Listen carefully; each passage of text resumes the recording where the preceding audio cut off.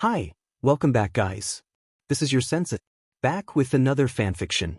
This is the first part of What If Naruto Was Demon Hunter Uchiha? Now before starting, please give this video a like and subscribe to the channel if you want more videos like this. Now let's get into the fanfic. Time skip 6 years after the attack of the Nine Tails. A boy with black hair was running from a group of villagers who harbored hatred towards him solely because he was the host of the Nine Tails. As he dashed into a dead-end alley, he attempted to escape, but the villagers cornered him. One villager declared that they would finish what the fourth Hokage could not. The others nodded in agreement, while the boy trembled in fear. In that moment, the villagers began to strike him. 30 minutes later, the boy lay in a pool of his own blood. Yet, with a strength that seemed beyond comprehension, he rose, lifting his head to reveal eyes with a Sharingan, each adorned with one tomo. The villagers were taken aback, knowing the power of the Sharingan. However, two chunin among the crowd unleashed a barrage of kunai. The boy noticed something peculiar. He realized he could see everything in slow motion. Grabbing the first kunai, he began to deflect some of the projectiles, though a few still struck him. Overwhelmed by pain, he collapsed to the ground, barely conscious from blood loss. As the chunin and villagers approached, one of the chunin remarked on the boy's ability to deflect the kunai, but declared that his luck had run out. Just as the chunin threw another kunai, the boy closed his eyes, resigning himself to his fate. When he felt no impact, he opened his eyes in surprise to see an umbu with black hair catching the kunai midair. The umbu glared at the villagers with disdain, Sharingan activated. The villagers trembled at the presence of an umbu, and in an instant, the umbu vanished, reappearing before the chunin and swiftly eliminating him. The umbu then dealt with the remaining villagers, ensuring they could no longer harm the boy. Approaching him, the umbu noticed the boy's eyes and was taken aback. The boy turned to the umbu and remarked on how amazing his eyes looked, managing a slight smile. Hearing this, the umbu smiled back, thinking that the boy's eyes were also remarkable. The umbu then disappeared, taking the boy to the hospital. Time skip, one day. The boy gradually woke up, his eyes adjusting to the light streaming through the window. As he opened his eyes fully, he saw a white ceiling and heard a familiar voice nearby. The third Hokage, Hiruzen, noted that the boy had finally awakened. The boy turned to him, confused about his surroundings. Hiruzen explained that he was in the hospital and had been unconscious for a day. The boy gazed at the ceiling and asked, with sadness in his voice, why the villagers treated him so poorly. Hiruzen looked down, sorrowful, and replied that he could not explain just yet. The boy shed a few tears, expressing his hope that Hiruzen would eventually tell him. He then asked if he could have a home since he had been thrown out of the orphanage. Hiruzen clenched his fists in frustration, knowing the villagers were selfish and blinded by hatred, unable to distinguish between the seal containing the demon and the boy himself. Hiruzen agreed to help the boy, explaining that living alone came with responsibilities, such as cooking and buying food. He reassured the boy that he would provide a cookbook and teach him some basics, along with giving him money to buy food and clothes. The boy nodded gratefully, recognizing Hiruzen as one of the few who treated him kindly. Just then, there was a knock at the door. Hiruzen invited the visitor in, revealing an umbu with black hair. The boy recognized him and expressed his gratitude for saving him the previous night. The umbu nodded in acknowledgement and removed his mask, revealing a smiling 17-year-old. He introduced himself as Shisui Uchiha and confirmed that the boy was indeed Naruto. Naruto was surprised that someone was treating him kindly. Hiruzen, curious about Shisui's visit, asked what brought him there. Shisui explained that he had come to check on Naruto, as it seemed he had unlocked his Sharingan. This revelation astonished Naruto, but it shocked Hiruzen even more, as he knew that Naruto's father, Minato, had Uchiha genes, though he hadn't anticipated that they would manifest in Naruto. Naruto laughed, dismissing the idea of having the Sharingan, joking that he didn't even know if his parents were Uchiha. Hiruzen sighed and clarified that Naruto's grandparents were indeed Uchiha, but he could not allow him to live with them, as relations with the Uchiha clan were strained at the moment. Naruto was taken aback by the revelation about his grandparents and the fact that he could not live with his family. He asked how he could confirm if he truly had the Sharingan, feeling confused about how to activate it. Shisui instructed him to concentrate chakra in his eyes. Naruto followed the instructions, albeit hesitantly. Moments later, he felt a slight burning sensation in his eyes. When he opened them, he discovered he had activated the Sharingan, each eye displaying one tomo. Hiruzen encouraged Naruto to look in the bathroom mirror. Naruto dashed to the bathroom, and upon seeing his reflection, he was utterly astonished, exclaiming in disbelief. The sound echoed throughout the room as Naruto returned to bed, feeling a mix of emotions. He realized he was an Uchiha, and although he felt a bit happy about it, he knew he could never truly live with them. Hiruzen confirmed Naruto's lineage and mentioned that he would arrange for a master to help him unlock his Sharingan. Naruto nodded in response, eager for the opportunity. Shisui then offered to train Naruto, but Hiruzen hesitated, aware of the Uchiha clan's plans for a coup. He worried that if they discovered Shisui was training Naruto, they might exploit him for their own gain and seize control of the village. Sensing Hiruzen's concerns, Shisui assured him that nothing would go wrong. After a moment of contemplation, Hiruzen agreed to let Shisui train Naruto, recognizing that with the academy starting in a week, it would be beneficial for Naruto to have some preparation. He instructed Naruto to keep his Sharingan a secret until the right time, emphasizing that he should only use it in important situations. Naruto's excitement grew as he turned to Shisui, asking when their training would begin. Shisui replied that it would start the next day and mentioned his decision to step down from the Umbu to focus solely on being a Jounin. Hiruzen nodded in agreement. Shisui then explained that with the academy starting soon, he would teach Naruto the basics, including some history, the substitution jutsu, and the transformation jutsu. Naruto eagerly agreed, ready to begin his training. 3 years passed, and during that time, many things changed. In his first year at the academy, Naruto met his teacher, Iruka, who initially treated him like the other villagers but eventually recognized Naruto's true character. He also made friends with Kiba Inuzuka, Shino Aburame, Chuji Akimichi, Shikamaru Nara, and Sasuke Uchiha. In his second year, Shisui taught him various jutsus, including the shadow clone technique, which Naruto struggled with due to his vast chakra reserves.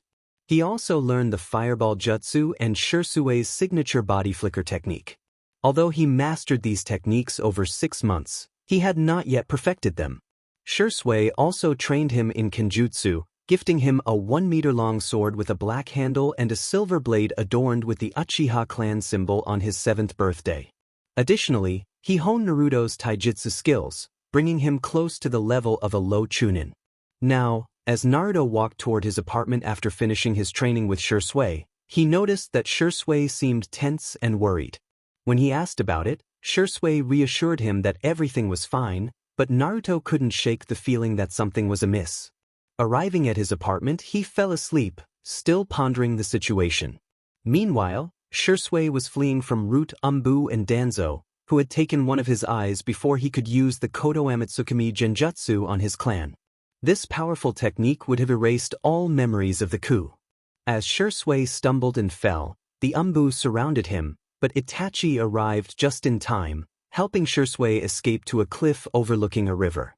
Itachi expressed concern for his best friend, asking if he was all right. Shisui revealed that Danzo had taken one of his eyes, rendering him unable to use Genjutsu on the clan. He insisted that the only option left was to eliminate the clan, but he needed Itachi to bring Naruto to safety. Itachi nodded in understanding and vanished in a flurry of leaves, heading straight for Naruto's apartment. He entered through the window, startling Naruto, who recognized him immediately. "What are you doing here?" Itachi explained that there was no time to explain and urged Naruto to come with him, promising to take him to Shisui. Without waiting for a response, Itachi grabbed Naruto and disappeared in a flurry of leaves.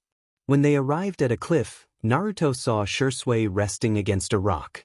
Concerned, he approached Shisui and asked what had happened to him. Shisui told Naruto that he didn't have much time left. He expressed his pride in Naruto's progress, both in training and socially, noting how he had made friends he could trust. Shisui emphasized the importance of avoiding the path of vengeance, warning that it would only lead to loneliness. He encouraged Naruto to be a happy and cheerful person, free from resentment. Naruto was left in shock, tears welling up in his eyes as he nodded in response to his sensei's words. Shisui then removed his eye and handed it to Itachi.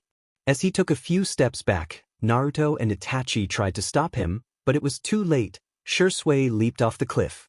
In that moment, Naruto activated his Sharingan, achieving the third tomo in each eye. His Sharingan began to spin violently, transforming into the Manjikyu Sharingan, resembling Kakashi's. Itachi activated his own Manjikyu Sharingan and turned to Naruto, surprised to see the transformation. Naruto looked at Itachi, who fainted from the activation of his Manjikyu Sharingan. Itachi caught him and took him back to his apartment, laying him on his bed while whispering a request to take care of Sasuke, hoping Naruto wouldn't hate him for what he was about to do. That same night, Itachi tragically wiped out his entire clan, leaving only Sasuke alive. 2 days later, Naruto woke up feeling dazed, memories of the previous night flooding back. He cried for 10 minutes before deciding to go have some ramen to momentarily forget the events. On his way to Ichiraku, he overheard whispers about the Uchiha clan being massacred by Itachi Uchiha. Alarmed, he quickly made his way to the Hokage Tower. Upon arriving, he knocked on the door and entered hurriedly. Hiruzen noticed Naruto's agitation and asked what was wrong. Naruto demanded to know what had happened to the Uchiha clan and if it was true that Itachi had massacred them. Hiruzen confirmed that Itachi had indeed wiped out his entire clan, leaving only one survivor, his younger brother, Sasuke Uchiha. Naruto then asked where Sasuke was. "Where is Sasuke?" Hiruzen mentioned that he was at the hospital. Naruto decided he would head there but first wanted to ask a favor that had been on his mind for a while. Hiruzen encouraged him to share the favor. Naruto, a bit hesitant, asked if he could change his last name to Uchiha. Hiruzen considered this and explained that while the council might want him in the clan restoration program, changing his last name was prohibited by the second Hokage, Tobirama Senju, to prevent conflicts between the council and nearly extinct clans. However, he decided to grant Naruto's request, stating that from that moment on, he would no longer be Naruto Uzumaki but Naruto Uchiha. Hearing that his last name would indeed change made Naruto happy, as he could finally carry the symbol of the clan like his sensei. He then asked Hiruzen why the villagers treated him poorly, as Hiruzen had promised to explain. Hiruzen revealed that the fourth Hokage sealed the Nine Tails, the fearsome fox, inside Naruto. He was the Jinchuriki of the Nine Tails, but the fourth had faith in him to control the fox's power. Naruto was shocked to learn this but felt grateful for the trust placed in him. He thanked Hiruzen and said he would visit Sasuke. Upon arriving at the hospital, Naruto went to Sasuke's room and found him just waking up. Sasuke, surprised to see Naruto, questioned his presence. Naruto explained that he came to see him after what happened and assured Sasuke that he understood him better than anyone. Sasuke retorted that Naruto could not possibly understand since he had family, parents, and siblings. Naruto sighed and revealed that he understood because he was also an Uchiha, activating his mature Sharingan. Sasuke was taken aback and asked how that was possible since Naruto did not have the Uchiha surname. Naruto explained that he had just changed it, having thought about it for a long time. After seeing what happened to the clan, he decided to ask the Hokage to change his last name, so now he was Naruto Uchiha. Sasuke felt a surge of happiness, realizing he would not be alone anymore. However, he recalled Itachi's words, "Hate me so you can kill me," and unconsciously asked Naruto if he would help him avenge their clan by killing Itachi. Naruto remembered Shisui's warning not to pursue the path of vengeance, as it would only lead to loneliness. He told Sasuke that he could not assist him because revenge would only bring solitude. Sasuke insisted that they needed to avenge their clan, but Naruto stood firm in his decision, stating that he would not help him. He left Sasuke's room, feeling the weight of their conversation. Time passed, and it was graduation day. Over the past 3 years, Naruto had become more composed, transitioning from an overly cheerful boy to a more patient young man. He had perfected the body flicker technique and learned various jutsus, including Fire Style, Phoenix Fire Jutsu and Lightning Style, Lightning Blade, which caused severe damage without piercing. His taijutsu improved significantly, allowing him to reach the level of a chunin, and he had become proficient in kenjutsu and genjutsu, aided by his 3-tomo Sharingan. On the day of graduation, Naruto woke up, realizing he had an hour and 30 minutes before the academy started. He dressed in an outfit similar to Shisui's, which included black umbu pants with bandages on his shins, a black short-sleeve shirt with a high collar, and black sandals. After enjoying a bowl of ramen, he completed 30 minutes of basic exercise. With 15 minutes left, he prepared and vanished in a flicker to arrive at the academy. Upon entering the classroom, he saw only his teacher, Iruka. Iruka welcomed Naruto, instructing him to sit and wait for his classmates. Naruto nodded and took a seat by the window, pulling out a book on Fuinjutsu, eager to learn how to create silent seals, as he only knew storage and weight seals. After 15 minutes, his classmates arrived, and 2 girls, Ino Yamanaka and Sakura Haruno, rushed in, arguing about who arrived first. They quickly ran to sit next to Sasuke, who grunted in response to the commotion. Iruka, unable to tolerate the noise, used his giant head jutsu to silence everyone.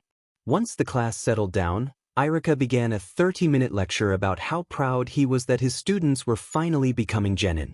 He instructed the students to go to the adjacent room for their test. After 15 minutes, Naruto heard his name called and entered the room, supported by his friends who had already passed. Iruka asked Naruto to perform the substitution jutsu, which he executed by switching places with a chair. Next, he was asked to perform the transformation jutsu, transforming into Shisui. Finally, Iruka requested the clone jutsu. Naruto asked if he could create a different type of clone, to which Iruka agreed. Naruto then created 7 shadow clones. Iruka congratulated him and asked him to choose a color for his ninja headband, to which Naruto chose black and tied it around his forehead. They returned to the classroom, where Naruto's friends congratulated him on passing the test. Iruka informed the class that they should return to the academy in 2 days for team assignments. As everyone left, Naruto noticed he was far from the others and disappeared in a flicker, arriving at his apartment. Once home, Naruto prepared instant ramen. After eating, he took a 10-minute shower. Once he finished, he lay on his bed and closed his eyes. However, instinctively, he opened them again, realizing he was not in his room. Naruto felt confused and worried as he followed a voice calling him. Hesitantly, he walked toward the sound and entered a room where he saw thick metal bars and, in the middle, a piece of paper with a seal written in kanji. He called out, wondering if anyone was there. Suddenly, 2 blood-red eyes with slit pupils appeared, revealing a fox with 9 tails. The fox, known as Kurama, acknowledged Naruto's presence, expressing surprise that his jailer had finally come to visit. Naruto introduced himself as Naruto Uchiha, smiling as he did so. Kurama questioned whether Naruto hated him, given that he had caused Naruto to be looked down upon and even attacked. However, Naruto insisted that he did not harbor any hatred, believing there must have been a reason for Kurama's actions against the village. Kurama revealed that he had not attacked the village of his own accord but had been controlled by a Sharingan. Naruto, who also possessed a Sharingan, reassured Kurama that he would not use it to control him. He wanted to become strong on his own. Kurama was taken aback but chose not to show it. Curious, Naruto asked Kurama for his name, believing that Kyubi was not the true name. Kurama felt a sense of trust toward Naruto, as he saw no signs of deceit in his words. He revealed that his name was Kurama. Naruto complimented the name and offered to change their surroundings, explaining that friends often do such things. Kurama was surprised, as no one had ever referred to him as a friend before, but he agreed to let Naruto change the place. Naruto closed his eyes, and in an instant, the cage that held Kurama vanished. The dark, damp surroundings transformed into a beautiful valley with a serene lake and a large tree for Kurama to rest under. The seal on Kurama was also changed to a necklace with the kanji symbol in the center. Kurama expressed his gratitude, enjoying the pleasant new environment. As Naruto prepared to leave, Kurama told him that he didn't need to come to his mental space to talk. He could simply think of what he wanted to say, and Kurama would listen. Naruto acknowledged this and said goodbye. Before leaving, he asked Kurama how to return, to which Kurama sighed, suggesting he simply sit in a lotus position and go back to sleep. Following Kurama's advice, Naruto settled into a lotus position and drifted off to sleep. 2 days later, Naruto woke up and headed for a shower. Afterward, he prepared a bowl of ramen. When he checked the clock, he realized he had only 30 minutes to reach the academy, where teams would be assigned that day. He quickly completed 15 minutes of basic warm-ups, gathered his belongings, and left in a flash. Upon arriving at the academy, he navigated the hallways to reach his classroom. Inside, he found Irika, Shikamaru, and Choji already present.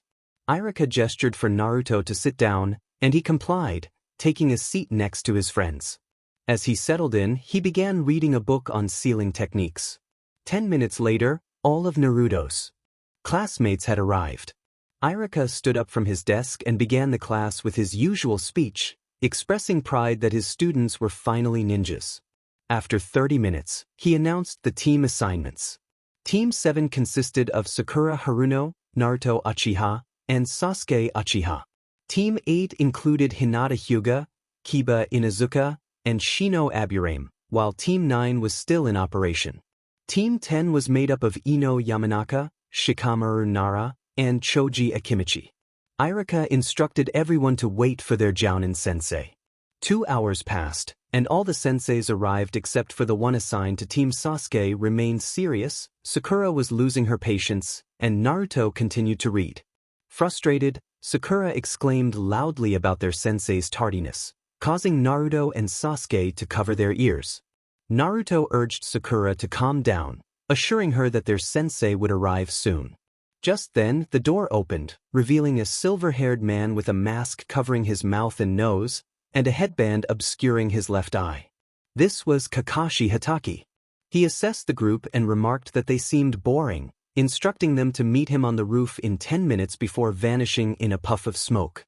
5 minutes later, Sasuke, Sakura, and Naruto arrived on the roof and took their seats.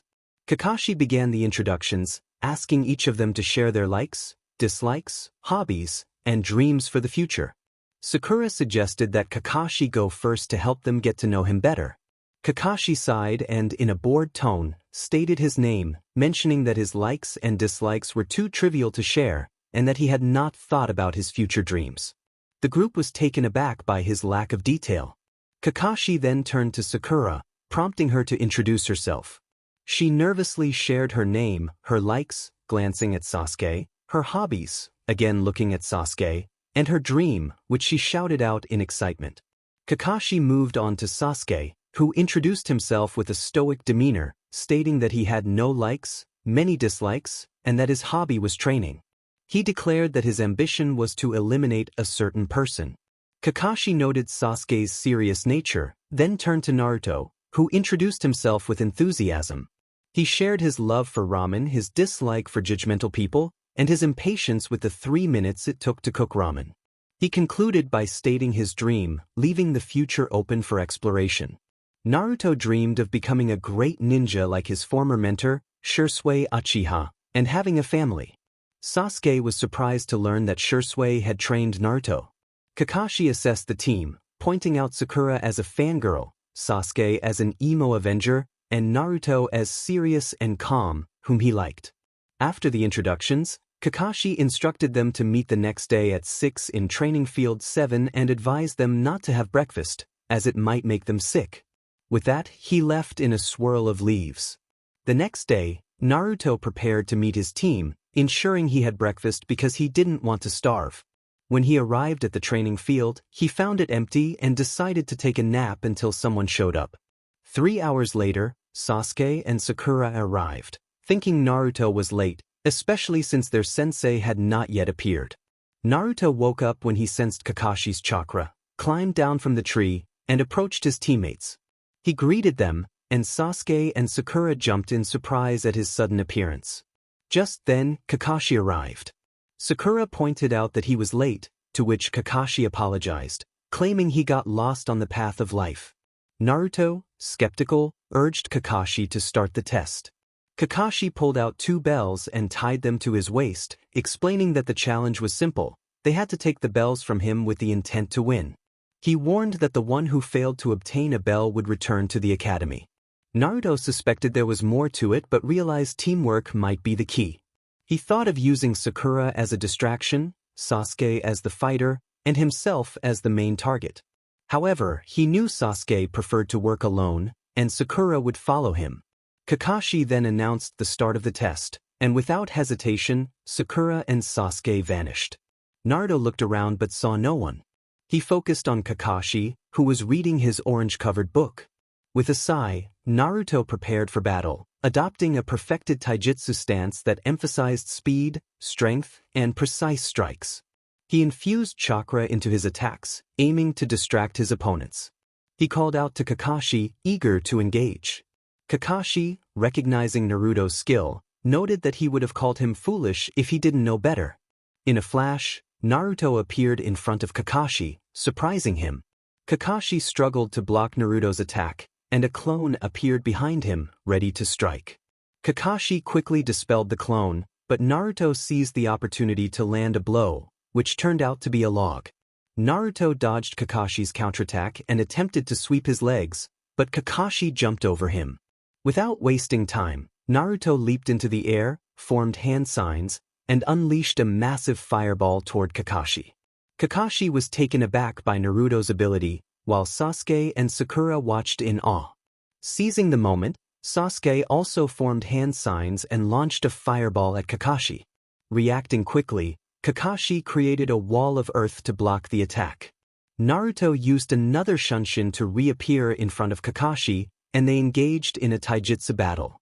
Sasuke threw kunai at Kakashi, and Naruto, noticing this, grabbed Kakashi to shield himself. Kakashi, unable to use Naruto as a shield, substituted himself, hoping Naruto would evade the kunai. To Kakashi's surprise, Naruto vanished in a puff of smoke he had used to clone. Meanwhile, Naruto found Sasuke and suggested they work together. Sasuke agreed but wondered where Sakura was. Naruto suggested they find her and come up with a solid plan. They searched for Sakura and found her unconscious, seemingly trapped in a genjutsu. Naruto jokingly suggested that Sasuke kiss her to wake her up, but Sasuke told him to be quiet.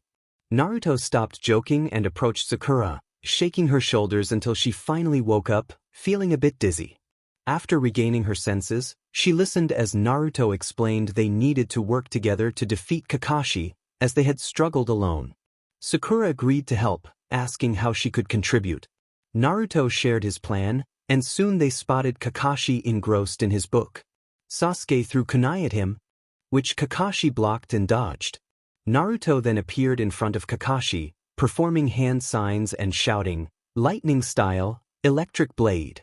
He struck Kakashi in the ribs, but Kakashi substituted himself again, landing where Sasuke was waiting. The two began to fight, but Sasuke was struggling. Naruto created smoke bombs, allowing Sasuke to disappear into the smoke. Kakashi, unable to see, was caught off guard as Naruto entered the smoke and continued the fight against him. Naruto cast a genjutsu on Kakashi without him realizing it. Sakura saw the opportunity and dashed towards Kakashi, managing to snatch the bells from him. Now, with his Sharingan activated, Naruto was matching Kakashi's skills. He landed a punch to Kakashi's face, which Kakashi couldn't evade. In retaliation, Kakashi struck Naruto in the stomach, but before their fight could continue, an alarm sounded. Both Naruto and Kakashi emerged from the smoke to find Sasuke and Sakura waiting. Kakashi remarked that they hadn't been able to take the bells, but Sakura interrupted him, revealing the bells she had taken. Kakashi opened his visible eye and checked his waist, confirming the bells were indeed gone. Sasuke pointed out that Naruto had fully awakened his Sharingan, which surprised Kakashi even more. Naruto explained that he had placed Kakashi under a genjutsu during their fight, allowing Sakura to take the bells. Kakashi acknowledged that they had passed the true test of teamwork, and because they had succeeded, all three were now true genin. Sasuke inquired how Naruto had awakened his Sharingan, a question he had been pondering since Naruto had shown it in the hospital. Naruto admitted he didn't remember much, only that he began to see things differently before losing consciousness, and that Shisui had trained him, though he didn't use it often. Kakashi then told them they could leave and should return the next day to start their missions. A month had passed since Team 7 began their missions, and they were currently chasing a cat named Tora, known for evading capture effortlessly. Kakashi reported that he had the cat in sight, while Sasuke and Sakura also confirmed their positions. Naruto, determined to catch the cat, leaped from branch to branch until he spotted it. He lunged to catch it but missed, crashing into a tree and ending up with a sizable bump on his head. Rising with his Sharingan activated, he glared at the fleeing cat. Frustrated after 2 hours of chasing, he decided to use a genjutsu, causing the cat to stop abruptly. He quickly scooped it up in his arms just as his teammates arrived, astonished to see him holding the cat. Sakura asked how he managed to catch it, and Naruto explained that he had grown tired of the chase and used his Sharingan to trap it in a genjutsu. Kakashi then suggested they head to the Hokage Tower to report their mission. They all agreed and made their way there. Upon arriving, Naruto, eager to finish the mission, opened the door to the Hokage's office before Kakashi could knock, surprising his teammates and sensei. In front of the Hokage, Naruto announced that they had completed their mission. He was respectful, and the others nodded in agreement. Hiruzen praised their efforts just as a plump woman approached, revealing herself to be the wife of the fire daimyo. Naruto handed the cat over to her, deactivating his Sharingan and the genjutsu. The cat began to squirm, much to the delight of the genin, as it was finally receiving its due. The woman left, leaving Team 7 and the Hokage in the office. Kakashi requested another mission from Hiruzen, who was still reading his orange book. Hiruzen listed several missions, including walking dogs for the Inuzuka clan and babysitting a council member's child, but Naruto interrupted, respectfully asking for a real mission as those tasks could be done by civilians. Sasuke agreed with Naruto, prompting Hiruzen to sigh and turn to Kakashi, asking if he believed they were ready for at least a C-rank mission. Kakashi affirmed that they were ready, citing their improved teamwork. Hiruzen then assigned them a mission to escort a bridge builder to the Land of Waves and protect him until the bridge was completed. After a brief pause, the door opened to reveal a man over 50 years old, dressed in fishing attire and holding a sake bottle. Hiruzen introduced him as Tazuna, their client. Tazuna complained about the quality of the ninjas he had received, but before he could finish, Naruto appeared beside him, noting how amusing it was that Tazuna hadn't noticed his arrival. Kakashi reminded Naruto to focus on protecting Tazuna rather than intimidating him, and Naruto nodded, stepping back to his original position. Kakashi instructed the team to meet at the village gate in an hour. They all agreed and went off to prepare for the mission. After a short time, Naruto finished packing his supplies into storage seals on his wrists, which contained shuriken, kunai, a first aid kit, and the sword Shisui had gifted him. He left his house and headed to the village gate, where he found Sasuke, Sakura, Tazuna, and Kakashi already waiting. Surprised that Kakashi had arrived early, Naruto decided to take the mission seriously. Kakashi asked each of them to report what they were bringing for the mission. Sasuke listed his supplies, and when Kakashi turned to Sakura, he noticed Naruto wasn't carrying a backpack. He asked where Naruto's supplies were. Sakura echoed the question, confused. Naruto explained that he used storage seals on his wrists for convenience, which made carrying supplies easier for him. Kakashi noticed that Naruto had been quiet. He inquired about Naruto's knowledge of sealing techniques, to which Naruto explained that he only used them for storage seals, which was why few people knew he could perform them. With everyone ready, Kakashi announced that it was time to begin the mission. Team 7 set off toward the Land of Waves. After a few hours of travel, Naruto sensed 2 chakras nearby, at least the strength of a chunin. He scanned the area with heightened awareness, spotting 2 puddles of water. He glanced at Kakashi, who simply nodded in acknowledgement.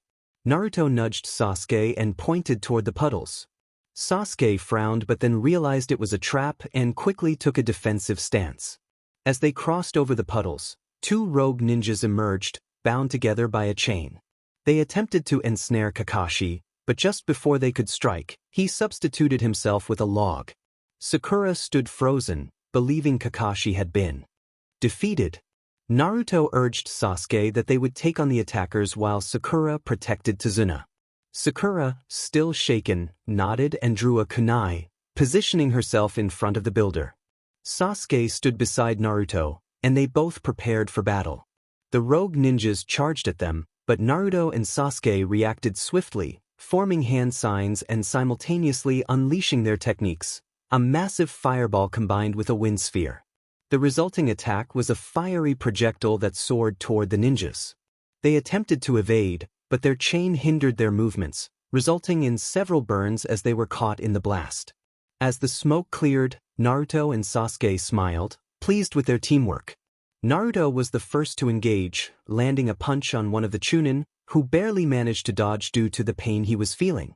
Naruto quickly swept the ninja's legs, causing him to fall. As the rogue tried to recover, Naruto delivered a swift kick to his face. The ninja attempted to retaliate, but Naruto easily dodged and struck him in the stomach, forcing him back to the ground.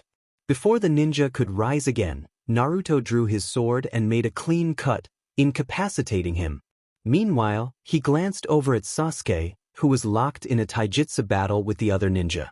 Sasuke launched a fireball, which the ninja nearly avoided, but Naruto threw several shuriken, cutting him and giving Sasuke the opening he needed. Just then, Kakashi emerged from the bushes, observing his students with a serious expression. He asked if everyone was all right, his gaze settling on Naruto, who seemed lost in thought. Concerned about his student, Kakashi knew that the first kill was a significant moment.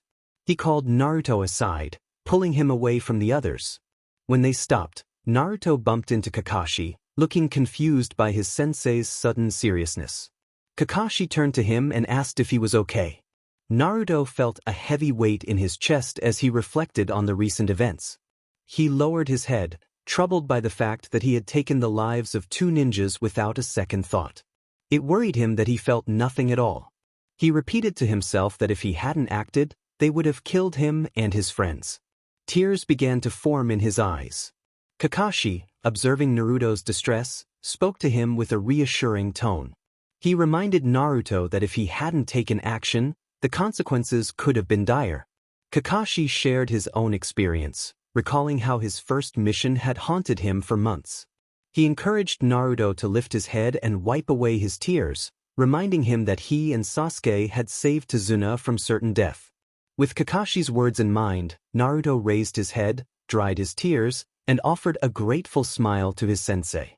Kakashi responded with a warm smile of his own, and together they returned to the rest of the team. Kakashi turned to Tazuna, addressing him seriously. He inquired if there was anything Tazuna wanted to share about the recent attack. Tazuna sighed, realizing he had been discovered, and began to recount the story of his village, explaining how a cat had deceived them and taken everything away, leaving him only able to afford a C-rank mission. Kakashi nodded, assuring Tazuna that they would help him. However, he emphasized that once the mission was complete, Tazuna would need to speak with the Hokage, as the mission had escalated to at least an A-rank level. He glanced at his team, noticing their excitement about the new challenge ahead. Kakashi then encouraged his team to continue with the mission. As they walked, Kakashi led the way, followed closely by his team and the builder. 3 hours had passed since the attack, and Team 7 was crossing a river that led to the Land of Waves. Suddenly, Naruto sensed movement in the bushes. He quickly threw a kunai to alert the others. As they approached to investigate, they discovered a white rabbit. Sakura, annoyed by Naruto's impulsive action, called him an idiot. Naruto was filled with anger as he watched the white rabbit, a creature that was typically seen only in winter. His thoughts were interrupted by Kakashi's urgent shout for everyone to get down. He quickly grabbed Tazuna and threw himself to the ground alongside the other genin. A massive sword whizzed past them, embedding itself in a tree. Perched on the sword's hilt was a man with bandages covering half of his face. Kakashi recognized him immediately. He was Zabuza Momochi, known as the Demon of the Mist and one of the 7 legendary swordsmen. Zabuza unsheathed his sword from the tree and stood before Kakashi, who prepared for the confrontation. Kakashi instructed the genin to protect the builder, forming a triangle around Tazuna. Suddenly, a thick fog began to envelop the battlefield.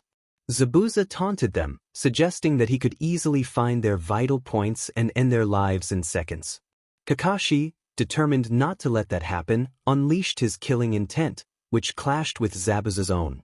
The air was thick with tension, and even Sakura and Sasuke struggled against the overwhelming pressure. Tazuna trembled, gasping for breath, while Naruto remained calm, ready for any attack. Zabuza mocked the genin, questioning if they knew about the graduation exams in the Mist Village, revealing that the final test involved killing their classmates. The revelation shocked everyone, even Naruto, who realized the gravity of the situation. Kakashi reassured his students that he would protect them at all costs, calming their fears, but Naruto remained serious and vigilant. As the battle between Kakashi and Zabuza commenced, Naruto observed the incredible power displayed by the experienced Jounin. He recalled his own training, where he had witnessed Shisui, known for his incredible speed, defeat multiple opponents effortlessly.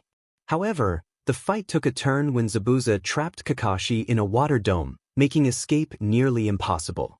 Zabuza demanded they surrender Tazuna, promising to spare their lives. Kakashi urged the genin to take Tazuna and escape, but Naruto clenched his fists in frustration, knowing they couldn't abandon their mission. He declared his intention to fight alongside Kakashi, insisting that Sasuke stay behind to protect Tazuna. Naruto activated his Sharingan, surprising Zabuza, who recognized him as one of the last Uchiha. Zabuza found the situation amusing, but Kakashi warned Naruto that he was no match for Zabuza, a high-ranking ninja. Ignoring Kakashi's plea, Naruto prepared for battle. He swiftly closed the distance to Zabuza's water clone, cutting it in half with his sword. Zabuza was taken aback by Naruto's skill. As more water clones emerged to attack, Naruto skillfully dodged and countered their moves, dispatching them one by one. Zabuza, realizing he had underestimated Naruto, began to take the fight more seriously. In a moment of opportunity, Naruto teleported behind Zabuza, landing a deep cut on his arm. Zabuza grunted in pain and retaliated with a swift elbow to Naruto's stomach, causing him to fall into the water. Believing he had dealt a decisive blow, Zabuza momentarily dismissed Naruto, but the battle was far from over. The battle continued as Kakashi fought against Zabuza. Kakashi lost his focus when he saw Naruto fall into the water, which allowed Zabuza to land a blow to his stomach, sending him several meters back. Seizing the opportunity, Zabuza positioned himself behind Kakashi with his sword at his neck. However, another Kakashi appeared behind Zabuza, holding a kunai to his throat. Zabuza created a water clone that positioned itself behind Kakashi, pressing its sword against his back. Zabuza acknowledged Kakashi's cleverness, while Kakashi urged Zabuza to surrender. Zabuza, however, was determined to continue the fight. Bubbles began to form throughout the lake, and moments later, Naruto leaped out with several clones behind him, all drenched. Zabuza was taken aback by the number of clones Naruto could create. Kakashi took advantage of Zabuza's surprise, turning around to cut the clone, while also attempting to strike the original Zabuza. Realizing this, Zabuza quickly kicked Kakashi, sending him toward Naruto. Naruto checked on Kakashi, who nodded in response despite some pain. Preparing for battle alongside his clones, Naruto activated his Sharingan and declared they would fight with all their strength. Kakashi agreed, encouraging Naruto to give it his all. In an instant, Naruto vanished in a burst of speed, appearing in front of Zabuza and attempting to slash at his stomach. Zabuza quickly countered with a strike aimed at Naruto's head, but upon contact, Naruto transformed into smoke, just a clone. Zabuza whispered in surprise, realizing he had been tricked. The smoke obscured his vision, allowing Kakashi to close in. Zabuza instinctively went on guard as Kakashi approached, wielding kunai and aiming for vital points, but Zabuza blocked the attacks with his large sword. Meanwhile, beneath the water, another Naruto prepared to strike Zabuza from below. Zabuza spun around, landing a blow to the clone's face, dissipating it. Kakashi began forming hand signs and shouted a fire technique, launching 3 fireballs toward Zabuza. In response, Zabuza formed his own hand signs and created a water wall. When their techniques collided, a thick cloud of smoke enveloped the area. The real Naruto appeared in front of Zabuza in a flash, but Zabuza kicked him, sending Naruto backward. Kakashi quickly intervened, trapping Naruto to give him a moment to recover. As Naruto attempted to rise, a burning sensation in his eyes forced him to cover them with his hands. Kakashi, concerned, asked if he was all right. Naruto nodded, the pain subsiding slightly. Zabuza, still confused about what had transpired, noticed Kakashi and Naruto looking exhausted and nearly defeated. Kakashi was drained from using his Sharingan, and Naruto had exhausted his chakra from activating his Manjikyu Sharingan, even if it had been instinctive. Zabuza smiled, formulating a plan to finish them both with a single attack. He began forming hand signs, prompting Kakashi to quickly copy them at high speed. Naruto followed suit, albeit at a slower pace. Zabuza was surprised to see both of them mimicking his jutsu. They completed the hand signs simultaneously and unleashed a powerful water dragon technique. Behind Zabuza, a massive water dragon formed, while Kakashi summoned a slightly smaller one, and Naruto created the smallest due to his lack of affinity with water. The three dragons clashed, struggling against one another. Naruto poured more chakra into his dragon, causing it to grow larger and overpower Zabuza's. Kakashi did the same, and soon Zabuza's dragon vanished, leaving Naruto's and Kakashi's dragons to surge toward him. Zabuza attempted to evade, but he was struck directly, sending him crashing through several trees. Kakashi approached Zabuza cautiously, who began to feel fear. Zabuza questioned if Kakashi's Sharingan could see the future, spitting blood. Kakashi confirmed this, stating it would be Zabuza's end. He drew a kunai, ready to strike, but several sunbon needles pierced Zabuza's neck, rendering him motionless. Kakashi checked for a pulse and, finding none, declared him dead. At that moment, an umbu from the mist appeared, thanking Kakashi for apprehending the criminal he had been pursuing for months. Kakashi acknowledged the umbu, while Naruto asked who he was. Kakashi explained that the umbu was a hunter responsible for capturing criminals. The umbu then took his leave, and although Kakashi felt a sense of suspicion, he dismissed it. Naruto rushed to Kakashi, who collapsed from exhaustion. The others gathered around to check on him. Kakashi reassured them he was fine, just low on chakra. Tazuna suggested they head to his home, which was only a few minutes away, where they could tend to their injuries. Everyone agreed, and Tazuna along with Sasuke helped Kakashi to his feet as they set off toward Tazuna's house. After a brief journey, they arrived at a two-story wooden house. Tazuna knocked on the door, and moments later, a woman with black hair, around 28 years old, opened it. Upon seeing Tazuna, she rushed forward to embrace him. The ninjas escorted the group to Tsunade, who greeted them warmly and acknowledged that they must be tired from their long journey. Sakura noted that their sensei was the most affected and asked where they could leave him to rest. Tsunade led Team 7 to a guest room that contained a bed. Sasuke and Naruto carefully laid Kakashi down on the bed. Naruto took a seat in a chair and began to treat his minor injuries using the little medical ninjutsu he had learned from Shisui, which allowed him to heal small wounds on himself and his teammates. As Naruto tended to his cuts, he noticed his teammates watching him and smiled. He offered to help them as well, but Sasuke and Sakura shook their heads in refusal. Kakashi then requested Naruto's assistance, mentioning that he had several injuries. Naruto agreed, stating that he could only treat small cuts. He approached Kakashi's bedside and began to heal his minor wounds. After a few minutes, Naruto finished and Kakashi sat up, looking at him with surprise. Kakashi expressed his admiration for Naruto's progress and wondered about his current level. Naruto explained that the last time Shisui had assessed him, he was at a mid-chunin level, but now he believed he had reached a high chunin level.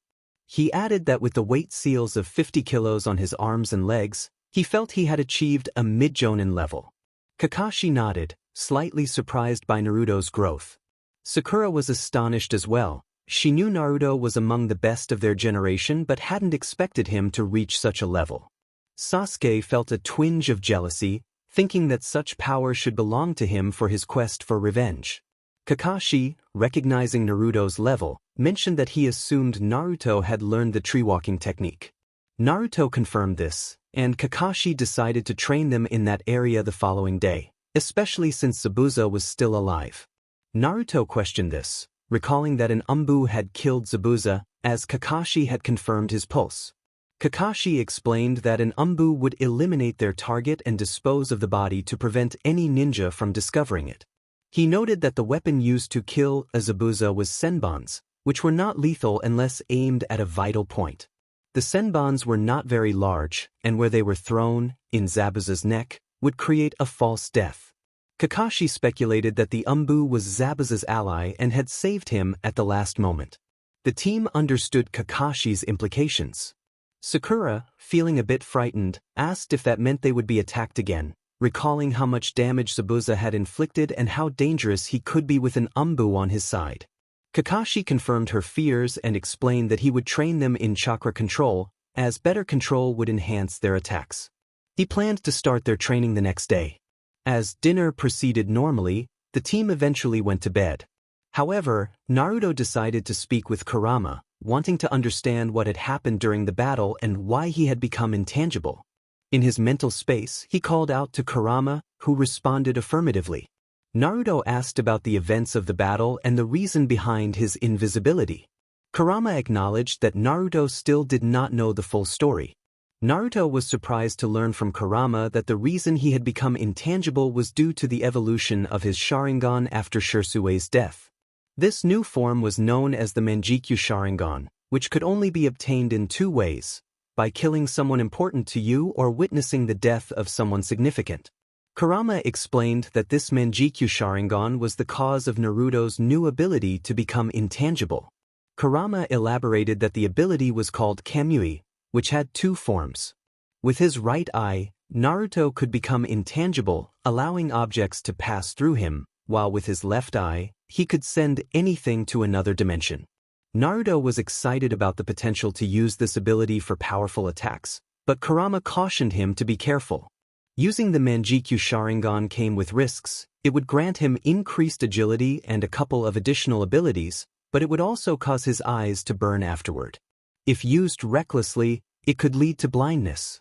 Kurama warned that he could not heal Naruto's eyes with his chakra, and the only way to avoid blindness was to obtain the eternal Manjikyu Sharingan.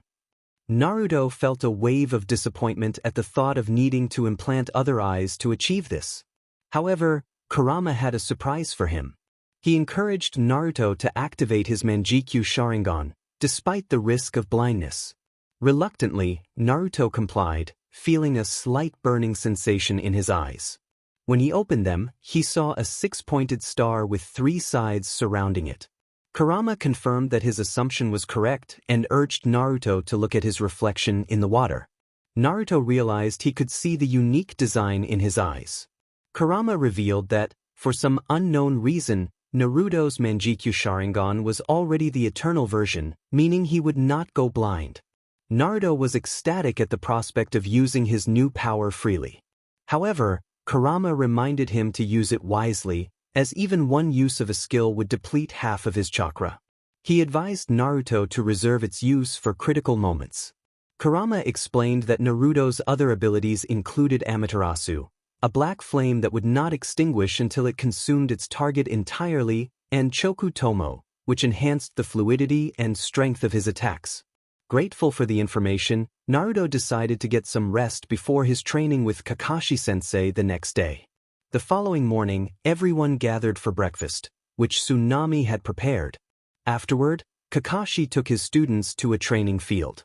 He stood in front of a tree and announced that he would teach them chakra control, starting with the task of climbing the tree without using their hands. He asked Naruto to demonstrate, and Naruto focused chakra into his feet, impressing Sasuke and Sakura as he effortlessly climbed the tree. Kakashi instructed Sasuke and Sakura to attempt the same exercise, warning them to concentrate enough chakra to avoid falling or breaking the tree. To everyone's surprise, Sakura succeeded on her third attempt. Kakashi praised her but noted that her lack of chakra had allowed her to complete it quickly.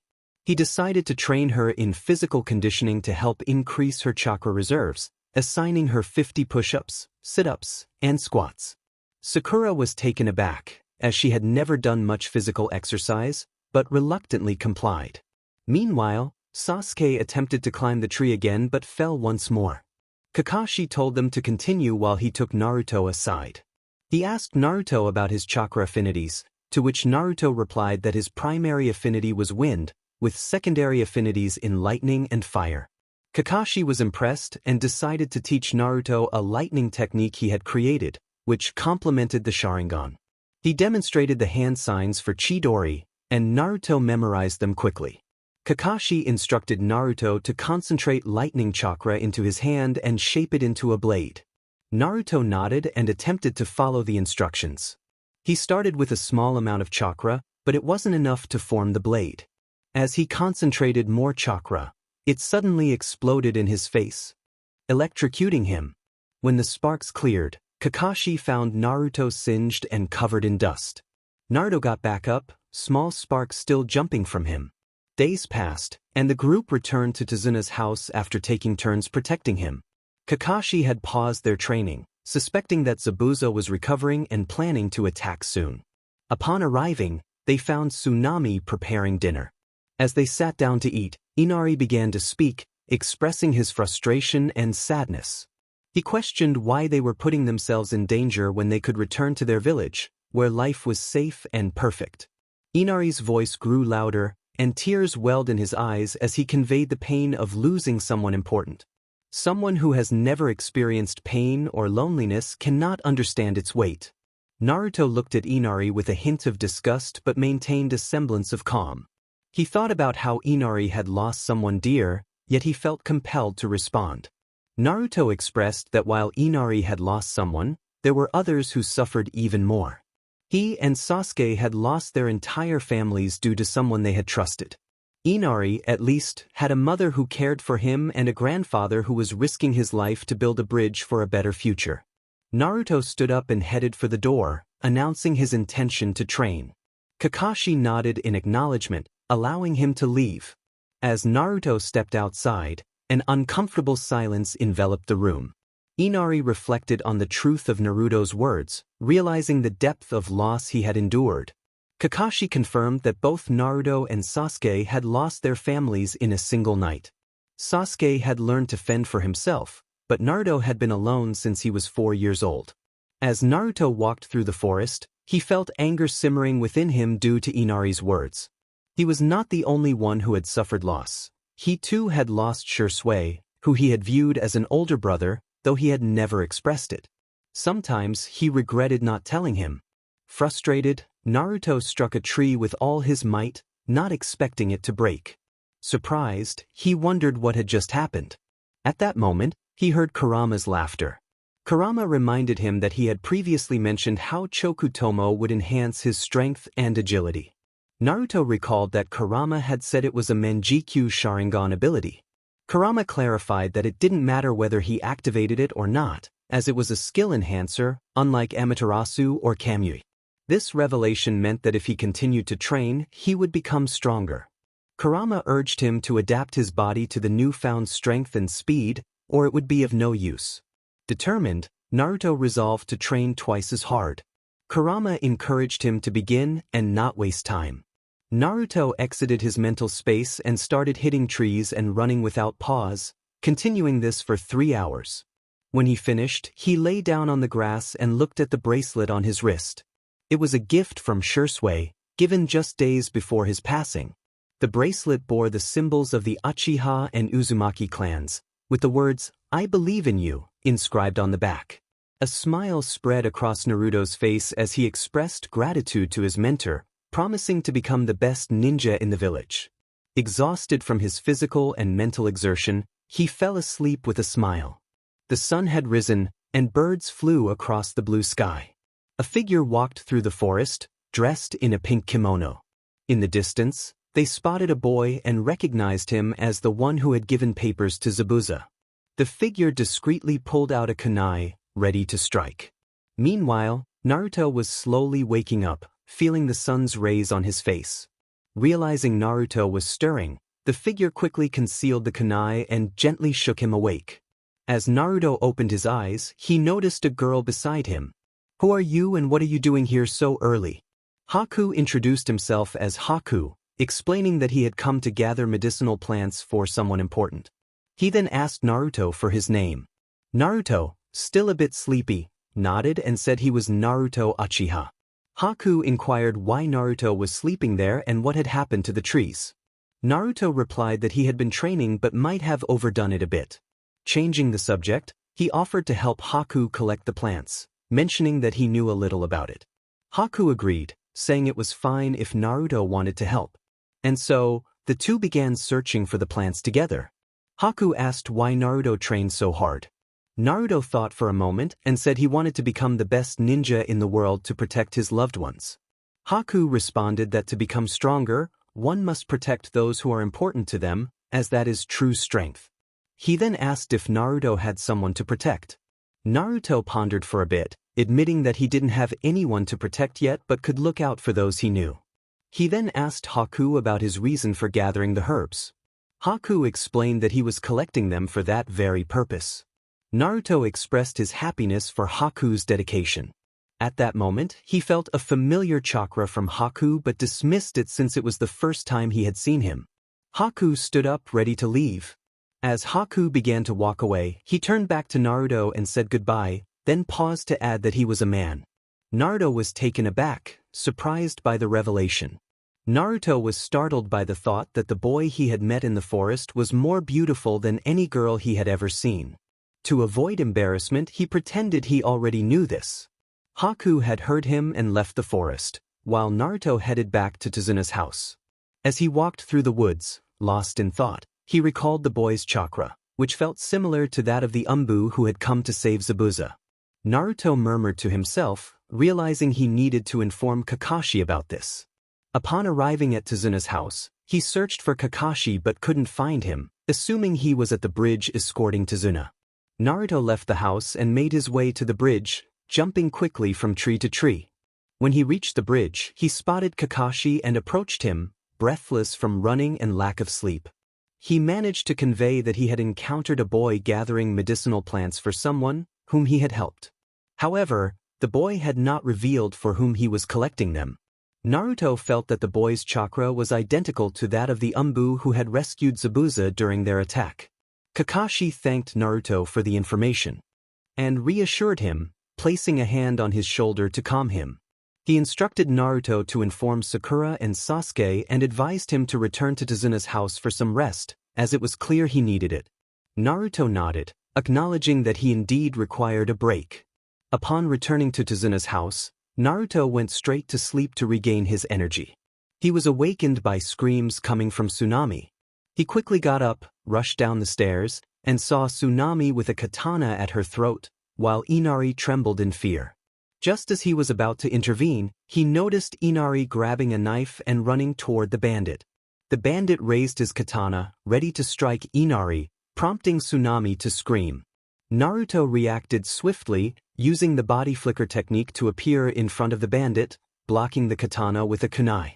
He took advantage of the moment, delivering a swift knee strike to the bandit, who fell to the ground, clutching his injury and crying out in pain. Before anyone could react, Naruto vanished and reappeared behind the man holding Tsunami captive, swiftly plunging a kunai into his neck, ending his threat instantly. Naruto then turned his attention to the bandit on the ground, grabbing him and dragging him outside, tying him to a tree.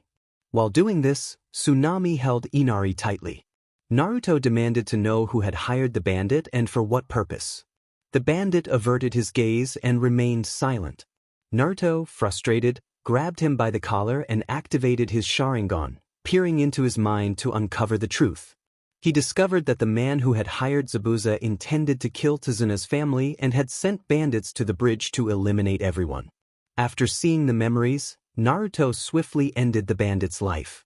He then made his way back to the bridge but remembered something important, so he returned to Tsunami and Inari, instructing them to stay inside the house. He gave Inari a reassuring smile, praising him for his bravery, before rushing back to the bridge. Upon arrival, he noticed a thick fog obscuring his vision but could make out the figures of Sakura and Tazuna. Sakura stood with a kunai in front of Tazuna, visibly trembling. Naruto heard a scream from Sasuke, who seemed to have just been struck. He turned in the direction of the sound but could see nothing through the dense fog. With no other option, he sprinted toward where he believed Sasuke was. When he arrived, he found a large dome of ice mirrors, with Sasuke trapped inside, covered in senbons. However, Naruto noticed something that brought him hope. Sasuke had awakened his Sharingan, now with 2 Tomo, making him stronger. Naruto snapped back to the present, realizing he needed a plan to defeat the Umbu, and time was running out. An idea formed in Naruto's mind, but everything had to go perfectly for them to complete this increasingly difficult and dangerous mission. Sasuke felt like this might be his end, growing more exhausted as he dodged the senbons from the Umbu, which came from all directions. Just then, Naruto appeared beside him using the body flicker technique, drawing a kunai at high speed to block as many senbons as he could to protect both himself and Sasuke, though a few still managed to pierce him. With no other choice, Naruto activated his Sharingan to enhance his combat abilities. He warned Sasuke to be careful, explaining that he had a plan that couldn't fail. Sasuke, though unsure of the full plan, trusted Naruto and prepared for battle alongside him. The Umbu observed them and moved again through the mirrors. Sasuke, seeing this, began performing hand signs furiously and shouted, "Fire style, Phoenix Fire Jutsu," launching several fireballs, though none hit their target. Naruto also began throwing kunais and shurikens. The Umbu dodged everything but was caught off guard when Naruto appeared right in front of him, while a clone of Naruto grabbed the Umbu's feet from below, preventing his escape.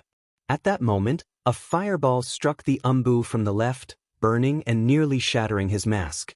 Realizing this, Sasuke threw 3 shurikens at Haku. 2 missed, but 1 cut Haku's right arm. Naruto dashed toward Haku and delivered a direct punch to his face, sending him crashing into some trees. As Naruto approached Haku, ready to finish him off, he expressed regret, stating he had to do this. Haku, resigned, replied that he was just a broken tool now. Naruto, about to argue that Haku was more than that, was interrupted as the battle continued to unfold. On the bridge, a sound echoed as if 1,000 birds were soaring through the sky. The mist began to clear gradually, and everyone turned to see where the sound was coming from. Haku opened his eyes to witness Zabuza being restrained by a pack of dogs, while Kakashi charged forward, ready to unleash his Chidori on Zabuza. In a flash, Haku appeared in front of Zabuza, and time seemed to slow for Kakashi as he watched in disbelief as the Anbu, without his mask, was caught in the path of his Chidori. As the scene unfolded, the remaining bandits observed the 4 ninjas, underestimating their strength. Kakashi prepared for battle, but Naruto stepped in front of everyone. He began forming hand signs, and when he finished, he unleashed a powerful jutsu, calling forth a great fire dragon. The dragon surged from his mouth, racing toward the bandits. The villagers who had come to aid the leaf ninjas watched in awe as the massive fire dragon engulfed the bandits, their cries echoing through the air. When the flames subsided, only ashes remained where the bandits once stood. Naruto collapsed to the ground, exhausted from expending so much chakra, unable to muster the strength to move. Sakura looked on in amazement. It was astonishing, Naruto thought, as he marveled at the devastating jutsu his blue-eyed companion had performed. Kakashi expressed his disbelief, questioning how Naruto had managed to execute such a powerful technique, one that even he found challenging due to a lack of chakra. Kakashi lifted Naruto, concern etched on his face, knowing that this jutsu required a significant amount of chakra, and using it without enough could be fatal. It was a B-rank jutsu, bordering on A rank. Naruto smiled, explaining that he had learned it from a scroll but could only use it once, as it left him extremely fatigued. Sasuke approached and draped Naruto's arm around his neck to help him walk. He asked if Naruto could teach him a similarly powerful jutsu. Naruto agreed but mentioned he would teach Sasuke a technique that was almost as powerful, a C rank. Jutsu nearing B rank. Sasuke smiled faintly, knowing that Naruto would always be there to support him, as they were like family. The villagers rejoiced at being freed from Gado's tyranny, and everyone except Tsunami and Inari left to assist Team. They all headed to Tazuna's house to tend to their wounds and regain their strength while the village organized a celebration for Gado's defeat. 2 days later, the villagers gathered on the bridge to bid farewell to the ninjas who had liberated them from Gato and his thugs. After heartfelt goodbyes, Team 7 set off towards Konoha, with the villagers watching their heroes return to their home. Tsunami pondered what to name the bridge, prompting everyone to think.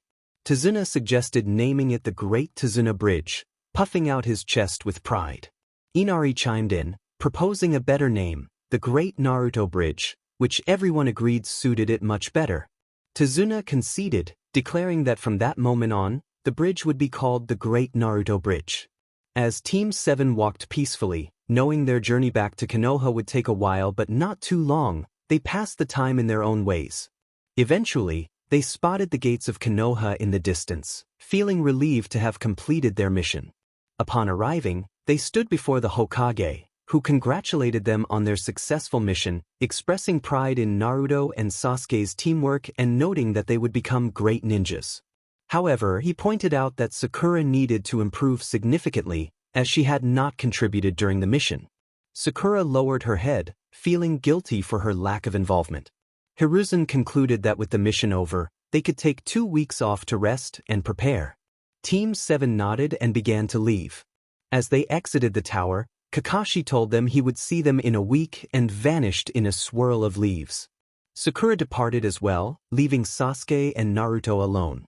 Sasuke announced he was heading home, but Naruto reminded him that he had promised to teach him a jutsu.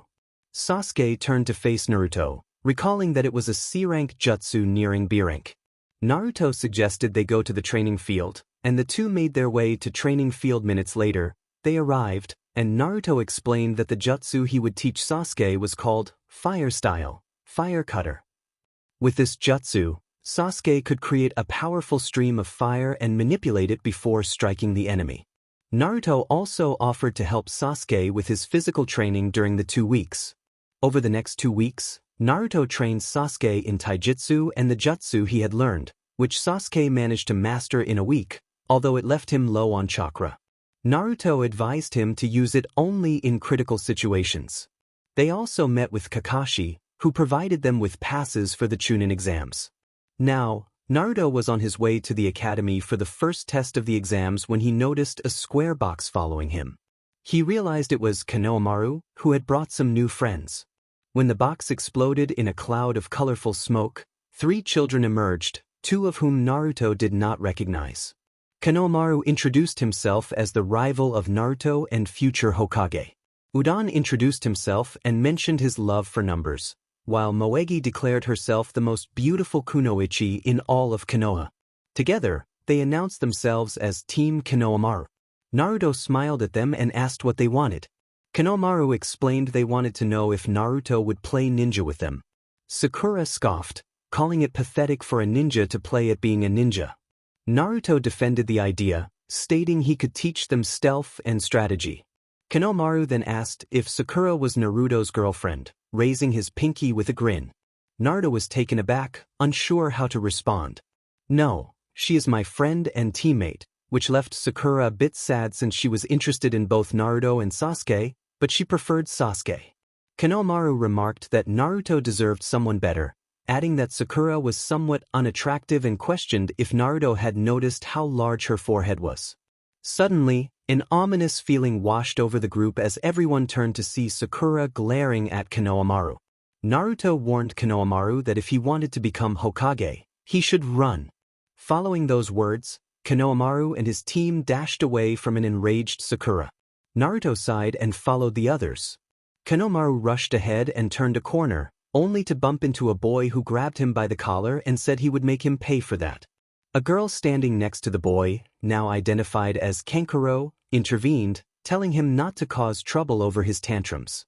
Kankuro insisted that he needed to teach the boy a lesson so he wouldn't do it again, warning Konohamaru to cover his face.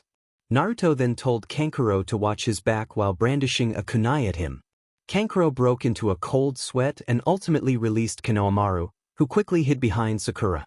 Naruto assessed the situation before turning his attention to the girl beside Kankuro. The moment their eyes met, both were captivated by each other. Naruto smiled and winked at her, which she returned. He noticed she was slightly shorter than him, with sea-green eyes and hair tied into 4 pigtails. Naruto stepped closer, undeterred by Kankuro's serious demeanor. Kankuro warned Naruto not to do anything to his sister. In that instant, Naruto activated his Sharingan, leaving Kankuro frozen in place as he realized he was facing one of the last Uchiha. Naruto deactivated his Sharingan and shifted his gaze back to the girl, who was now looking at him intently. She found him attractive at first glance, but when she saw his blue eyes transform into red with 3 tomo, she was left speechless as he approached her with a smile. Naruto commented on how angels don't usually fall from the sky, making her blush and look away. He sensed their connection but understood the seriousness of the situation, so he shifted the conversation. He asked what the ninjas from the sand were doing there. Temari explained that they were there for the Chunin exams. Naruto acknowledged that this justified their presence but advised her to keep her brother in check since he had almost attacked the grandson of the 3rd Hokage. Temari nodded in agreement and scolded Kankuro. Then, Naruto spoke to no one in particular, leaving everyone puzzled, asking Sasuke to come down and join them. Sasuke descended from a tree, looking confused since he had made no noise to be discovered. Naruto reminded him that he was a censor and had sensed his presence. Just then, a whirlwind of sand formed in their midst, revealing a red-haired boy with a gourd on his back, who glared at Naruto with a menacing expression. Kankuro asked Gaara what he was doing there. Gaara coldly told him to be quiet or he would kill him, stating that his mother wanted Kankuro's blood. He then fixed his gaze on Naruto and asked for his name. Naruto introduced himself as Naruto Uchiha, and this was Sasuke Uchiha, while acknowledging that Gaara was his name. Gaara confirmed that his full name was Sabaku no Gaara and ominously declared that both Naruto and Sasuke would experience his existence. Temari winked at Naruto as she bid him farewell, then headed off with her brothers to meet their teacher before going to the exam building. Team 7 also departed and made their way to the exam building. Upon arrival, they climbed the stairs to the 2nd floor and encountered a door guarded by 2 Chunin preventing anyone from passing. Naruto and Sasuke recognized that the door was under a genjutsu, making it appear as if that was the exam. Sasuke was about to approach the guards to inform them, but Naruto stopped him by placing a hand on his shoulder. Naruto advised Sasuke not to do it, explaining that it was a test to see if they were fit to be Chunin and that it would reduce competition. Sasuke nodded, and they continued up the stairs to the 3rd floor. As they ascended, a voice called out to them, and they turned to see a boy with a green jumpsuit, prominent eyebrows, and a bowl haircut. Lee asked if Sasuke Uchiha was present. "My name is Rock Lee, and I wish to fight you to measure my skills." The boy with the bowl haircut, Sasuke, accepted Lee's challenge. However, before they began to fight, Naruto approached Sasuke and whispered to him, advising him not to reveal too many of his abilities, especially the Sharingan. He suggested that Sasuke should give Lee the pleasure of battling him, but only in taijutsu. Sasuke nodded and prepared for the fight, while Naruto moved to a wall to support himself and watch the match. It wasn't long before Sasuke fell, sporting a few bruises. Naruto and Sakura were surprised, as Lee had proven to be stronger than Sasuke. Just as Lee was about to use the primary lotus technique, the voice of his sensei, Guy, stopped him from continuing the fight. After Sasuke's humbling defeat at the hands of Lee, they ascended to the 3rd floor, where they found Kakashi at the entrance of the room. Kakashi expressed his happiness that they had come, noting that they wouldn't have been able to take the exams if even one of them was absent. He wished them good luck and reminded them to take care, smiling at his determined students. Team 7 nodded and entered the room. As they stepped inside, all eyes of the participants turned toward them, sending a wave of intense glares. Naruto and Sasuke returned the cold stares and walked to a corner, followed by a frightened Sakura, who was unsettled by the attention from the other genin. Their academy classmates Shikamaru, Chuji, Ino, Hinata, Kiba, and Shino approached them, while Lee's team remained on the sidelines. A silver-haired boy with glasses remarked that they should make less noise, as they were attracting attention. Kiba asked who he was, and the boy introduced himself as Kabuto Yakushi, mentioning that this was his 4th time taking the exams. Kiba teased him, suggesting he wasn't much of a ninja, to which Kabuto replied that he had used his time to study the abilities of various ninjas. He pulled out some information cards from his pocket, stating that they revealed the skills of each genin present. Sasuke and Naruto exchanged glances, silently agreeing to ask about Gaara and Lee. Kabuto, slightly annoyed, began to share information about Rock Lee, explaining that he was a genin a year older than them who could not use ninjutsu or genjutsu but excelled in taijutsu, being considered one of the best genins of the year. He mentioned Lee's teammates, Tenten and Niji, and their impressive record of completed missions.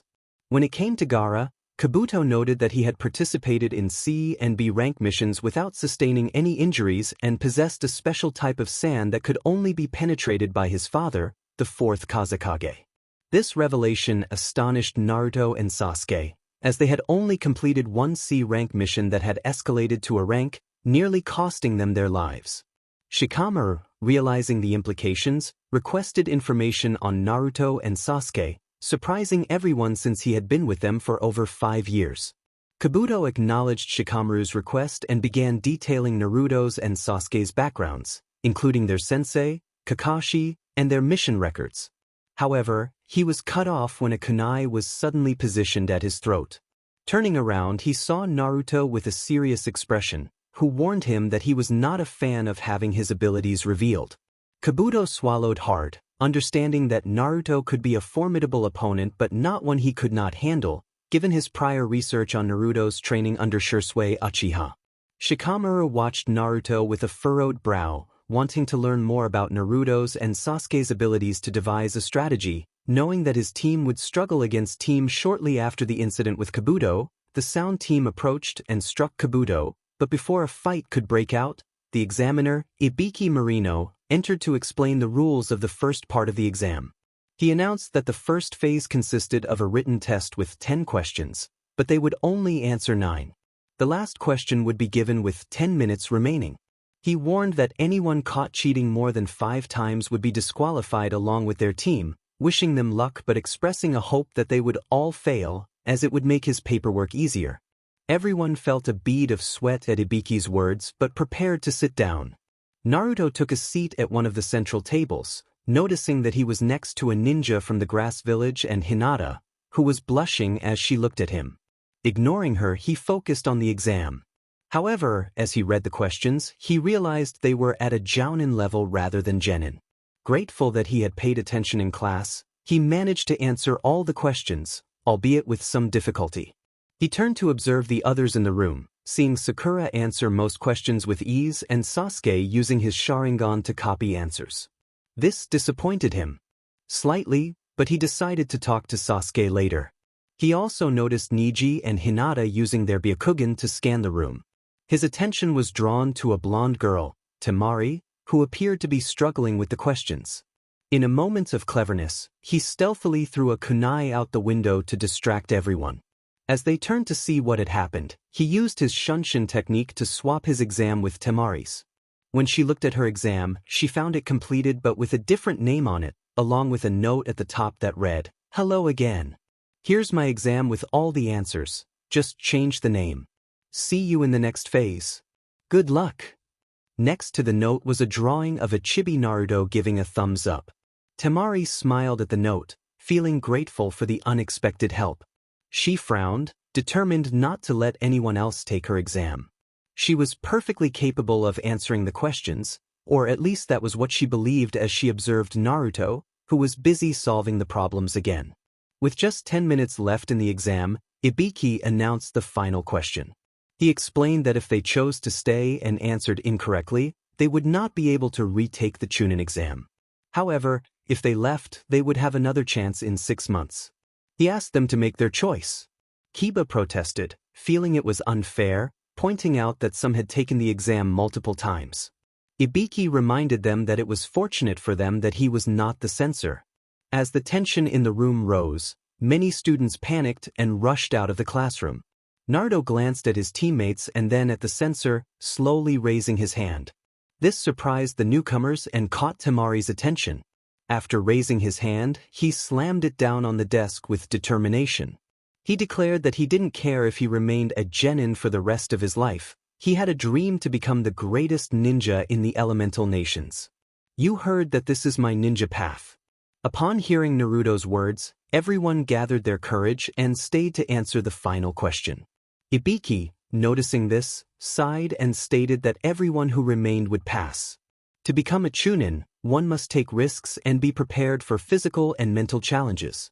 Temari watched Naruto with a blush, intrigued by his brave demeanor. He embodied everything a girl could desire: strength, intelligence, good looks, and a unique lineage.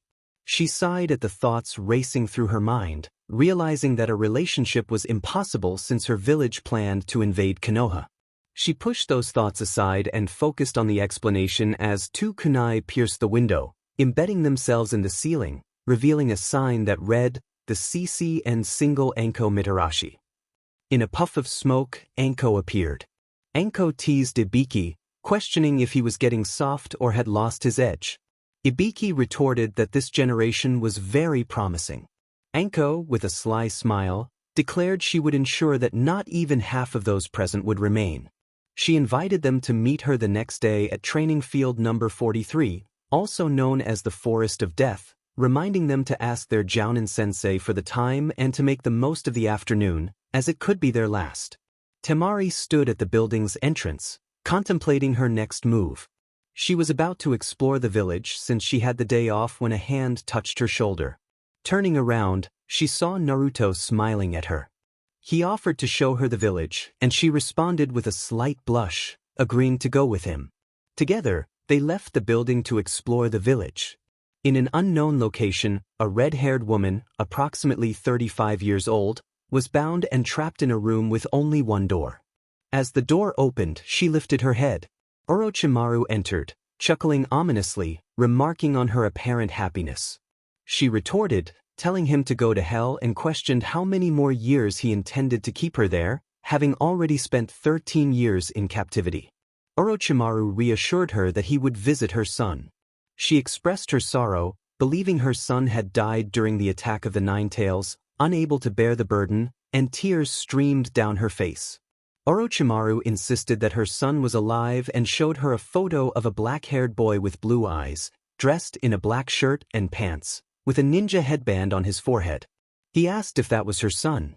Overwhelmed with emotion, she cried, realizing that she could finally see her son, even if only in a photo, and the thought of Orochimaru potentially harming him terrified her. Orochimaru assured her that he intended to do nothing to her son, but he would give a gift to his friend, revealing that Naruto was indeed her son, Kushina.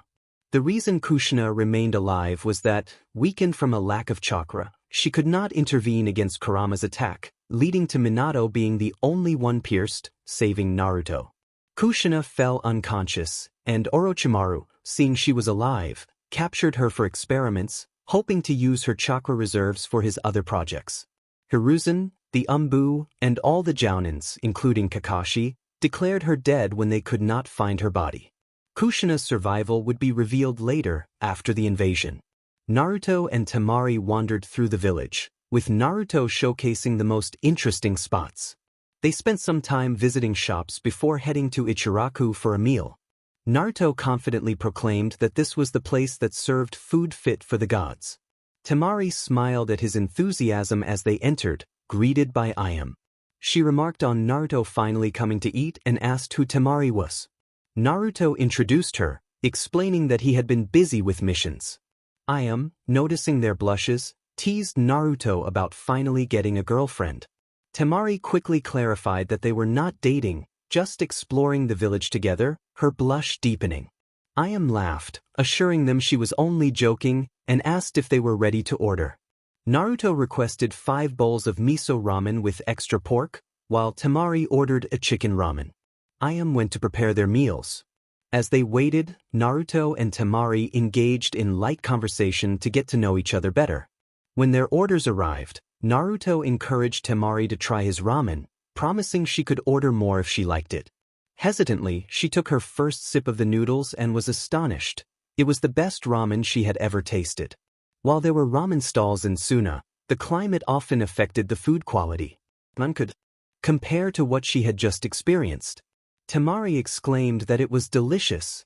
It was the best ramen Naruto had ever tasted, and his eyes sparkled with delight, causing Ayam to puff out her chest with pride. Tucci, who had just returned from a DLVY, smiled at the scene. Naruto proclaimed that he had told everyone the food here was divine, earning laughter from Tucci and a blush from Ayam. After enjoying their meal and strolling around the village for a while, afternoon arrived, and Naruto accompanied Temari to the hotel where she was staying with her brothers. He joked about her brothers stealing her makeup, to which Temari laughed, explaining that he claimed it was for his war paint, but he just wanted to look cool. As they reached the hotel, Temari expressed her gratitude for showing her the village, feeling a bit shy. Naruto suggested they call it their first date, winking at her, which made her blush even more. Gathering her courage, she leaned in and gave him a quick kiss on the cheek. She whispered her thanks, especially for the ramen, before running into the hotel, leaving Naruto standing there in shock. He couldn't believe it, she had given him his first kiss. A wide smile spread across his face, one he hadn't worn in a long time, as he walked home, touching the spot on his cheek where Temari had kissed him. On his way, he encountered his academy friends, who looked at him curiously since they had never seen him smile like that. Sakura asked what had happened to him, while Ino questioned why he wore such a goofy grin. Naruto excitedly shared that a girl had just given him his first kiss, his cheeks turning red. This revelation surprised everyone and saddened a certain girl with pearl-like eyes. Sakura sighed, realizing the reason for his smile, but reminded him that Kakashi-sensei had said the second phase would start at 2 p.m. and that he shouldn't be late. Naruto agreed and bid farewell to his friends as he headed home. Once there, he flopped onto his bed, smiling as he whispered to himself that there was no doubt Temari was the best girl he had ever met. He drifted off to sleep with a smile, while Kurama felt pleased that Naruto had found someone who brought him happiness. The next day, Naruto went to the Forest of Death, where he met up with his teammates and Temari, who blushed every time she saw him. After greeting her, he returned to his team, who were discussing strategies with other Konoha genin. Naruto warned them about the sadistic redhead from the sand and a ninja from the grass, noting that he sensed their chakra was greater than a Chunin's. Shikamaru agreed, stating that they should either run or hide if they encountered the troublesome redhead, a serious tone in his voice that was unusual for him. Everyone nodded in agreement, but just then, a kunai grazed Naruto's cheek, and Anko appeared behind him, startling him. Anko remarked that uninterested boys like him were often the first to. But she was cut off when she felt a sharp metal against her neck. Naruto coldly asked if she was going to say, "Die." Anko acknowledged his skill, hoping he would make it out alive. He assured her of that, removing the kunai from her neck before dispersing his clone and returning to his surprised friends. Anko then explained the rules and instructed them to collect a scroll and head to one of the entrances. Team 7 gathered at entrance number 3, where they wished Shikamaru's team good luck. Searching for Temari and not finding her, Naruto sighed and focused on the exam. Anko shouted for them to get ready, and with a loud, "Now," everyone dashed into the forest. A few hours later, Team 7 maintained a steady pace, with Naruto leading thanks to his sensory abilities, avoiding enemy teams. Their strategy was to advance as far as possible before ambushing another team. Sakura had devised the plan, supported by Naruto and Sasuke, who were both impressed by her newfound confidence. Naruto soon detected a team nearby with chakra weaker than theirs, considering it a great opportunity to obtain the missing scroll. He suggested ambushing the weaker team, and Sakura agreed, proposing they strategize further. Sasuke concurred, noting that if they planned well, they could reach the tower by nightfall. Naruto nodded, and as they approached the other team's chakra, they devised a plan where Sasuke would distract the three opponents while Naruto and Sakura prepared to ambush, only intervening if necessary. Upon arrival, they recognized the opponents as grass ninjas. Sasuke stepped forward, facing the grass genin. The first grass genin taunted him, demanding he hand over his scroll, claiming they would suffer consequences if he didn't. As Sasuke ignored him, the other two genin surrounded him, thinking they had the advantage. Little did they know, Sasuke's Sharingan and Uchiha combat skills were formidable. The three rushed him simultaneously, but Sasuke deftly dodged the first attack, countering with a kick that sent the genin crashing to the ground. The second genin attempted to strike from behind, but Sasuke caught his kick with one hand, delivering a blow to his stomach that knocked the wind out of him, followed by a punch that sent him crashing into a tree. The last genin watched in horror as his teammates fell one by one with ease. He tried to escape but soon realized he was trapped in a genjutsu. By the time he broke free, he found Team 7 standing before him, ready for the next move. Naruto delivered a punch to the face, and Sasuke followed up with a kick to the stomach, leaving their opponent unconscious. The three of them checked the defeated figure and were fortunate to find the missing scroll. They decided to rest for the remainder of the day and set off for the tower early the next morning. The team began their day with Sakura preparing traps for animals. After an hour, she returned with 3 squirrels to cook. Naruto placed them over a fire he created using a fire technique, while Sasuke went to fetch clean water and keep watch over their surroundings. Naruto smiled at this, as he noticed that Sasuke was gradually letting go of the hatred he held for Itachi. After breakfast, they set off toward the tower at a brisk pace. Suddenly, Naruto sensed a massive chakra source approaching them. The chakra reserves were immense, comparable to those of a Kage, perhaps slightly less, but he doubted such power belonged to a mere genin. He alerted Sasuke and Sakura about the chakra source heading their way, urging them to remain vigilant for an ambush. He decided to create several shadow clones. Naruto formed 30 clones, dividing them into 10 groups of 3. 2 clones from each group transformed into Sakura and Sasuke, then dispersed throughout the forest. Sasuke and Sakura were taken aback by the amount of chakra Naruto possessed as the team continued toward the tower, which was now within reach. However, Naruto panicked when he realized all his clones had been dispelled. This heightened his alertness, as it was unusual for so many clones to be taken out without a trace of effort. Before he could analyze the situation further, a powerful gust of wind pushed him into the grass, and he was suddenly swallowed by a giant snake, which carried him far away from his team. Orochimaru appeared, expressing his intent to take Sasuke's body. He urged Sasuke to allow himself to be bitten to receive his power, a sadistic smile forming on his face. Sasuke paled, struggling against the overwhelming pressure emanating from Orochimaru. Sakura was equally affected, trying to resist the fear that gripped her. Meanwhile, Naruto was in a dire situation inside the giant snake, realizing this was not part of his plan for the day. He thought to himself that he needed to find a way out quickly or risk being consumed. An idea struck him, and he formed a cross with his fingers, creating clones until the snake exploded from within, launching Naruto out. Once outside, he rushed to find his team to check on their well-being. Orochimaru, impressed by Sasuke's ability to immobilize him and unleash a powerful fire technique, taunted him about his strength. Sasuke clenched his fists in frustration but was unable to react as Orochimaru attacked him with a flurry of blows that even his Sharingan struggled to track. 10 minutes later, Sasuke was severely injured, with several broken bones, while Orochimaru watched with amusement as his vessel attempted to fight back. Orochimaru performed several hand signs, extending his neck to bite Sasuke just above his shoulder, eliciting a pained scream from the Uchiha. Sakura, having heard the scream, regained consciousness from the few blows she had received and rushed to support Sasuke, trying to prevent him from falling. Desperately, she called out for Naruto, pleading for his help. As if responding to her call, Naruto appeared in a flash, sword in hand and Sharingan activated, fixing a cold gaze on Orochimaru. Orochimaru welcomed Naruto to the fight, confident that he would be easier to handle than Sasuke. To his surprise, Naruto appeared before him in an instant, attempting to slice him in half. Orochimaru blocked the attack with a kunai and tried to strike Naruto in the face, but Naruto quickly countered with his left hand. Orochimaru released the kunai from his other hand, delivering a powerful chakra-infused blow that sent Naruto flying into a cluster of trees. Before crashing, Naruto managed to flip in the air and land on his feet.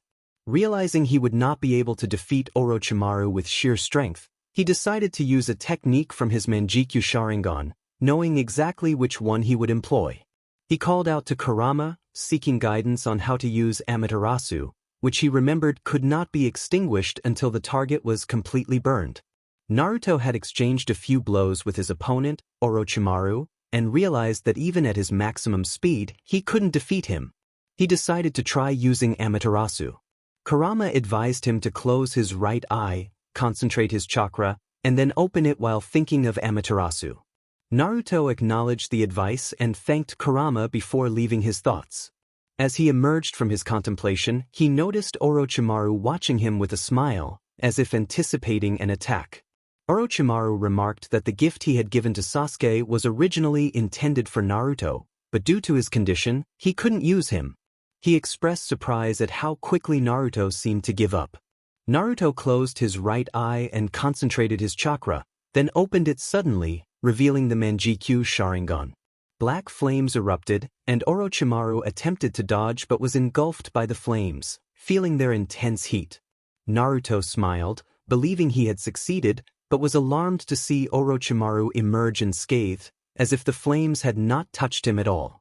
Orochimaru commented on Naruto's impressive eyes but lamented that he couldn't use him as a vessel for his new body.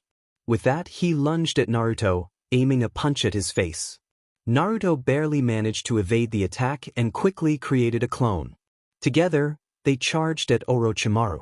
Naruto threw a punch at Orochimaru's face, followed by a kick to his stomach, both of which were blocked with some difficulty. Orochimaru retaliated with a strike aimed at Naruto's abdomen, but Naruto's clone distracted him with a swift kick. Taking advantage of the distraction, Naruto landed a solid kick on Orochimaru, sending him flying back several meters. Orochimaru got back up, wincing in pain, and faced Naruto, who was visibly exhausted. After a brief pause, they charged at each other, engaging in a fierce taijutsu battle, where Orochimaru clearly held the upper hand. Naruto dodged as many blows as he could, but Orochimaru's speed was overwhelming, making it difficult for him to see the attacks clearly, even with the Sharingan activated. They fought for 10 minutes until Orochimaru landed a decisive blow that knocked Naruto to the ground, nearly out of energy. Orochimaru approached slowly, grabbing Naruto by the neck to lift him to eye level. He lifted Naruto's shirt, revealing the seal that contained Kurama, and small purple flames began to flicker from his free hand. Recognizing Orochimaru's intent to apply the 5-element seal, Naruto struggled to break free, but his chakra exhaustion rendered him powerless. Orochimaru grinned, leaning closer to whisper in Naruto's ear that he had promised his mother he wouldn't harm him, but it seemed he could not keep that promise. At that moment, Naruto's eyes widened in realization, but before he could react, he felt a crushing blow to his stomach, sending him crashing into a tree, unconscious. Sakura, witnessing her teammates being incapacitated, quickly took Sasuke and leaned him against a tree where they could rest. After securing Sasuke, she rushed to Naruto and brought him to the same tree. Later, as Naruto slowly regained consciousness, he found himself in a cave. He felt pain throughout his body and struggled to remember what had happened. The memory of Orochimaru applying the 5-element seal and his ominous words echoed in his mind, leaving him deep in thought. His contemplation was interrupted by screams from outside the cave. Emerging, he saw Sakura on the ground, battered, Rock Lee with bleeding ears, and Sasuke, marked with dark patterns, gripping a grass ninja tightly as if trying to tear him apart. Naruto prepared to intervene but noticed Sakura struggling to her feet and approaching Sasuke slowly. Concerned, he took a defensive stance, sensing that Sasuke was not himself. Sakura, standing behind Sasuke, embraced him and pleaded for him to stop, tears in her eyes. Sasuke glanced at Naruto, and then the dark marks faded, leaving him unconscious. Sakura caught him and laid him gently on the ground. Naruto watched as the grass ninjas took their teammate away, while Rock Lee's team helped him stand. Naruto approached Sakura, who was worriedly watching Sasuke. He placed a hand on her shoulder to get her attention, reassuring her with a look that everything would be all right. He then lifted Sasuke onto his back and prepared to leave, wishing good luck to Niji's team before they departed. After 30 minutes of running through the trees, they finally reached the tower. On the way, Sasuke regained consciousness but remembered nothing except for the mark Orochimaru had left on him. Upon entering the tower, Naruto and Sasuke opened the scrolls simultaneously, revealing a summoning seal from which Kakashi emerged. He informed them that they had passed, but after hearing about their encounter with Orochimaru, they immediately went to speak with the Hokage. After explaining everything to the third Hokage, Kakashi took Sasuke to apply a counterseal while instructing Naruto and Sakura to rest. He also informed them that there were 3 days left until the second phase ended. Before leaving, Naruto asked Hiruzen if he could remove the seal Orochimaru had placed on him, but unfortunately, Hiruzen lacked the necessary skill in sealing techniques to do so. Jiraiya was a master of sealing techniques, and Naruto was grateful to Hiruzen for calling him to remove the seal. He left with Sakura to their room, where they would wait for Kakashi to place the counterseal on Sasuke and endure the remaining 3 days of the second phase. 3 days had passed since they completed the second phase of the exam. During that time, Naruto had done nothing but rest and wander around the tower. He found Lee exercising in the combat area and decided to join him, surprised by the intensity of Lee's training. After a brief training session, Naruto reunited with his team, where Sasuke appeared slightly sore from the counterseal Kakashi had applied.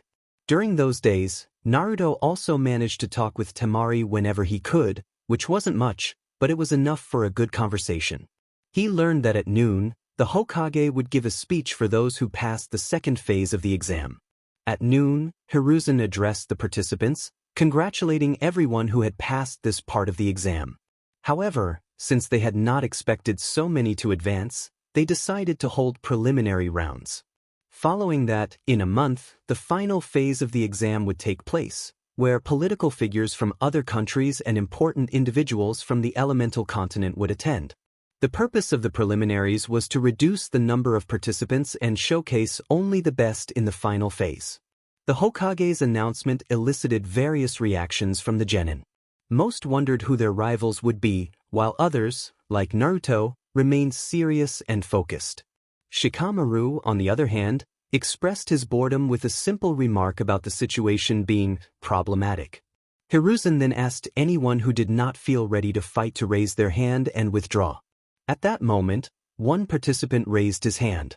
Kabuto, with his eyes closed, declared that he surrendered, citing a lack of chakra and injuries sustained in the forest that would hinder his performance. The Hokage nodded and allowed him to leave. When no one else raised their hand, he called for Hayate Gecko to begin the matches. Hayate explained the rules and instructed the participants to pay attention to the screen in front of them. The screen began displaying names at random until it stopped on 2. The spectators watched the screen with seriousness, while others, like Team Guy, smiled. The matchup was announced as Naruto Uchiha vs. Rock Lee. Hayate called for the named participants to descend to the arena. Lee, filled with enthusiasm, jumped to Hayate's side, eager to showcase the flames of youth. Naruto sighed, preparing for the fight, but a hand on his shoulder made him pause. Turning around, he saw Kakashi looking at him with a serious expression. Kakashi advised Naruto to be cautious, reminding him that Lee was one of the best in taijutsu and capable of defeating a low-ranking jounin without difficulty. Naruto assured Kakashi that he would be careful and then disappeared in a shunshin, reappearing in front of Lee. Hayate asked if they were ready. Lee took his battle stance, declaring he was ready, while Naruto maintained a serious expression without assuming a fighting position, simply affirming he was ready. Hayate signaled for the match to begin. Lee immediately charged at Naruto, delivering a punch to his stomach. Naruto blocked the attack and grabbed Lee's hand, attempting to slam him to the ground. However, at the last moment, Lee used his hand for support and kicked Naruto in the ribs. Naruto managed to block the blow but was caught off guard by another kick that sent him stumbling back. Naruto noted that Lee had used the momentum from the first kick to deliver a second with double the force, which impressed him. Lee launched himself at Naruto again, and thus began a fast-paced battle of pure taijutsu. The spectators were shocked by the speed and strength displayed by both fighters. In the stands, Asuma remarked to Guy and Kakashi about the impressive speed of the two, questioning what kind of training they had undergone. Guy explained that since Lee could not use ninjutsu or genjutsu, they had focused all his time and energy on developing his taijutsu, turning him into a specialist in that area.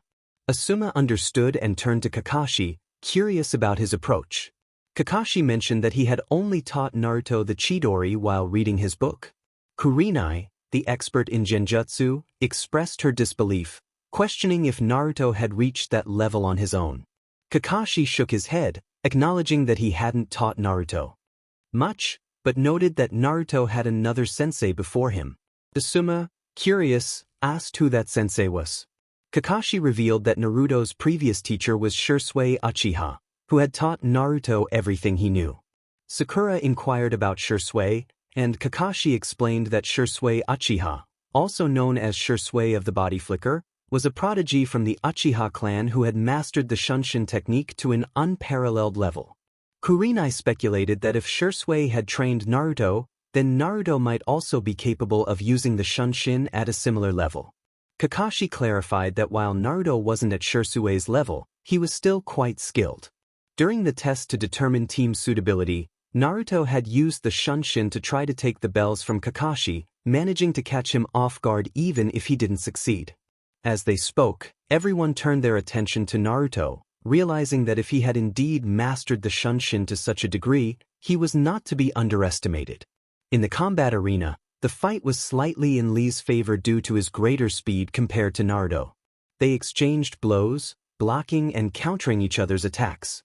Each strike was met with an equal force, and eventually, they separated to catch their breath. Lee was breathing heavily, and while Naruto was also winded, his fatigue was more apparent. Lee thought to himself that he never expected Naruto to hold out this long, but it was clear that Naruto was more exhausted than he was. Naruto, on the other hand, was frustrated that even after 3 days, he still hadn't fully recovered. He considered using the Sharingan, realizing he had never anticipated reaching this level of competition. Guy called out to Lee, instructing him to remove his leg weights. Lee turned to Guy, who gave him a thumbs up. Lee hesitated, recalling Guy's previous words, but Guy insisted that it didn't matter what he had said, this was a tournament, and Lee needed to show what he was capable of. Complying, Lee jumped to the statue forming the ram seal, sitting down to remove his leg weights, which he let fall to the ground, creating massive craters that shocked everyone. Lee declared that he could now move freely. Naruto realized that Lee had weights as well, something he had kept in reserve for the final phase of the fight. He decided it was time to reveal his own hidden weights. Everyone watched as Naruto performed a seal and called out Kai, revealing the seals on his wrists and ankles. They began to glow before disappearing, leaving the spectators astonished at the revelation that Naruto had been carrying weight seals all along. In a flash, Naruto disappeared using the Shunshin, followed closely by Lee. Moments later, the sound of their strikes echoed as they clashed, sending small waves of air rippling through the arena. The audience was in awe of the speed and strength displayed by both Lee and Naruto. Kakashi activated his Sharingan to better observe the fight, but even with that, it was challenging to keep up with their movements. The genin from the sand and grass villages watched with fear, while the jounin looked on with respect, knowing the level of training required to reach such speeds. As the fight continued, both Lee and Naruto paused to catch their breath. Lee realized that even without weights, they were evenly matched. He knew he would have to use his full potential. Meanwhile, Naruto felt his exhaustion mounting as Lee's strikes became faster and more powerful. He contemplated using the Sharingan, knowing he would need it to avoid losing. Both fighters took a moment to relax before Lee opened the fourth gate, the Gate of Pain. Naruto sensed the immense chakra Lee was releasing and acknowledged him as a formidable opponent, admitting that he had to use his own power. As Naruto opened his eyes, revealing his Sharingan with 3 Tomo, Lee recognized the shift in the battle. Naruto urged Lee to focus on action rather than talk, and they charged at each other once more. The fight, which had been evenly matched, now tilted in Lee's favor as he landed more hits on Naruto. Naruto noted that Lee was faster and stronger than before, and even with his Sharingan he struggled to keep up with the onslaught of attacks. He considered using the Mangekyo Sharingan but decided against activating any abilities. As Naruto closed his right eye for a moment and then opened it to reveal his Mangekyo Sharingan, he began to fight more evenly. However, Lee continued to have the upper hand, landing stronger blows. Naruto realized he could see Lee's attacks more clearly but also felt the increasing power behind each strike. He contemplated using Kamui to become intangible and exploit an opening in Lee's defense. The crowd watched in confusion as Naruto closed his right eye while continuing to fight. They gasped in concern when Lee dodged a punch aimed at his face, breaking through Naruto's defense. In that moment, Lee prepared to deliver a spinning kick to Naruto's face, but Naruto opened his eye and shouted, "Kamui!" The spectators were astonished as Lee passed through Naruto as if he were a ghost. Lee was taken aback, unable to react in time, and received a powerful blow to the stomach from Naruto, charged with chakra, sending him crashing into a wall and creating a crater. The arena fell silent, shocked by how the fight had suddenly turned. From the rubble, Lee struggled to rise, returning to his normal state as he looked at Naruto, panting heavily. He wondered if Naruto's Sharingan had changed, speculating if that was what allowed him to phase through. Those wild eyes were a complete mystery to everyone. They all watched as Naruto seemed about to speak, but then he stopped and brought his hand to his right eye, grunting in pain. This worried all the newcomers, the Jounins of Konoha, and Temari, as Naruto fell to his knees, clutching his right eye and gasping heavily. Naruto thought to himself that he had forgotten how much chakra using a skill consumed, but he was puzzled as to why it burned more than before and why his eye was bleeding when he had used it more than twice without issue. He pushed the concern aside and managed to rise to his feet, his Mangekyo still activated. However, Lee made a critical mistake. As Naruto stood up, Lee looked directly into his eyes. Naruto seized this opportunity to trap him in a low-level genjutsu, rendering Lee unconscious. Everyone watched as Naruto's eyes returned to their normal blue. Hay-8 announced that the winner was Naruto Uchiha. The spectators remained in shock from the battle they had just witnessed between Lee and Naruto, but the only one not stunned was Temari, who swallowed her pride and cheered for him, expressing her belief in his victory. This surprised everyone, as it was rare for a kunoichi from one village to support a ninja from another. Naruto smiled back at her, but he could no longer hold on and fell unconscious, only to be caught by Kakashi, who snapped out of his daze upon hearing Temari shout. Kakashi was impressed by Naruto's level of skill but wondered why he hadn't used it against Orochimaru, planning to ask him later. Kakashi and Guy then took Lee and Naruto back to the stands. After that stunning match, the other battles continued. Sasuke Uchiha faced Yoroi Akato and emerged victorious. Niji Hyuga fought Hinata Hyuga, with Niji winning. Kiba Inuzuka faced Gaara of the Sand, and the match was swift, as Gaara used a sand coffin. Kiba, realizing he had no chance, surrendered, which surprised the sand villagers since Gaara chose not to harm him. The match concluded, and soon after, Naruto and Lee would awaken to congratulations for their incredible fight. Shikamaru Nara faced Kintsuchi and won. Temari of the Sand fought Ten Higurashi, dominating the match as her fan blocked all of Ten's attacks. At the end of the battle, Temari turned to see Naruto smiling at her, prompting her to shout, "Congratulations." This made her blush, leaving Naruto's friends and Kankuro wondering about their relationship. Ino Yamanaka and Sakura Haruno ended in a tie. Chuji Akimichi faced Dosu Kinyuda, with Dosu winning. Kankuro of the Sand fought Misumi and won. Shino Aburame faced Zaku and emerged victorious. Hiruzen congratulated all those who advanced to the finals and instructed them to draw numbers from a box to determine their opponents. Naruto drew number 8, Sasuke number 1, Temari number 4, Shino number 6, Shikamaru number 3, Kankuro number 5, Niji number 2, and Gaara number. Hiruzen announced the matchups: Sasuke Uchiha vs Niji Hyuga, Shikamaru Nara vs Temari of the Sand, Shino Aburame vs Kankuro of the Sand, and lastly, Naruto Uchiha vs Gaara of the Sand. He encouraged them to give their best effort and mentioned they would meet again in a month. As everyone began to leave to rest, Naruto encountered Temari at the exit, where she greeted him with a smile. She complimented him on his performance in the arena, which made him blush slightly.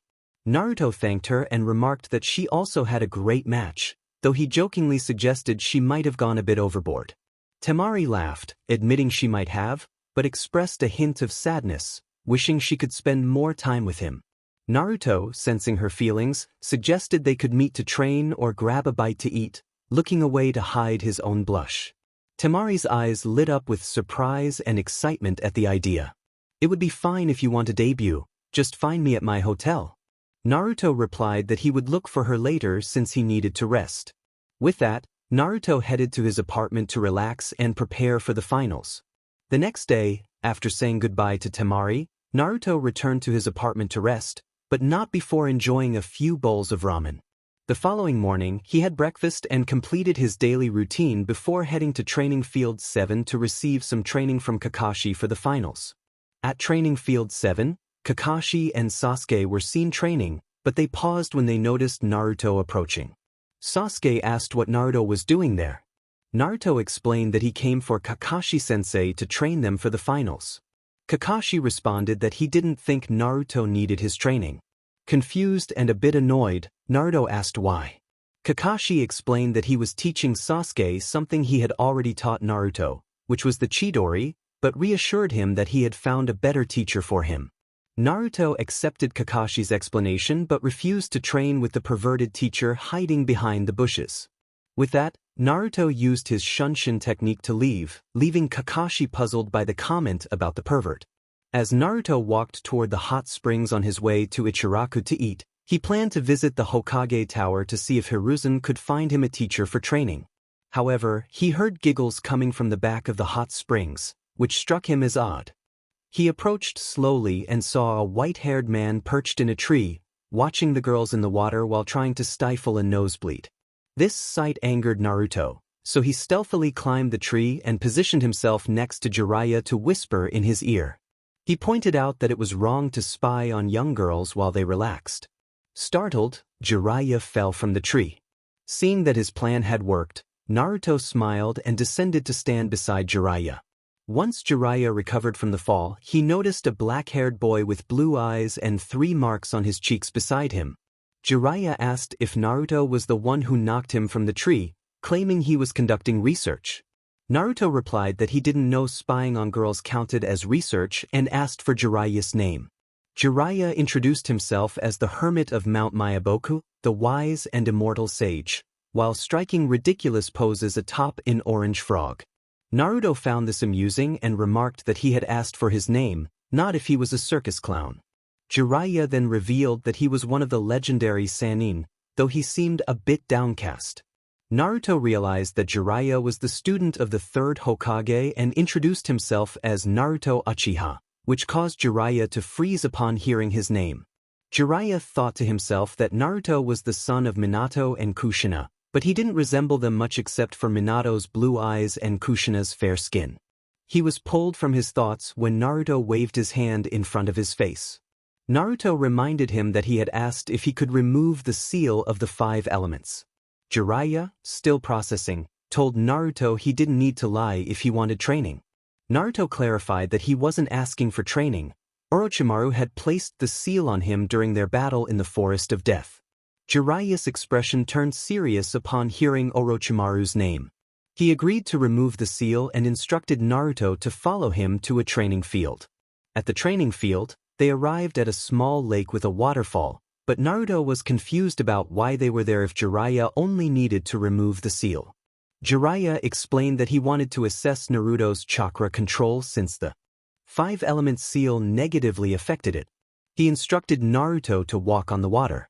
Naruto confidently declared it would be easy, but when he jumped onto the water, he sank instead, causing Jiraiya to laugh. Jiraiya teased him about not claiming it was easy while watching Naruto emerge from the lake. Naruto retorted that Jiraiya just wanted to see him look foolish. Jiraiya agreed that he had succeeded but urged Naruto to come closer so he could remove the seal since he had research to conduct. After Jiraiya removed the seal, Naruto remembered he needed to find a teacher and stopped Jiraiya to ask if he could train him for the finals of the Chunin exams. This surprised Jiraiya, who smiled, thinking Naruto wouldn't ask him. Jiraiya agreed, saying it would be entertaining to train a member of the Uchiha clan. Naruto happily asked when they would start. Jiraiya explained that they had a month before the finals and that they would focus on Naruto's physical training first. He planned to teach him the summoning jutsu, explaining that there were 2 ways to obtain a summoning contract: performing the technique without a contract to reach the designated place for the contract, or knowing someone who already had the contract and signing it with blood to seal the pact. As Jiraiya demonstrated the hand signs, a puff of smoke revealed a frog holding a scroll in its mouth, which Jiraiya took and opened for Naruto to see names written in blood. Naruto observed Jiraiya, who was smiling at him, feeling excited about the training ahead. A small smile appeared on Naruto's face as he approached the scroll, biting his right thumb to draw a bit of blood and sign the contract. After Naruto completed the signing, Jiraiya showed him the corresponding hand signs and instructed him to perform them in a spacious area. Naruto moved to a clear spot by the lake and executed the necessary positions. Moments later, a large cloud of smoke erupted at the water's edge.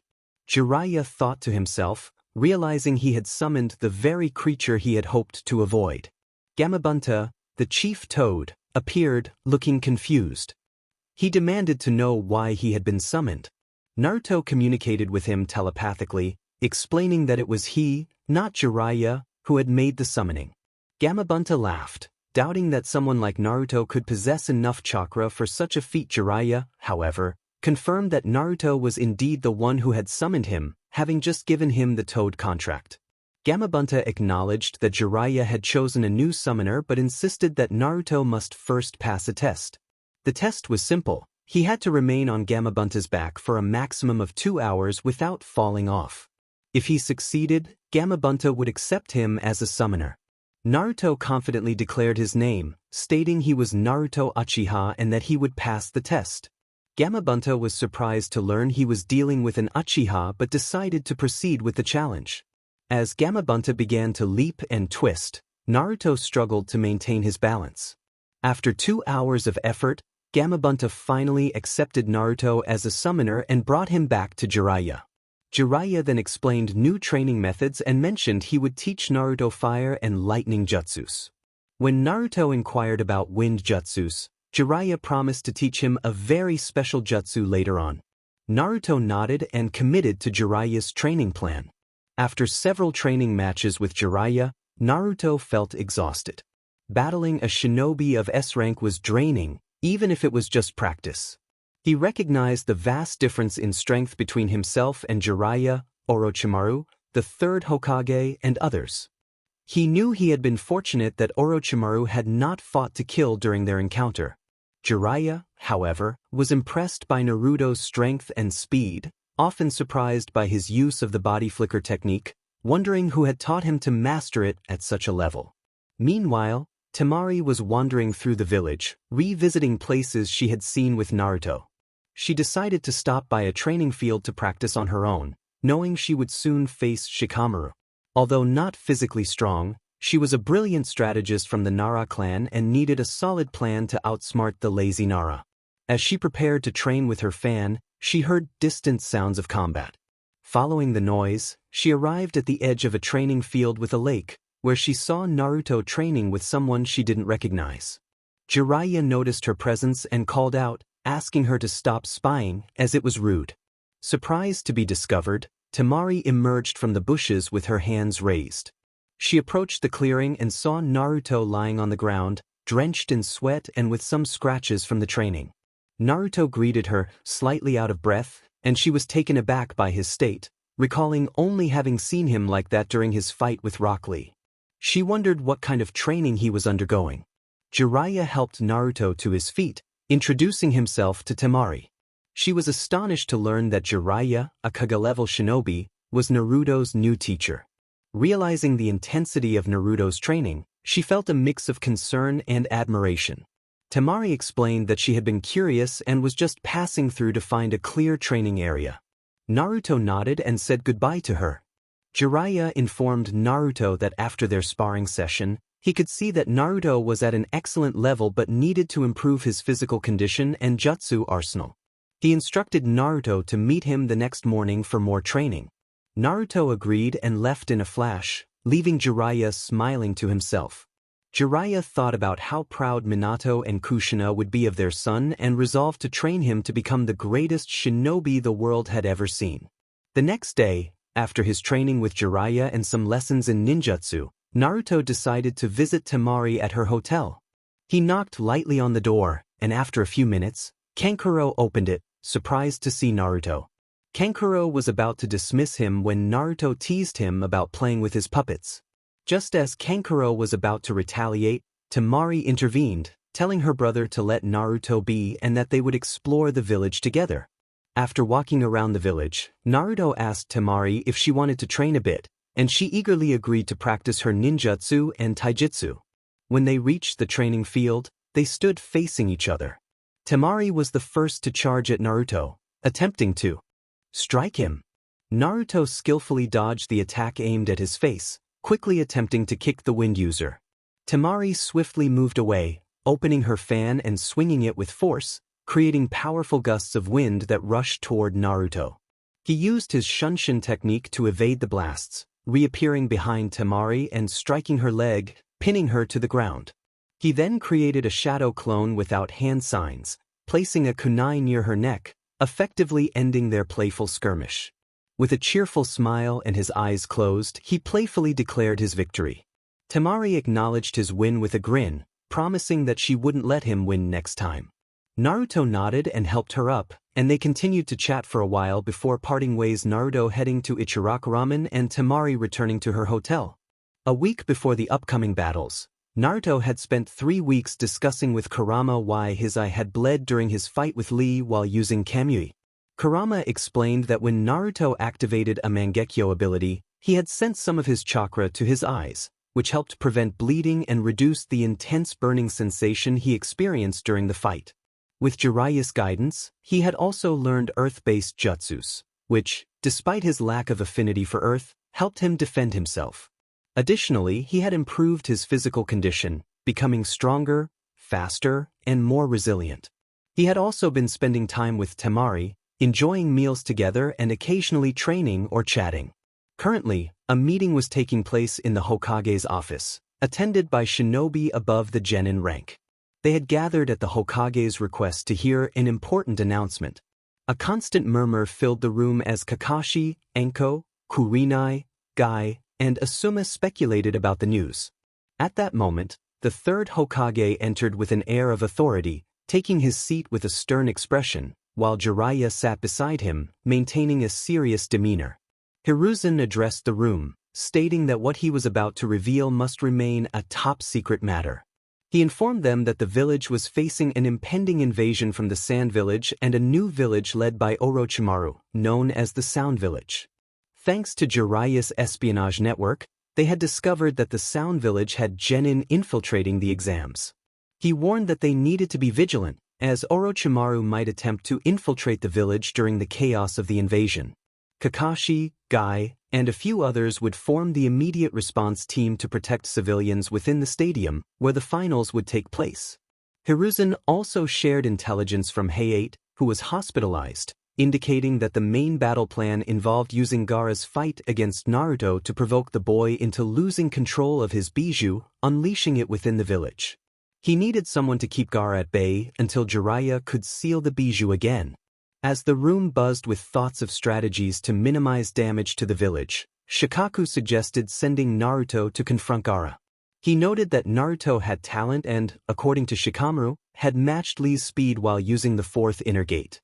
Shikaku believed Naruto could handle a one-on-one fight against the Jinchuriki, but they would need to change Naruto's opponent to surprise Gaara. Everyone turned to Shikaku in surprise, including the Hokage and Jiraiya, and a silence fell over the room until Kakashi broke it. He firmly stated that he would not send one of his students to fight a Jinchuriki, recalling the losses he had suffered in his life due to following the rules. He expressed his determination not to lose another student in a potentially fatal battle. Jiraiya interjected, urging Kakashi to understand that Naruto was no longer a child, he was a shinobi. He reminded Kakashi that Naruto needed to make his own decisions. If Naruto could hold off Gaara, the others could protect the village from enemy forces. Jiraiya asked Kakashi to at least consider it. Just then, Naruto appeared at the door, leaning against the frame with a serious expression. He revealed that he had overheard the entire invasion plan and his role in it.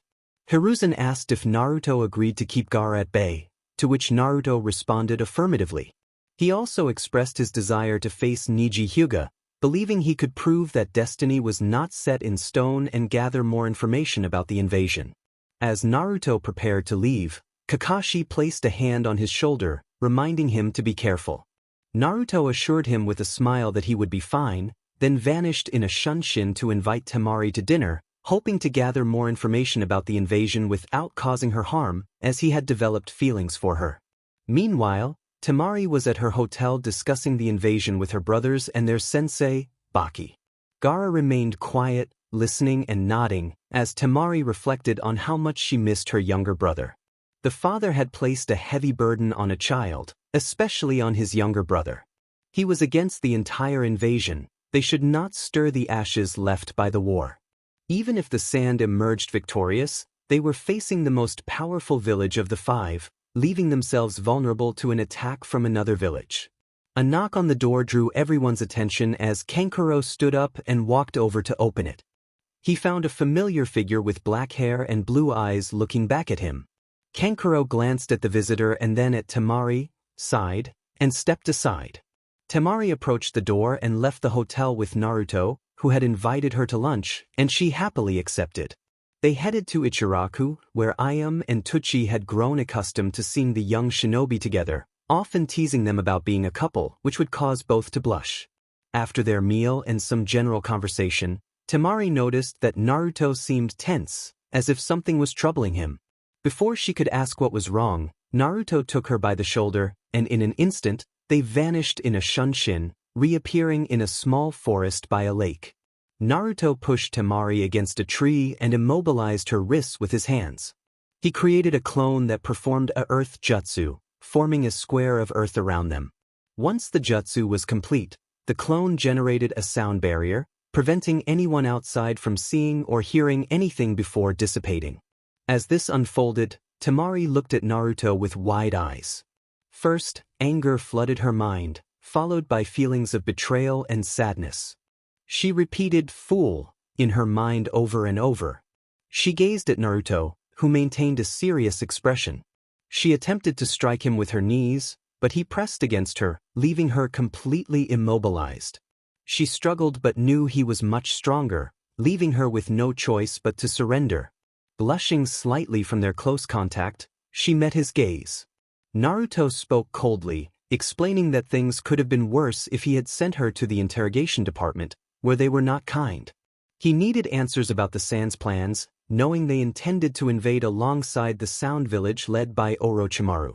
Temari's expression shifted to one of complete surprise. She had no idea that Konoha was aware of their plans. Now captured, the invasion seemed pointless, as they had been discovered. Yet, she understood he could not kill her without raising suspicions. Naruto pressed for details about the invasion, including attack locations and formations, wanting to know everything and the number of shinobi involved. He spoke with a coldness that chilled her. Temari took a moment before sighing, biting her lower lip as she began to answer his questions. She revealed that while she wasn't sure of the total strength, most shinobi would come from Suna, estimating around 300 from there and about 150 or fewer from the Sound, averting her gaze to hide her watery eyes. Naruto continued to question her about the attack locations, his icy demeanor unwavering. Temari's eyes, once filled with tears, transformed into a glare of anger as she snapped back, stating they would attack primarily from the east and south. She demanded to know what more he wanted from her, expressing her frustration. Naruto remained silent, softening his gaze as he smiled at her. He acknowledged that she might not be able to forgive him for this but insisted that it could have been worse if he had taken her to the interrogation department. He thanked her for the information, emphasizing that it must remain a secret between them. He reminded her that in the world of ninjas, the village came before personal feelings. In that moment, Temari's mind froze. Did he feel something for her? She couldn't help but smile at the thought, as she had to admit she felt something for him too. However, her thoughts turned to the village, which came before personal feelings. Naruto expressed his feelings for Temari, his cheeks flushed with sincerity as he released her from the sound barrier and the wall of earth. He gently cupped her chin to look into her eyes. In that moment, Temari struck him lightly on the cheek, causing him to fall back beside a small lake. She sat on him and playfully hit his chest while tears streamed down her face. Temari lamented the unfairness of the situation, expressing that it was wrong for him to say such things at that moment. She admitted her own feelings for him, but felt it was impossible for their relationship to continue amidst the invasion. Naruto reassured her that they would find a way to make it possible, promising to do everything he could to contain Gaara and prevent him from transforming into the One Tail. Temari looked into his eyes, seeking confirmation of his promise. He assured her that he always kept his promises, which brought a beautiful smile to her lips. In a moment of shared emotion, she kissed him. Naruto was momentarily taken aback but soon returned the kiss warmly. Their kiss deepened, with Temari's hands exploring Naruto's well-defined chest, while he caressed her developing form. They eventually pulled apart, breathless, and shared another softer kiss, savoring the moment for several minutes before separating again. Naruto remarked on how incredible the kiss was, his face flushed, while Temari admitted she enjoyed it too. He suggested they return and reminded her to act normally, as the Umbu patrolling the streets might become suspicious. Temari nodded, feeling downcast at the reminder of the invasion. Naruto placed a comforting hand on her shoulder, and they vanished in a burst of speed, reappearing in a Konoha alley. They parted ways, with Temari heading to her hotel and Naruto going to the Hokage Tower to deliver information. Meanwhile, most of Konoha's residents gathered in the stadium for the Chunin exam finals, eager to witness the exciting battles. Security measures had been established in anticipation of the invasion that day. Naruto trained with Jiraiya, reviewing the final details before heading to the stadium. He was uncertain whether he would face Neji or Gaara, but he was ready for anything. Tension filled the air among the participating genin, especially after Neji's actions against Hinata, which left his teammates Kiba, Shino, and their sensei Kurenai in a foul mood. Kurenai refrained from using a genjutsu on Neji, as Guy had come to apologize for his student's behavior. Respecting Guy, she accepted his apology but hoped that either Sasuke or Naruto would give Neji a lesson in the upcoming matches. As the participants lined up, the new referee, Genma Shiranui, explained the rules, which remained the same as in the previous round. He announced a change in the matchups. The first battle would be between Neji Hyuga and Naruto Uchiha, and the final match would be between Sasuke Uchiha and Gaara of the Sand. The crowd cheered as the genin took their places. In the stands, spectators and high-ranking officials were excited to see the fight of the prodigy Uchiha, a title bestowed upon Naruto after rumors of his victory over a taijutsu specialist spread throughout the village. Unbeknownst to them, they were supporting the boy once labeled the Demon Child. Among the Kage, the Kazekage, Reikage, Tsuchikage, and Hokage awaited the matches. Despite holding a grudge against Konoha due to Minato's past, the Tsuchikage decided to let go of old resentments and enjoy the battles. The Mizukage was absent, embroiled in a civil war, but hoped to attend a Kage summit once peace was restored. In the arena, Naruto and Neji stared each other down, waiting for the signal to begin their duel. Neji declared that fate had decided he would win, but Naruto remained serious, which only fueled Neji's anger. As Genma signaled the start of the match, both fighters launched themselves at each other, engaging in a fierce taijutsu battle. They exchanged blows, each dealing damage to the other. Neji activated his Byakugan, gaining a slight advantage, but Naruto countered by activating his Sharingan, allowing him to anticipate and counter Neji's attacks more effectively. Naruto jumped back to create distance and began forming hand seals, preparing to unleash a powerful wind technique. A sphere of wind shot towards Neji at high speed. Sensing the danger, Neji spun in place, creating a protective dome of chakra around himself to shield against the attack. In the stands, the leader of the Hyuga clan and Hinata's father, along with Hanabi, watched in astonishment as Neji executed his defense flawlessly. Neji, a member of the branch family, had perfected a technique from the main family.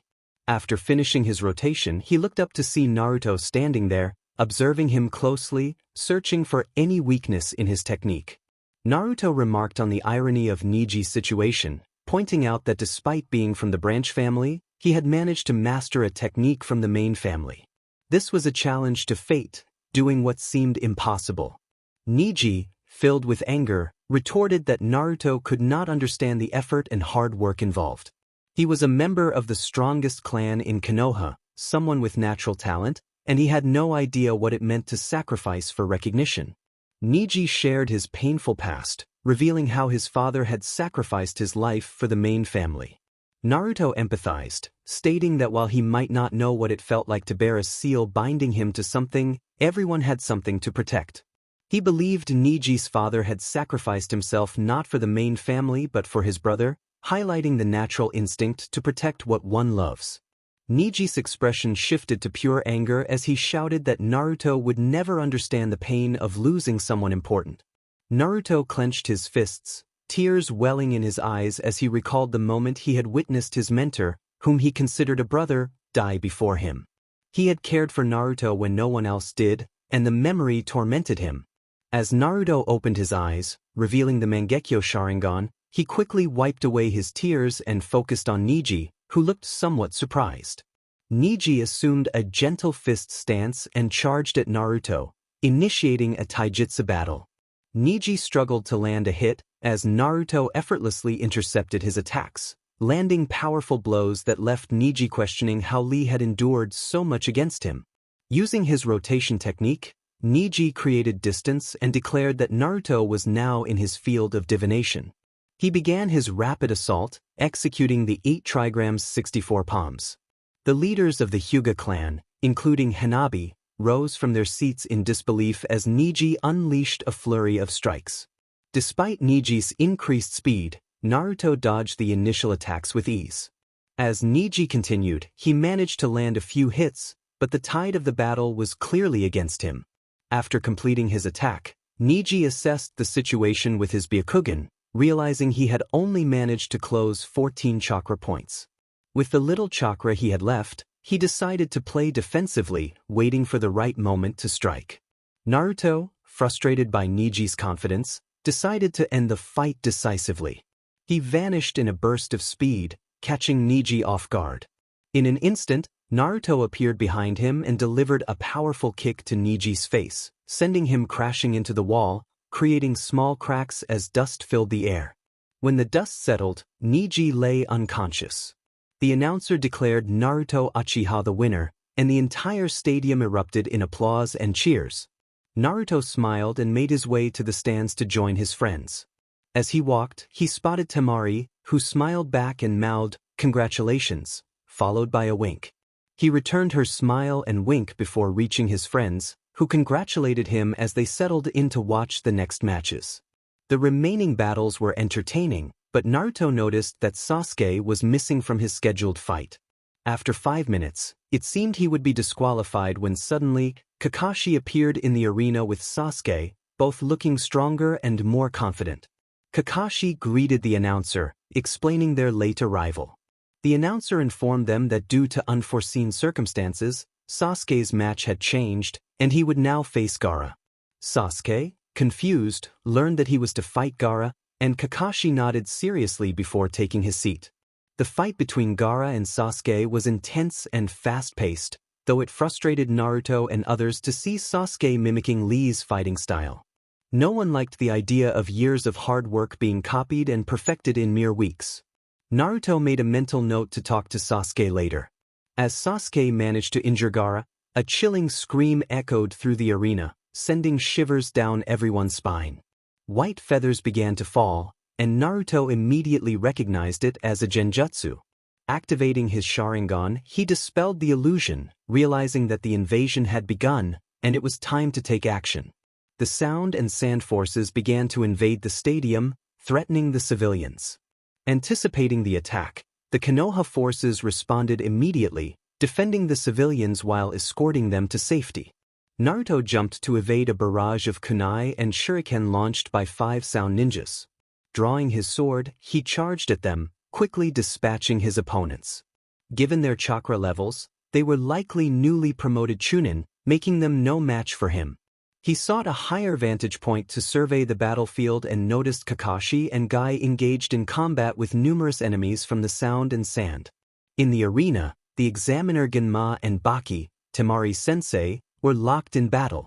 The tide began to turn as ANBU members descended from the rooftops, neutralizing a significant portion of the enemy forces. In the Kage booth, a strange purple barrier formed, preventing anyone from entering or exiting. Initially, Naruto considered rushing to assist the old Hokage but remembered that the Raikage and Tsuchikage were with him. He decided to focus on his role in the invasion, stopping Gaara before he could unleash the Shikaku within the village. As he strategized on how to help, he noticed a battalion of 40 sound shinobi approaching the stadium. Once most of them were inside, Naruto unsheathed his sword and vanished in a flash, appearing face to face with the battalion leader and swiftly taking him down. The remaining ninjas were left in shock as Naruto continued to disappear and reappear, dispatching the other 39 shinobi in mere moments. After about 25 seconds, he stood amidst the fallen battalion, covered in blood but calm, taking a deep breath to steady himself before pursuing Gaara's team. Kakashi watched his student chase after the Sand team following the brief skirmish in the stadium. He hoped nothing would happen to Naruto, knowing he would never forgive himself if he could have prevented it. Turning his head, he sighed as several Sand ninjas approached, intent on attacking him and Guy. Activating his Sharingan, he prepared for battle alongside Guy. Meanwhile, Naruto felt the presence of Gaara but halted when he encountered two Jounin from the sound blocking his path. Assessing the situation, he drew a kunai and activated his Sharingan, readying himself for combat. Before he could engage, two figures descended upon the sound Jounin, dispatching them with swift strikes from their katanas. Naruto recognized Hayate, the examiner from the earlier rounds, and Nico, an Anbyu who he later learned was Yugao Yuzuki, Hayate's girlfriend and future wife. Hayate explained that they couldn't stand by idly. There were many parts of the village that needed urgent attention. He urged Naruto to signal for help if needed before he and Yugao leaped into the trees. Continuing on his path, Naruto found Shino alongside a knocked-out Kankuro and confirmed they were both alive. He pressed on until he heard Gaara's chilling scream. Increasing his speed, he rushed to the scene, where he witnessed a surreal sight. Sasuke was pinned against a tree, his cursed mark activated, visibly exhausted and struggling to continue fighting. He also saw Sakura, unconscious and held in place by a hand of sand, and Temari, injured and clutching her ribs, with a shuriken wound on her left shoulder. Jumping in front of Gaara, Naruto attempted to speak, but all he received were growls and curses as Gaara attacked him, half of his body transformed into the Ichibi. Naruto began dodging Gaara's strikes, desperately thinking of how to resolve the situation without causing too much harm. He recalled the seal Jiraiya had given him, which would suppress the Biju's chakra and return Gaara to normal. Naruto advanced towards Gaara, who was laughing maniacally at the sight of the Uchiha ready to fight. Using several clones as distractions, he managed to get close enough to attempt the seal, but a shuriken made of sand hindered his progress. After 10 minutes of struggling against the partially transformed Gaara, Naruto was growing weary. As a last resort, he created 20 clones that charged at Gaara. The sand ninja merely smiled, dispelling the clones one by one. Once they were all gone, he turned his gaze to Naruto, who wore a confident smile. This puzzled Gaara until he realized the Naruto in front of him had vanished in a puff of smoke, revealing the original Naruto beside him, who quickly applied the seal. It took effect immediately, suppressing the Biju's chakra and leaving Gaara semi-conscious, fear evident in his eyes as he looked at Naruto. Naruto conveyed to Gaara that he didn't understand what his mother meant by wanting the blood of others, but he needed to realize he was never alone. There were always people willing to protect him and love him for who he was. There were those worth fighting for, he just needed to find them. In that moment, Gaara's brothers fell beside him, concern etched on their faces. Kankuro assessed Naruto, recognizing he could not defeat such a powerful opponent in battle, having fought a Jinchuriki and lost. Temari looked at Naruto with affection, grateful he had fulfilled his promise to save her brother. She wished the circumstances were different but hoped they could start anew and become a normal couple someday. Gaara glanced at his brothers and then at Naruto, nodding in acknowledgement of his words. He stood unsteadily, supported by Kankuro and Temari. Naruto urged them to leave quickly, as the area would soon be swarming with Jounin and Anbyu. The arena team set off towards Suna after the failed invasion. As Temari passed by, she whispered a heartfelt expression of gratitude and affection. Naruto blushed but smiled and winked in response. Watching them disappear among the trees, he decided to return to the stadium to see if there was a way to assist Hiruzen, the Raikage, and the Tsuchikage in defeating Orochimaru. Upon arriving back at the stadium, Naruto observed that all the sound ninjas and most of Suna's forces had been eliminated. Baki, Temari's teacher, was calling for a retreat, having realized they had been deceived by Orochimaru. In the Kage box, the Raikage was engaged in a one-on-one battle against the second Hokage, Tobirama Senju, while Hiruzen and the Tsuchikage faced the first Hokage, Hashirama Senju. These legendary figures had been revived using the forbidden Edo Tensei technique created by Tobirama himself. Although they were not at full strength, their unlimited chakra made them formidable opponents. Hiruzen was on the verge of using the Shikifujin to seal the first and second Hokages at the cost of his own life. In a flash, Naruto stood before Hiruzen and the Tsuchikage, his Sharingan activated.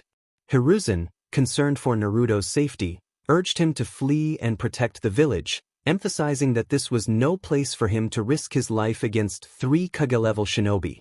He spoke with the worry of a grandfather for his beloved grandson. Disregarding Hiruzen's words, Naruto began forming hand seals and declared his technique. A massive fire dragon erupted from his mouth, charging towards Orochimaru, who was controlling Tobirama. Tobirama dodged an attack from the Raikage and leaped in front of Orochimaru to perform his own seals, unleashing a water dragon that collided with Naruto's fire dragon, creating a thick curtain of smoke that quickly dispersed. Orochimaru chuckled mockingly, suggesting that Naruto wanted to join the fight but needed to understand that this was a game for adults, and children should stay quiet on the sidelines. Naruto, maintaining a stoic expression, focused on deciphering Orochimaru's weaknesses, determined not to repeat his past failures. Orochimaru taunted him further, comparing Naruto unfavorably to his sensei, Shisui, who had met his end in a cowardly manner. This provocation ignited Naruto's anger, and he shouted back, demanding that Orochimaru stop speaking ill of his mentor. He was a great S-rank shinobi, ordered for any ninja to flee upon seeing him. He was even considered the third fastest, just behind the fourth Raikage and the fourth Hokage, something that would be impossible for anyone else to achieve. His words were filled with anger, ending in mockery. Now it was Orochimaru's turn to become enraged, revealing his chakra as a light blue aura that enveloped him, giving him a more fearsome appearance. He stated that if Naruto believed he couldn't match his speed, then he should remember that strength and the number of jutsus one knows are not the only factors that matter in a fight. Experience in combat is crucial.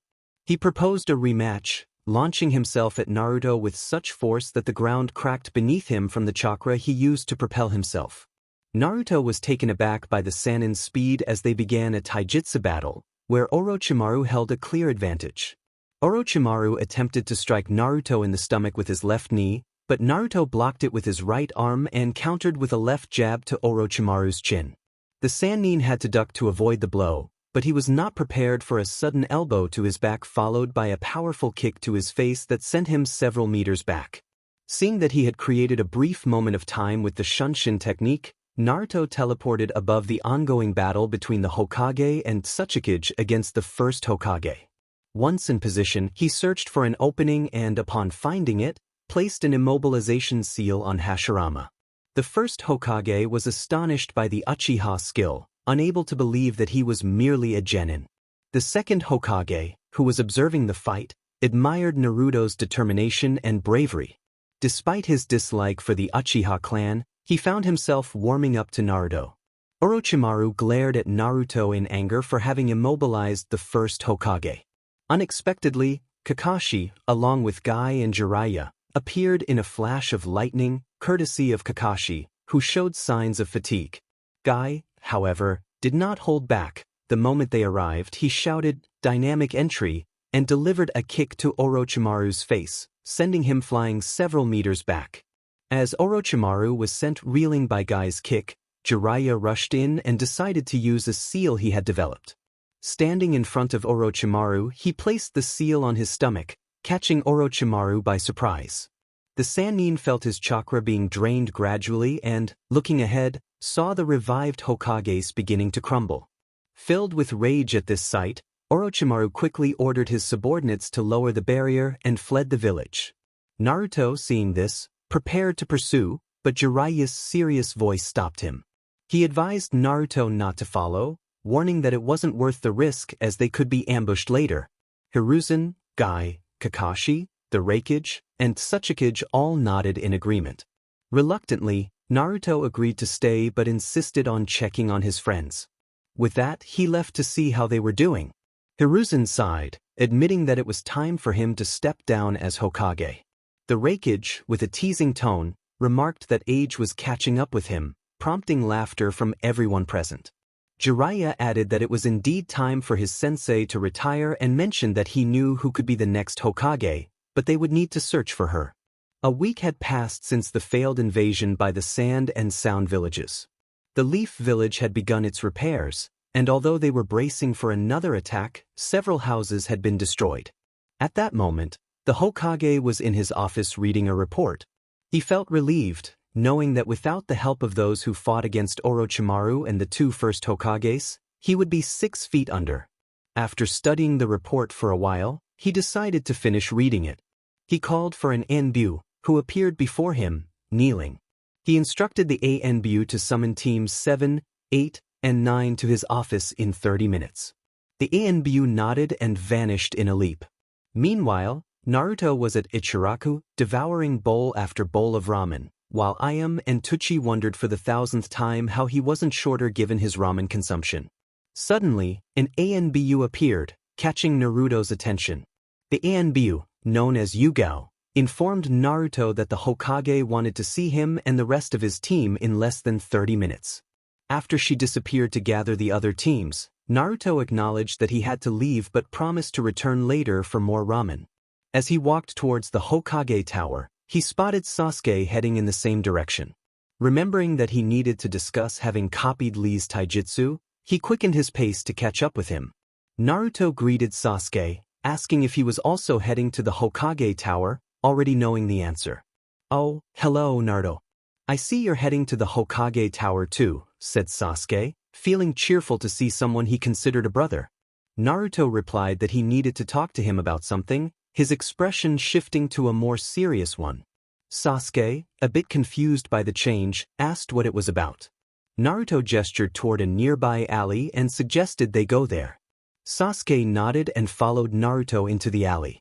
Once inside, he noticed Naruto leaning against a wall, and before he could ask anything, Naruto spoke up. Naruto asked why Sasuke had copied Lee's fighting style with his Sharingan.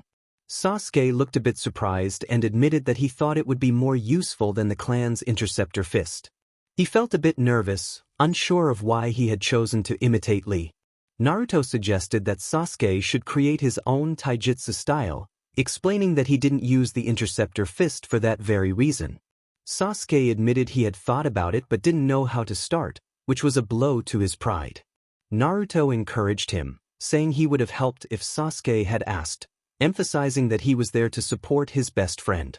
Sasuke smiled at this and agreed to let Naruto help him later. They then headed to the Hokage Tower. A few minutes later, they arrived and made their way to the Hokage's office. Upon knocking, they were greeted with a "come in." Inside, they found all the teams, including their senseis, waiting for them. Sakura expressed her annoyance at their tardiness. Naruto apologized, joking that they got lost in the journey of life, which earned him a sweat drop from everyone while Sasuke nodded in agreement. Kakashi smiled proudly at his 2 students, thinking about giving them a book like his. Hiruzen, the 3rd Hokage, addressed them, explaining that he had called them to announce who had been selected to become Chunin.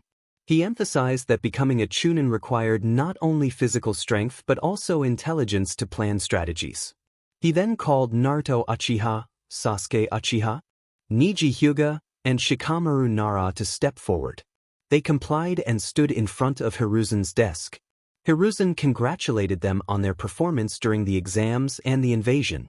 He officially declared them Chunin of the village, hoping they would carry the name of Konoha to great heights and be willing to give their lives for it, handing them their Chunin vests. Naruto, Sasuke, and Neji accepted the words of the Hokage and donned their vests, while Shikamaru simply remarked that it was troublesome but nodded in agreement.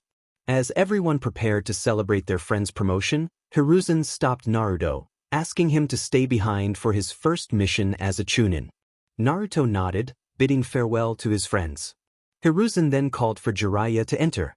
Jiraiya jumped in through the window, smiling at Naruto and congratulating him on his promotion. He noted that with his Chunin uniform, Naruto resembled a mini version of Shisui, except for his blue eyes and the 3 strange marks on his cheeks. Naruto was surprised that Jiraiya knew about Shisui's training, as he had never mentioned it.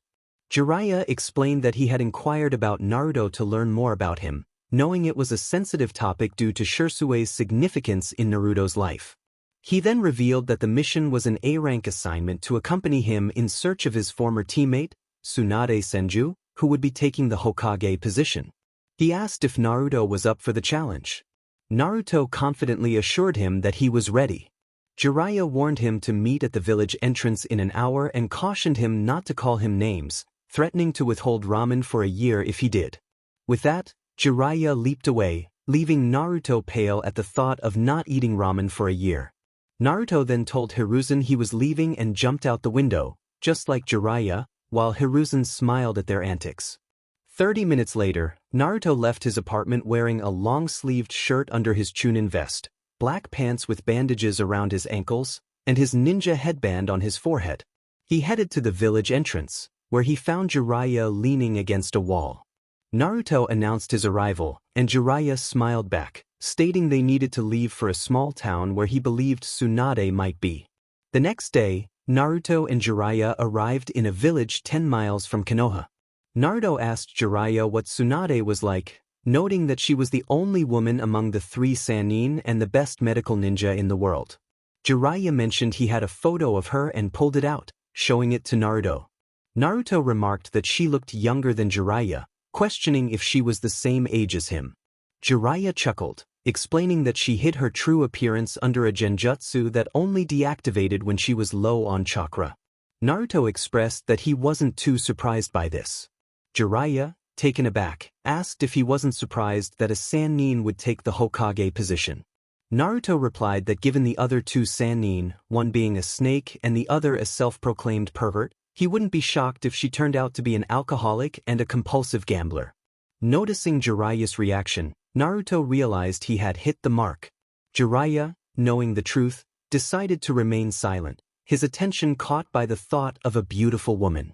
Naruto began to notice Jiraiya's playful behavior, frowning but deciding to remain silent and observe what Jiraiya would do next.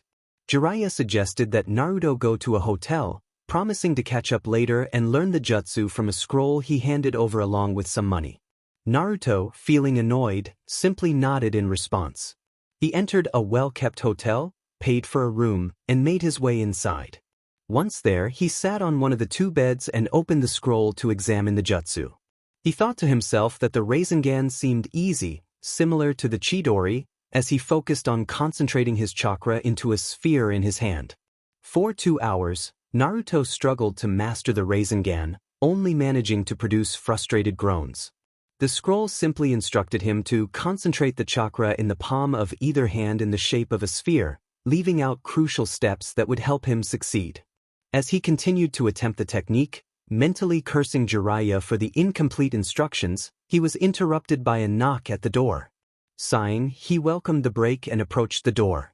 Upon opening it, he was taken aback to see Itachi Uchiha standing there, accompanied by Kisame Hashigaki, who was grinning at him with an unreadable expression.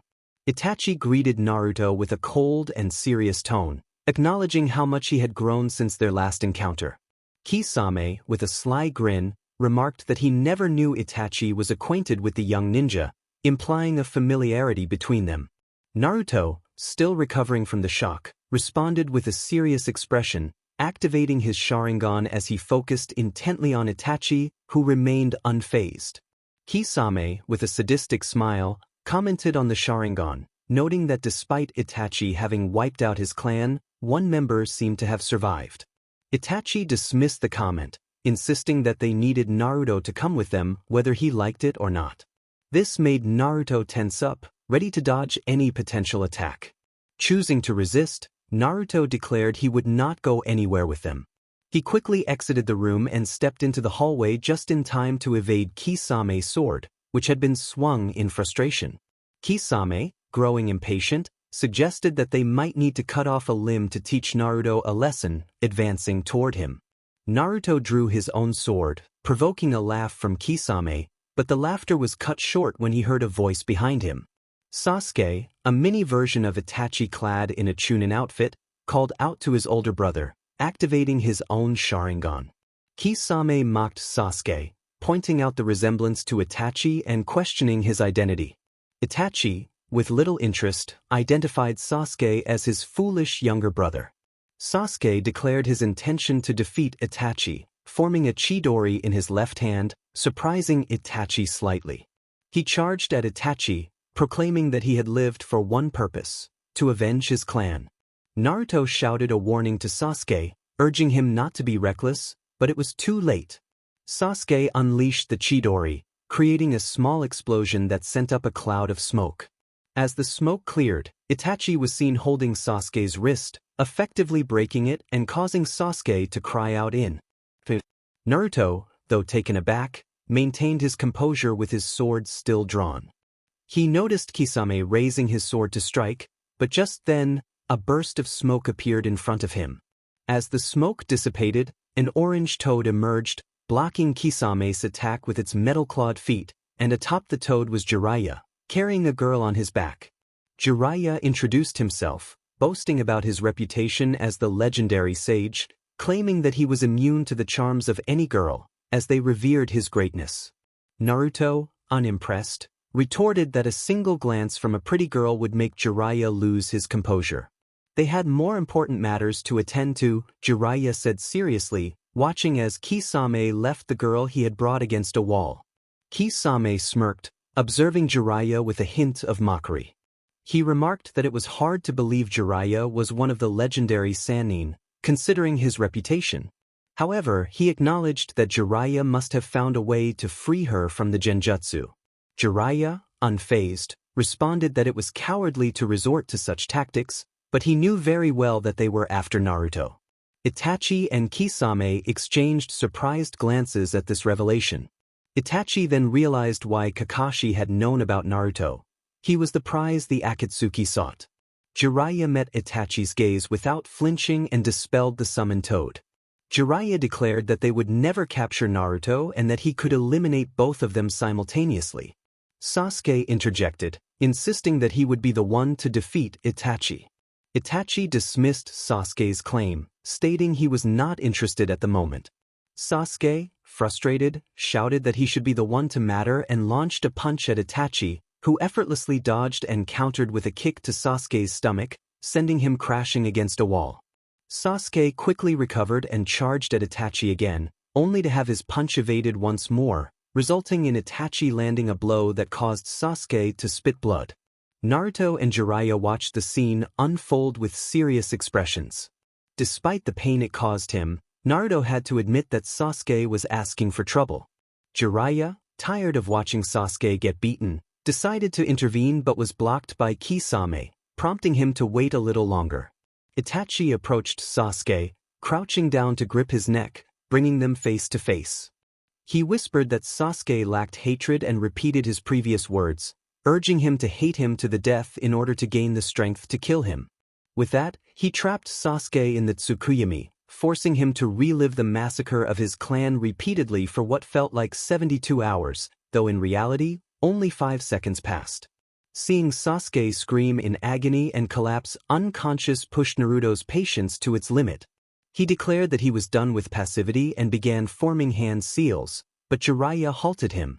Jiraiya instructed Naruto to stop, and as Naruto complied, Jiraiya formed his own seals and slammed his hands against the ground, invoking a powerful jutsu that transformed the entire hallway into a giant toad's stomach. Kisame and Itachi realized they were sinking into the jutsu. Itachi ordered Kisame to leave immediately, and they both began to run. Jiraiya confidently stated that no ninja had ever escaped this jutsu, but his expression turned to surprise when he noticed Naruto rushing toward the exit where the Akatsuki had fled. At the end of the hallway, Naruto spotted a large hole surrounded by black flames, almost reaching out to touch it when he shouted for Jiraiya to stay away. Jiraiya halted, turning to see Naruto approach. As Naruto reached Jiraiya's side, he confirmed his suspicions. It was indeed Amaterasu. Jiraiya asked why Naruto wanted him to avoid it, and Naruto explained that those flames would not extinguish until they completely consumed their target. Jiraiya agreed to heed Naruto's warning but asked how he knew this, to which Naruto simply nodded in acknowledgement. Jiraiya retrieved a storage scroll and captured some of the black flames within it. He then moved with Naruto to where Sasuke lay unconscious. Just as they reached him, they heard someone shout, "Dynamic entry," and Naruto watched in shock as Guy delivered a kick to Jiraiya's face. Guy reassured Naruto that he had saved him once again, flashing a big smile and a thumbs up, which made Naruto sweat nervously. Naruto pointed out that the enemies had already retreated and that Guy had accidentally struck Jiraiya, who was now pinned against a wall. Guy panicked and rushed to Jiraiya's side, apologizing profusely and promising to run 500 laps around the village as penance. Jiraiya, rubbing his face to ease the pain, reassured Guy that mistakes happen but instructed him to take Sasuke to the hospital before running off. Naruto sighed, reflecting on the intensity of the situation. Even though he hadn't fought, having Itachi in front of him always made him nervous. Jiraiya, looking at Naruto with seriousness, asked about his relationship with Itachi. Naruto replied that during his training with Shisui, Itachi had occasionally assisted him, but they were merely friends, as Itachi was always serious and distant with others, except for his family. Jiraiya acknowledged this but insisted they needed to leave and clean up the mess they had made in the hotel hallway. Meanwhile, in Orochimaru's secret base, he walked toward a specific room where he had kept someone who had helped him ensure his 4 best soldiers had vast reserves of chakra. He paused at a door labeled Uzumaki, smirking as he entered. Orochimaru taunted Kushina, remarking that she hadn't changed much since their last encounter. Kushina, weary from being bound for 13 years, glared at him and asked why he didn't just kill her and let her rest in peace.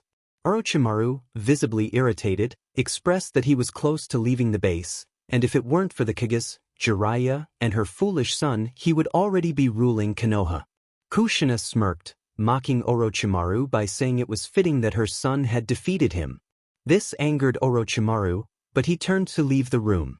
Before exiting, he remarked that he didn't care about ruling Konoha anymore, stating they would meet again, or perhaps there wouldn't be a next time, before closing the door behind him.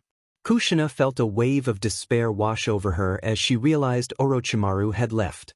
She lowered her head, tears streaming down her face.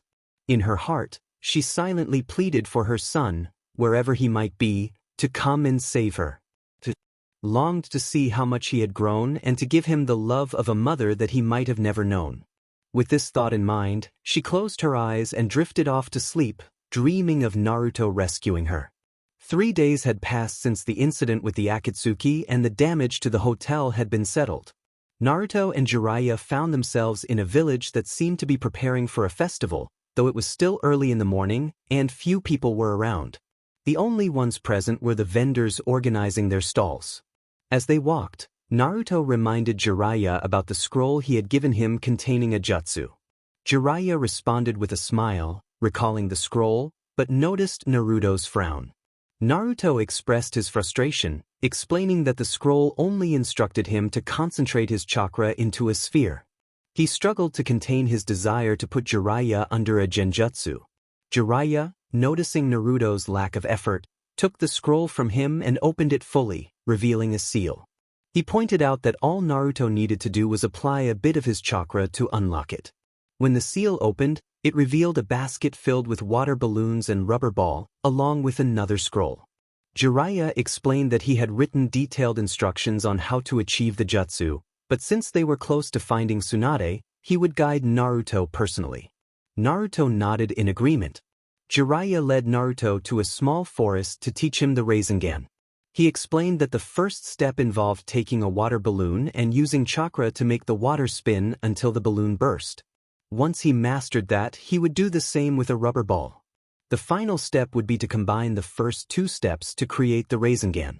To demonstrate, Jiraiya formed a blue sphere of chakra in his hand and dashed toward a tree, shattering it upon impact. Encouraging Naruto to practice, Jiraiya set a challenge for him to complete at least 1 step before nightfall, giving him 7 hours. Naruto confidently declared that he would master it in just 5 hours, earning a proud smile from Jiraiya before he left Naruto to train. 5 hours later, Jiraiya returned to find Naruto asleep against a tree, a deflated rubber ball in his right hand. A smile crept across Jiraiya's face as he approached and gently shook Naruto to wake him. It was time to search for Tsunade. Jiraiya-sensei returned, speaking in a half-asleep manner. He had just come back and noticed that Naruto had managed to take the first 2 steps in his training. He asked if Naruto had achieved the 3rd step as he watched him rise from the grass.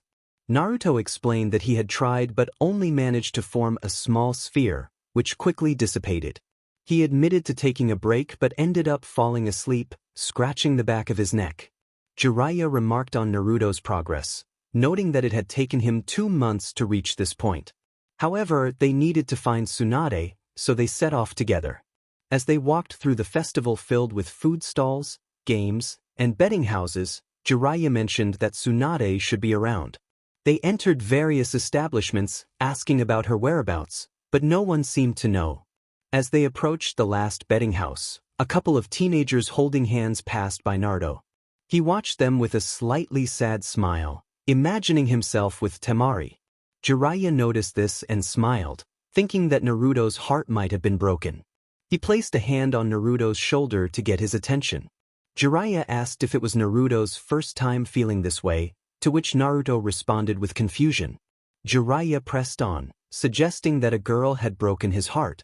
Naruto's expression turned somber as he explained that he might never see Temari again since she was from the Sand Village, and given the recent events, he doubted he would have the chance to meet her again. Jiraiya recognized the girl Naruto was talking about, Temari, the blonde girl. He encouraged Naruto to hold on to hope, suggesting that Tsunade might help restore the alliance between Suna and Konoha, allowing Naruto to see her again. But first, they should grab something to eat, and they stopped in front of a tavern. Naruto hesitated, mentioning that he was too young to enter a tavern, which made Jiraiya chuckle. Jiraiya reminded him that once he became a ninja, he was considered an adult in the eyes of the world. As long as he didn't order alcohol, everything would be fine. With a sigh, Naruto followed Jiraiya inside. Once inside, they looked for a place to sit, but Jiraiya's gaze fell on a familiar blonde hairstyle Tsunade. He called out to her, pointing to a specific table. Naruto quickly turned to see a woman with 2 pigtails and a strong presence, accompanied by a girl in a black kimono holding a small pig. Tsunade, having had a bit too much to drink, acknowledged Jiraiya. He expressed his relief at finally finding her after searching everywhere and asked if they could sit down, receiving a nod in response as they took their seats. Tsunade inquired about the reason for their visit, pulling out a deck of cards from her attire.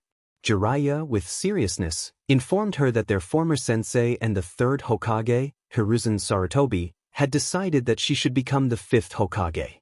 This revelation surprised both women.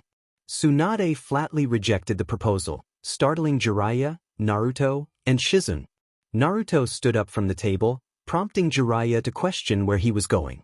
Naruto mentioned he was going to rest for a bit and would head to the nearby hotel, which Jiraiya knew about. As he took a few steps away, Tsunade's voice stopped him.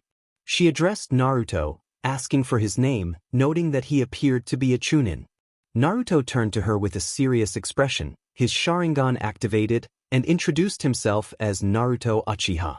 He added that he was going to rest, then walked away, unaware of Tsunade's surprise at his name and the coldness of his red eyes, which reminded her of someone she had fought alongside during the Second Ninja War.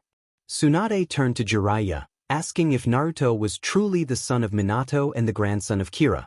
Jiraiya confirmed this, explaining that Naruto was indeed the son of Minato Namikaze and Kushina Uzumaki, as well as the grandson of Kira Uchiha and Akino Namikaze. However, Naruto only knew that his grandfather was Uchiha but not his full lineage. Tsunade reflected on how she would have adopted him had she known, wishing to repay the sacrifice made for them all herself, Jiraiya, and Orochimaru. She noted that their sensei had hidden Minato's identity for his safety. Jiraiya agreed, expressing that he would have adopted Naruto too if he had known. He remarked that just seeing Naruto's face and knowing his name was enough to recognize him as Minato and Kushina's son, given the striking blue eyes of Minato and the fair skin of Kushina. He took a sip of the sake he had ordered while they spoke. Tsunade then asked if Jiraiya still had any photos of Minato and Kushina, which elicited a small laugh from him. He assured her that he did. Tsunade reflected on the past, recalling her good friends. She pulled out 2 photos, one resembling Minato closely, though without glasses. She spoke with a hint of sadness, remembering Akino, who had died during childbirth, and Kira, who had sacrificed himself in the Second War to save them.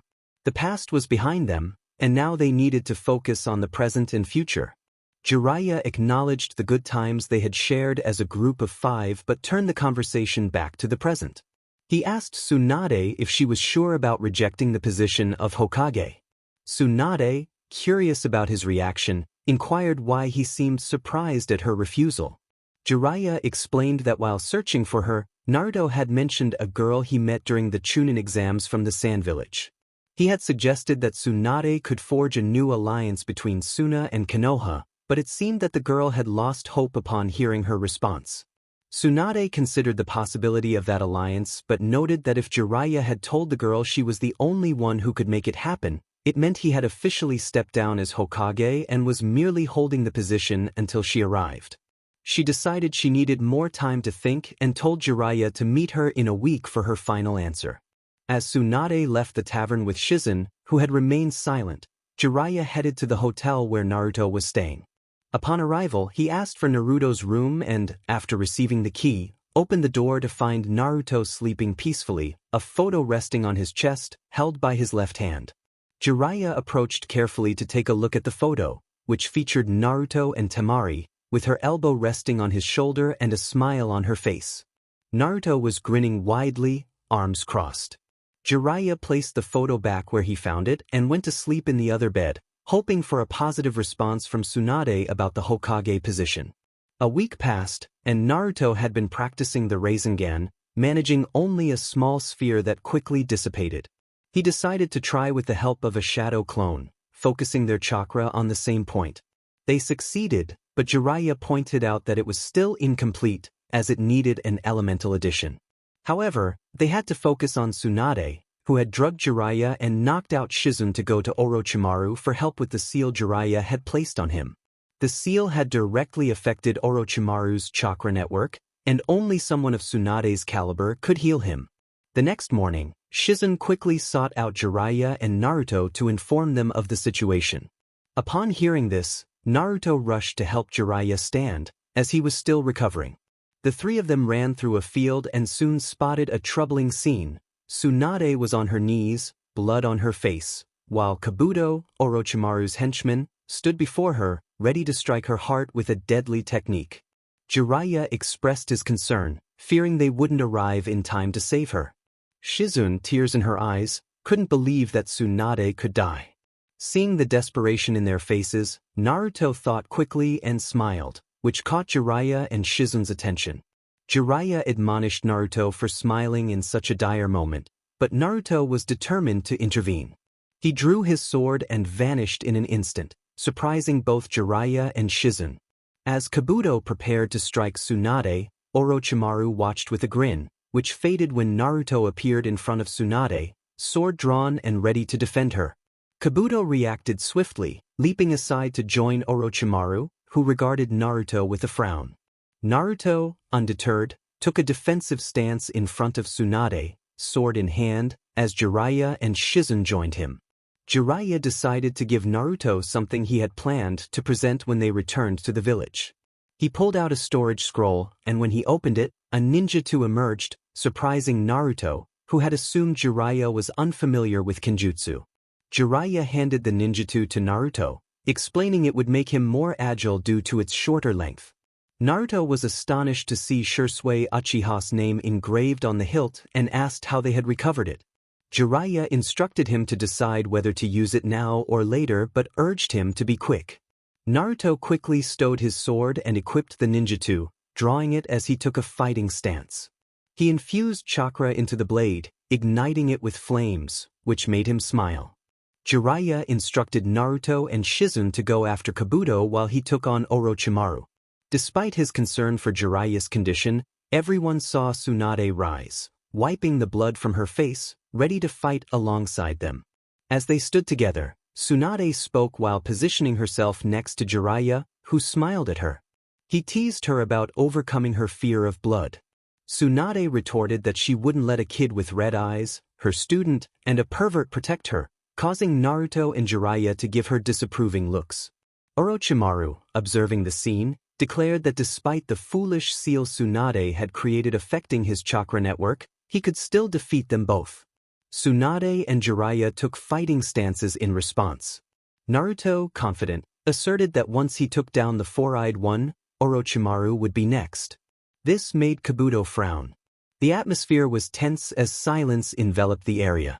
Naruto and Shizune stared intently at Kabuto, who felt a hint of fear facing Naruto, recalling the speed he had displayed during the Chunin exams.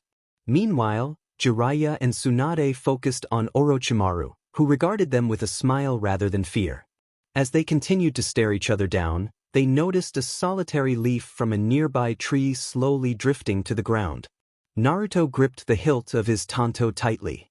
The moment the leaf touched the ground, they all charged at their opponents. Jiraiya and Tsunade rushed toward Orochimaru, who mirrored their movements, while Naruto vanished in a burst of speed, followed closely by Shizune, who sprinted toward Kabuto. Naruto reappeared in front of Kabuto, attempting a swift strike, but Kabuto quickly blocked the tanto with a kunai, leading to a fierce weapon clash. Naruto aimed for vital points, but Kabuto struggled to defend himself against Naruto's overwhelming speed. Shizune, witnessing Naruto's relentless assault, began forming hand seals and unleashed a powerful earth jutsu, summoning a massive earth dragon that surged toward Naruto and Kabuto. Kabuto, seeing the dragon approach, prepared to leap away, but Naruto seized him by the collar of his shirt and hurled him into the sky. Once Kabuto reached a sufficient height, Naruto teleported behind him and delivered a powerful kick to his back, sending him crashing to the ground. The impact caused Kabuto to bounce, but he couldn't react in time as the earth dragon struck him, propelling him far from the battlefield and into a rock. Naruto appeared beside Shizune, ceasing the chakra flow to his tanto as he fixed his gaze on Kabuto's location.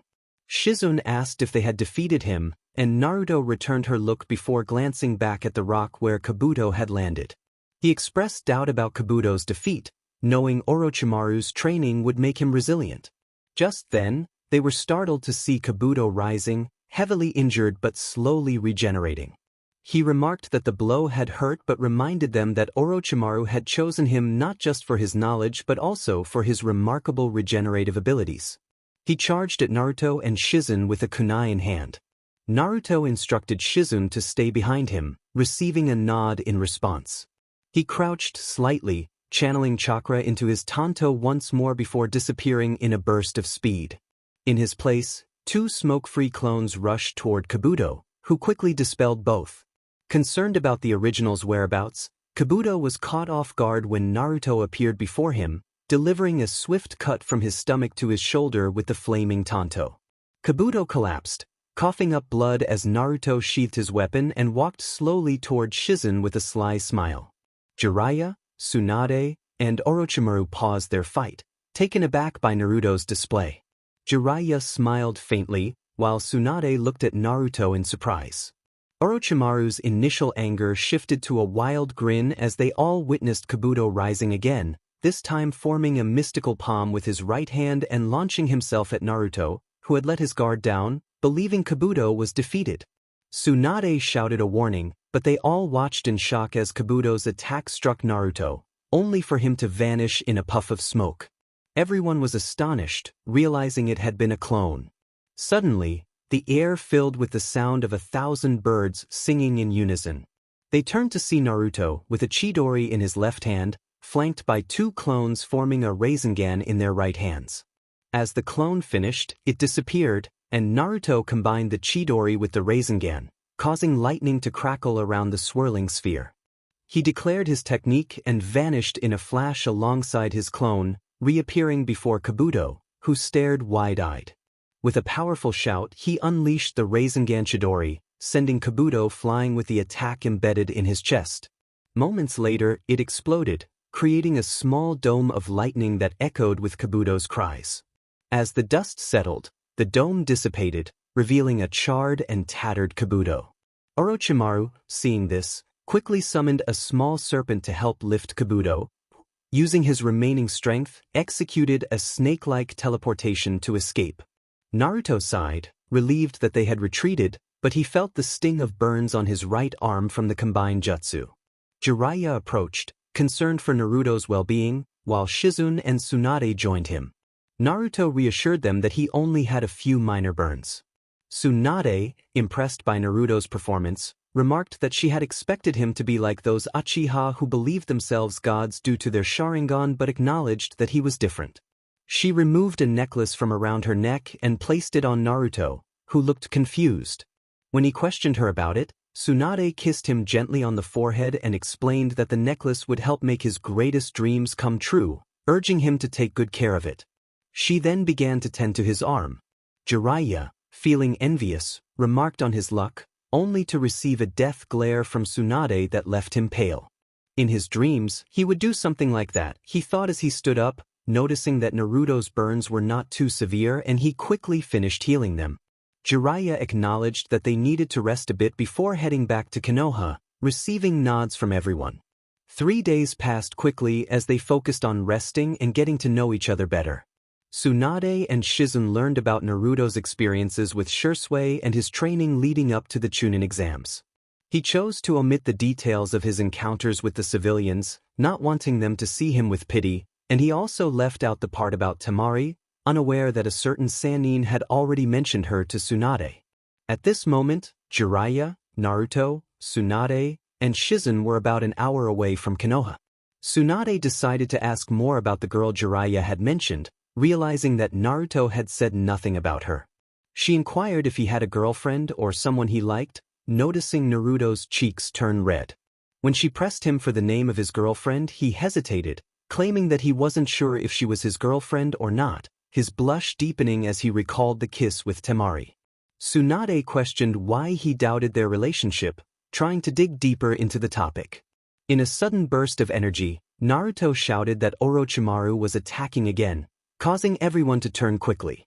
Seizing the moment, he created a clone that swept Shizune off her feet in a bridal style, making her blush from the unexpected action. The original Naruto then grabbed Tsunade and Jiraiya by the shoulders and activated the body flicker technique, disappearing and reappearing at the entrance of Konoha, surprising Izumo and Kotetsu, who barely had time to blink before Naruto and 3 others appeared. As the clone dissipated, it let go of Shizune, who was still blushing. Jiraiya and Tsunade looked around in confusion, realizing they had gone from traveling to standing at the gates of Konoha in an instant. Their attention turned to Naruto, who was groaning in pain while holding his head. Tsunade asked what he had just done, and Naruto explained that he had used the body flicker technique but had never attempted it over such a long distance, resulting in a headache from the concentration required, especially with the teleportation of others. Tsunade, narrowing her eyes, pressed him to reveal what had caused his uncertainty about his relationship with the girl. Naruto, feeling cornered, insisted that nothing bad had happened, they had just kissed once, and that was it. Tsunade remarked that while it wasn't too serious, it was not something friends typically did. She suggested they set aside the topic and head to the Hokage Tower to quickly complete the introductions and formalities regarding the Hokage. After a few minutes, they arrived at the Hokage Tower, climbing the stairs to the office. Upon knocking on the door and receiving a come-in from the other side, they entered to find Hiruzen reclining in his chair, smoking his pipe. He greeted Tsunade warmly, expressing his pleasure at her acceptance of the Hokage position. Tsunade returned the sentiment, confirming that she had indeed accepted the role of the 5th Hokage. Hiruzen then informed her that before he could officially name her Hokage, she needed to heal Kakashi and Sasuke, who were in the hospital, and she was the only one capable of doing so. Tsunade nodded in agreement, and they set off for the hospital, followed by Jiraiya, Naruto, and Shizune. After a short while, they arrived at the hospital, where Hiruzen led them to the room housing Sasuke and Kakashi. Upon entering, they found the entire team, including Guy, gathered around the 2 unconscious ninjas.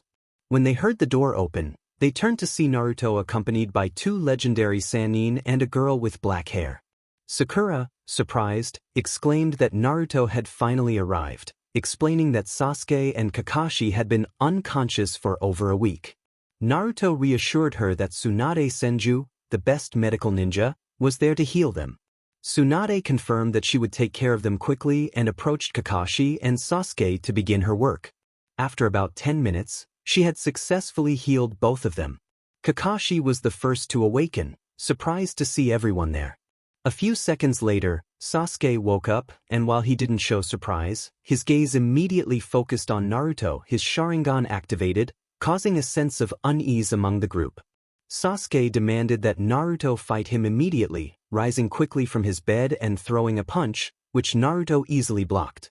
He tried to reason with Sasuke, insisting that they were friends and there was no need to fight. Sasuke, however, was unyielding in his challenge. The fight was meant to prove superiority, and Sasuke aimed to strike Naruto once more. However, Hiruzen intervened, surprising everyone in the room. He reminded Sasuke that attacking a fellow Leaf Village ninja was considered betrayal. Hiruzen had given Sasuke the title of Chunin, believing he was ready for such responsibility. Hearing Sasuke's intentions made him question if Sasuke was truly prepared to bear that title. As Hiruzen released Sasuke's fist, Sasuke deactivated his Sharingan and looked down, clenching his fists tightly while tears began to form in his eyes. Sasuke expressed his determination, stating that he was ready to be a Chunin of the Leaf. Hiruzen smiled faintly, pleased to hear that. He cautioned Sasuke not to let such incidents happen again, to which Sasuke nodded in agreement. Naruto, relieved that they could avoid fighting, proposed that they train together from now on.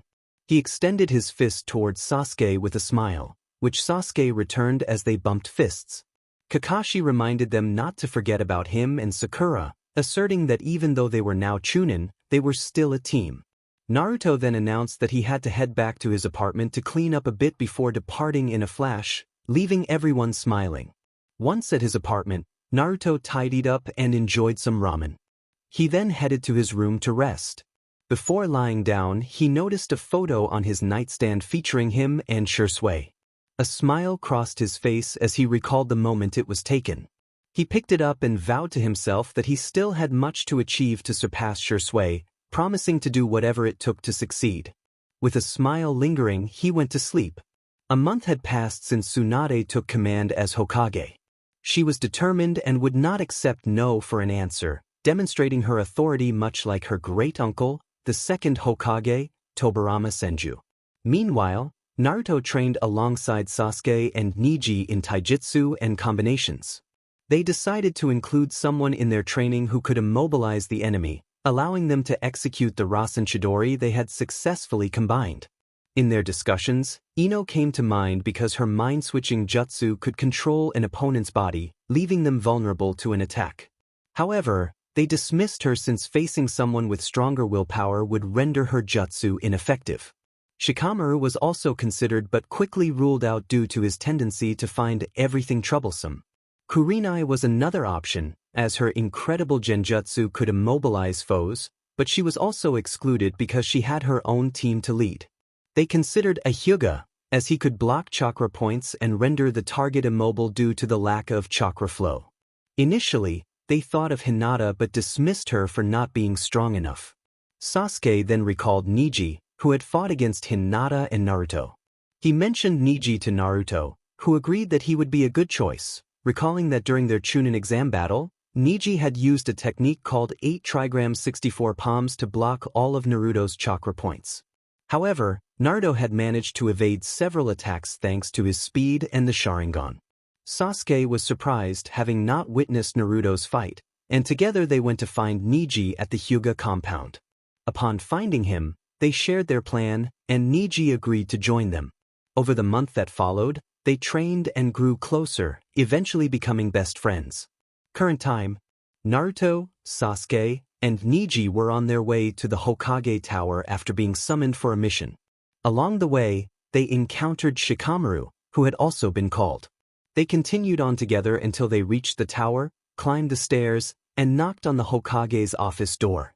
Upon receiving a "come in," they entered to find the Jonin from Team 7, 8, 9, and 10, along with the 3rd Hokage and Jiraiya. Tsunade announced that everyone was present and explained that the mission would be an A-rank task that could escalate to S-rank. She spoke seriously, causing everyone in the room to focus intently, including Kakashi, who closed his book and paid close attention. The mission involved infiltrating one of Orochimaru's secret bases. Thanks to Jiraiya's intelligence network, they had learned that Orochimaru had moved, and Tsunade wanted them to gather any information about experiments or invasion plans from his former base. If they encountered any victims, they were to bring them back. Everyone nodded in understanding. Naruto, curious, asked who would lead the mission. Tsunade almost forgot to mention that Kakashi would be the leader. She explained that since they had just been promoted, this mission would serve as a valuable lesson in leadership during high-stakes operations. She handed Kakashi a scroll containing the base's coordinates, and he instructed everyone to meet at the main gate in 30 minutes. 30 minutes later, everyone gathered at the village gate, ensuring they had everything they needed. Kakashi outlined the plan, explaining that the mission could escalate to S-rank. Upon arrival, they would split into 3 groups, 2 groups of 3 and 1 group of 2. The first group would consist of Asuma, Kurenai, and Shikamaru, who would remain outside the base to keep watch. The second group would include Naruto, Sasuke, and Neji, who would search for any survivors inside the base. Neji's Byakugan would be advantageous for this task. Lastly, Kakashi and Guy would seek out any information they could find. Everyone nodded in agreement, and they set off for the coordinates indicated in the scroll. 1 hour later, they arrived at the coordinates, discovering an entrance to an underground passage. Following Kakashi's plan, Asuma, Kurenai, and Shikamaru stayed outside while Kakashi and Guy provided everyone with communicators for quick communication in case of trouble. Once equipped, Kakashi, Guy, and Naruto's team entered the base. Inside, they encountered 2 paths, left and right. Kakashi instructed Naruto and his team to take the right path while he and Guy took the left. The 3 Chunin entered various rooms, but they found only empty spaces. At that moment, Kurama, who had been sleeping, awoke suddenly, sensing a faint presence he believed to be long gone. He focused more intently to confirm whether it was real. Upon realizing the truth, he decided to inform Naruto. Kurama addressed Naruto, capturing his attention. Confused, Naruto wondered why Kurama was speaking to him. Kurama urged him to check ahead for a weak presence, emphasizing the importance of ensuring everything was all right. Naruto agreed and activated his Sharingan, while Kurama hoped this wouldn't be too much for Naruto's emotions. Neji, confident in his Byakugan, suggested it wasn't necessary to activate the Sharingan, as he could see through the walls and detected no one. Naruto insisted there was indeed a faint presence ahead and encouraged Neji to verify. Neji, surprised by Naruto's sensory ability, focused harder and discovered a woman bound and in distress a few rooms ahead. Neji confirmed Naruto's claim, and the 3 of them quickened their pace. As they approached the door marked Uzumaki, Naruto felt a surge of emotion, as that was his original surname. He drew his kunai and slowly opened the door, revealing a woman with red hair, appearing severely malnourished. Without hesitation, Naruto rushed in and used his kunai to break the chains binding her. He picked her up and placed her in his lap, noticing her pulse was very weak. Naruto expressed his concern, stating that the woman hadn't eaten for over a month. He urged Sasuke to inform Kakashi-sensei that they had found a survivor in critical condition. Sasuke quickly complied, placing his hand to his ear where his communicator was located. He called out to Kakashi, who responded immediately, sounding slightly worried. Sasuke confirmed that they were all fine but explained that Naruto had sensed someone's presence, leading them to a woman in dire straits. Kakashi asked for a description of the woman. Sasuke described her as being around 35 years old, with red hair and pale skin, likely due to malnutrition. He mentioned that there was a name, Uzumaki, written outside the door, unsure if it was related to her. Kakashi, along with Guy, Asuma, and Kurenai, listened in shock, realizing that the description matched only one person they knew, Kushina Uzumaki, the wife of the former 4th Hokage. Kakashi pressed Sasuke for the color of her eyes, hoping for a different answer. Sasuke turned to Naruto, who carefully opened one of the woman's eyes, revealing beautiful violet irises. Sasuke confirmed the eye color, and the Jounin were left in awe, as it was indeed the complete description of Kushina. Kakashi thought to himself that it was impossible for her to be alive, having searched for her for over 3 months. He shook his head to clear his thoughts and instructed Sasuke to take the team outside the base. He and Guy had gathered several reports and wanted to meet them there. Guy questioned Kakashi if he believed it could really be her, receiving a serious look in response. Kakashi admitted uncertainty but stated that if it was Kushina, they would have to reveal the whole truth to Naruto. They made their way to the entrance of the base. Once outside, they found everyone gathered in a circle, with Naruto on the ground, something red in his lap. Kakashi rushed over, his eye widening as he recognized the situation. He thought to himself that there was no doubt it was Kushina, but he pushed aside questions about how she was still alive. He knew they needed to get her to the Hokage quickly, or she would be in grave danger. They all agreed, and with Niji's help, Naruto lifted Kushina onto his back, and they began their journey back to Konoha. An hour later, the team that had been sent to Orochimaru's base was returning to Konoha to report and rush to the hospital with the only person they had found who responded to the name Kushina Uzumaki, a fact known only to the Jounin present. They were moving swiftly and would arrive in about an hour. As they reached the gates, everyone was ready to enter. In Konoha, the team was catching their breath as Kakashi urged them to move quickly. He wanted to reach the hospital not only to ensure Kushina received medical attention but also to discuss how to inform Naruto about the situation. Kakashi turned to Naruto, capturing his attention. He instructed him to take Kushina to the hospital while he went to find Lady Tsunade. Naruto nodded in agreement. He reassured Kakashi that he would inform the Hokage, creating a clone to assist him. He directed the clone to go to Lady Tsunade's office and inform her that they had a patient in critical condition. The clone acknowledged the task, and with a swift movement, the original Naruto disappeared in a burst of speed, heading to the hospital.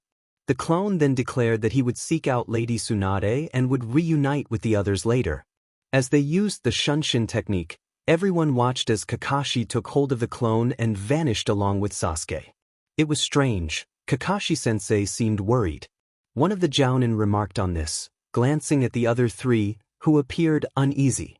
Kurenai expressed her uncertainty, noting that Kakashi could be a bit odd at times, trying to mask her own nervousness.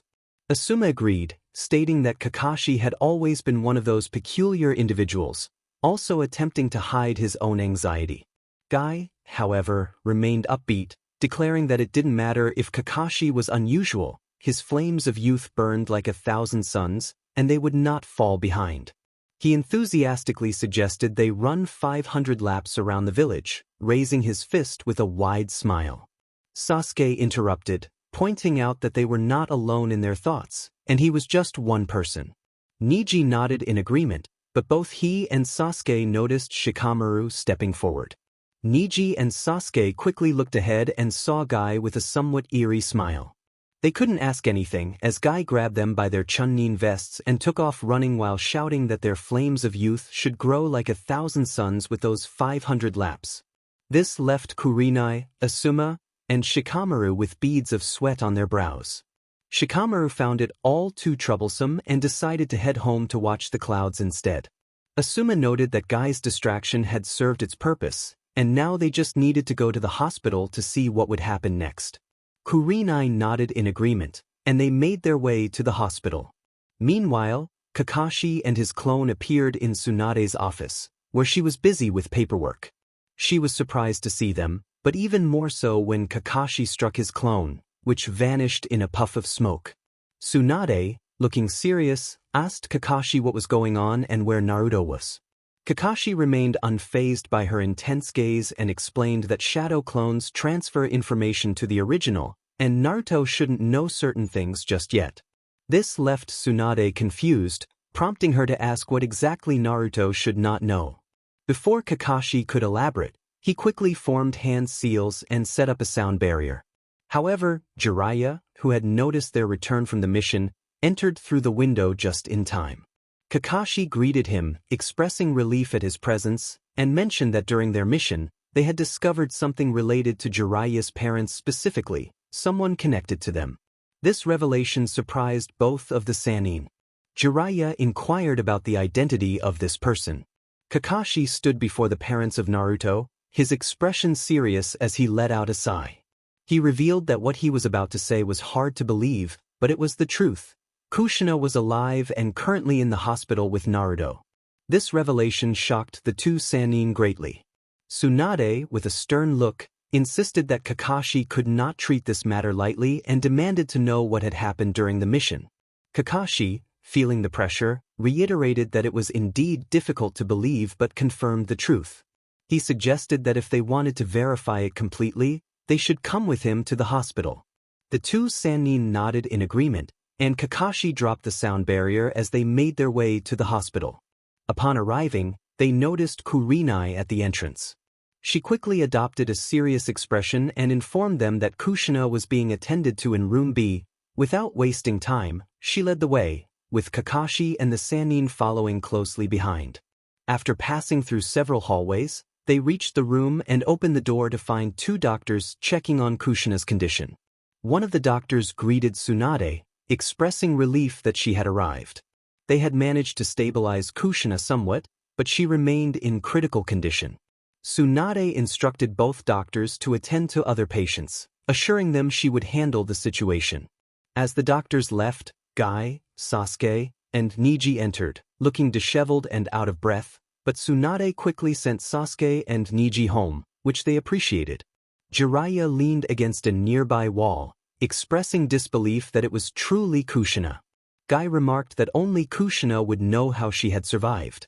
Tsunade agreed, stating she would heal her, and once Kushina awakened, they would need to figure out how to tell Naruto that she was his mother. However, she quickly scanned the room and noticed Naruto was missing, prompting her to ask Asuma where he was. Asuma explained that Naruto had gone to take a bath but would return shortly. Tsunade nodded and focused on healing Kushina. 2 hours later, Tsunade finished treating Kushina and they waited for her to wake up. Tsunade mentioned that it was likely she would awaken in a few days, but to everyone's surprise, an hour and a half later, they saw Kushina beginning to stir. Slowly she opened her eyes, adjusting to the moonlight streaming through the window. Once fully awake, she saw a white ceiling and whispered, "Where am I?" A familiar voice responded, and Tsunade informed her that she was in the hospital. Upon recognizing Tsunade, tears welled up in Kushina's eyes as she called out to her sensei. Tsunade smiled back, and Kushina managed a small smile in return. Jiraiya, eager to see her reaction, asked if she remembered him, to which Kushina responded with a playful smile, recalling him as the perverted sage. Laughter filled the room, and Kakashi added that it was good to see her again, which surprised Kushina. She recognized him and noted how much he had grown, also acknowledging Asuma, Kurinai, and Guy. Curiosity took over as Kushina asked how she ended up there, recalling that she had been kidnapped by the crazy snake. Tsunade's expression turned serious as she explained that a team had rescued her, and pressed her for details on how she was still alive when everyone thought she was dead. Kushina lowered her head, recalling the day after giving birth when she had been weak and witnessed Minato being struck by a claw from the Kyuubi before she lost consciousness. Suddenly she remembered her son and asked where he was, tears streaming down her face. Tsunade gently told her that Naruto was not there and urged her not to reveal her identity as his mother. Kushina pleaded, expressing that all she wanted was to hold him and apologize for not being there during his early life. Jiraiya encouraged her to breathe deeply and calm down. She nodded, inhaling deeply and exhaling slowly, managing to compose herself a bit. At that moment, they heard a knock at the door. Guy, being the closest, opened it to reveal Naruto, dressed in a black shirt and pants, with his ninja headband on his forehead and a bouquet of flowers in hand. He cheerfully announced that he had brought flowers for her, not expecting her to wake up so soon.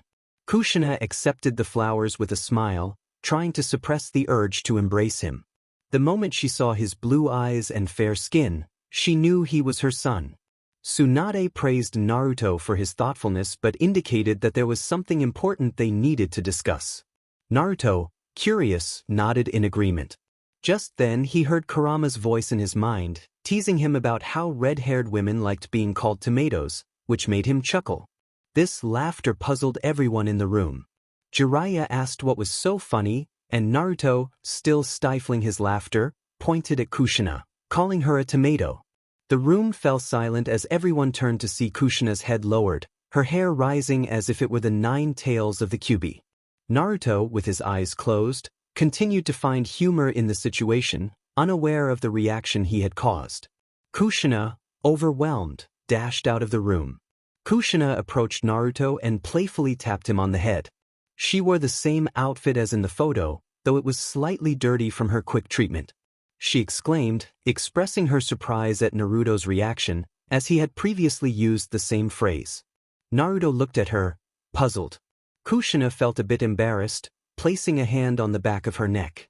She admitted that she had lost control and accidentally hit Naruto, explaining that she was very impatient and spoke quickly, often saying strange things. She tried to manage it, but her excitement made her speak from the heart. She then asked about him, leaving Naruto confused. Naruto expressed his confusion, which caused a small laugh from Kushina. She continued, wondering if he had inherited her bad manners, leaving Naruto in shock. He denied it, but everyone noticed a few tears threatening to spill from his blue eyes. Kushina realized that the old Hokage hadn't told him anything about her, feeling disappointed. She began to say something about herself but was interrupted when Naruto hugged her tightly, as if his life depended on it. He exclaimed that she was his mother and that he had wanted to meet her for a long time, leaving everyone in shock except for Kushina, who had anticipated a stronger reaction. Kushina acknowledged his excitement, responding with a hint of disbelief. Kushina held her son tightly, tears streaming down her face as she finally embraced him. Naruto cried in her arms, his sobs echoing in the quiet room, reminiscent of a baby who had lost its candy. After a few minutes, Kushina felt him loosen his grip and turned to see that he had fallen asleep. Jiraiya observed the scene, expecting a more furious reaction from Naruto upon learning about his parents, but was pleasantly surprised by how well he took the news. Tsunade remarked that while Jiraiya could have simply hit him, he couldn't resist the urge to tell him indirectly. Kushina smiled nervously at this. Apologizing, she expressed her inability to hold back her emotions and asked Tsunade where Naruto lived. Tsunade replied that Kakashi knew the way and would guide her. Kakashi approached Kushina to carry Naruto, but as he reached for him, everyone noticed Naruto clinging to Kushina even tighter, prompting a warm smile from her. Kakashi then lifted Naruto in a bridal style, surprising everyone with his sudden strength. As they made their way to Naruto's small home, a comfortable silence enveloped them. Kakashi was content to let Kushina carry Naruto, watching her happiness as they walked. Upon arriving, Kakashi bid them farewell and left. Kushina entered the apartment, found Naruto's room, and gently laid him on the bed, kissing his forehead. This brought a smile to Naruto's sleeping face. Kushina lay down beside him, wrapped her arms around him, and whispered that now that she was with him, she would give him the love of a mother he had always longed for. With that, she drifted off to sleep next to Naruto. The next morning, Naruto awoke to the sun shining on his face. Slowly, he opened his eyes and glanced at the clock on his bedside table, realizing it was 11. He wondered to himself how long he had slept, and as memories of the previous night flooded back, he quickly got out of bed, looking around his room. Feeling a wave of sadness wash over him, he thought it had all been a dream. Just then, a delicious aroma wafted from the kitchen. He hurried to the kitchen and found Kushina preparing breakfast with a bright smile. When she sensed his presence, she turned and saw Naruto staring at her in surprise, tears welling in his eyes. Setting aside her cooking, she rushed to him and embraced him, gently stroking his hair. Concerned, she asked if everything was all right, her maternal voice breaking through his shock. Naruto snapped out of it, returning her embrace with a big smile. He explained that he had thought it was all a dream but now realized she was real. Kushina reassured him that she was indeed real and encouraged him to eat, serving them both bowls of ramen. As they enjoyed their meal, Naruto shared stories about his life, omitting the darker parts of his past.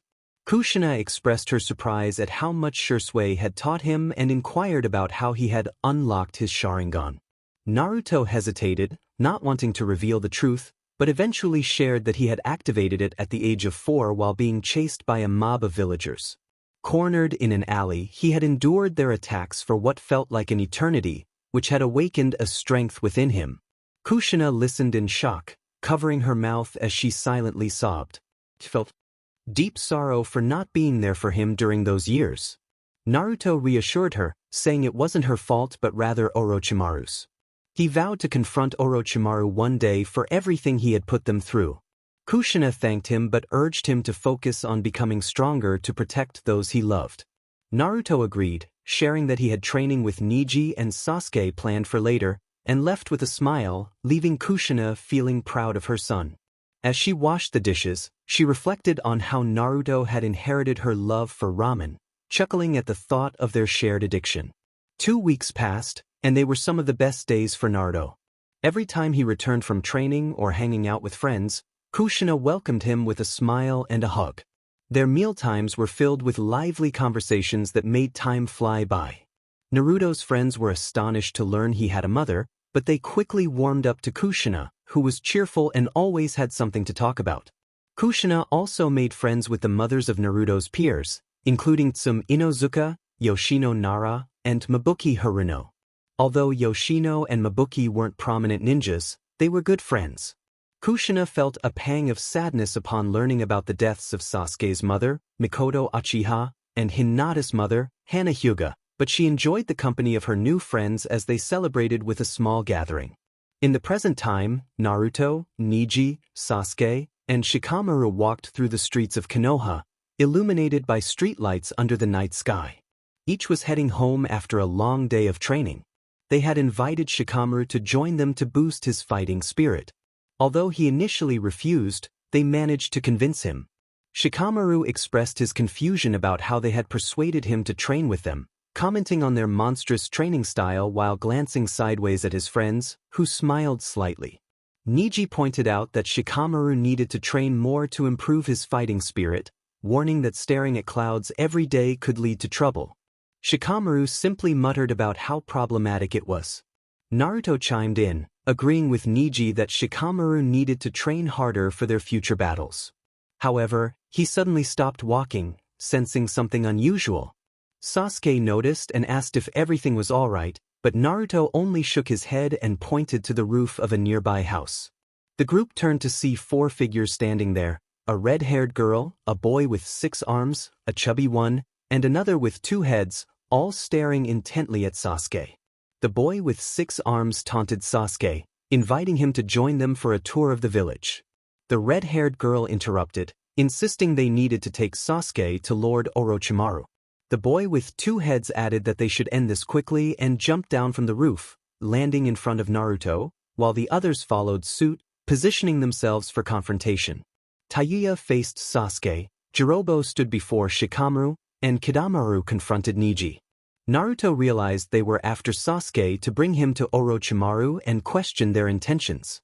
Tayuya snapped at him to mind his own business, demanding they hand over the other Uchiha for everyone's happiness. Sasuke responded with a fierce glare, activating his Sharingan. Neji declared that they were not going to hand Sasuke over without a fight and activated his Byakugan, taking a combat stance alongside the others. Naruto proposed a strategy, suggesting they each take on their opponents. He would face the 2-headed boy, Neji would handle the 6-armed one, Sasuke would take on the red-haired girl, and Shikamaru would confront the chubby one.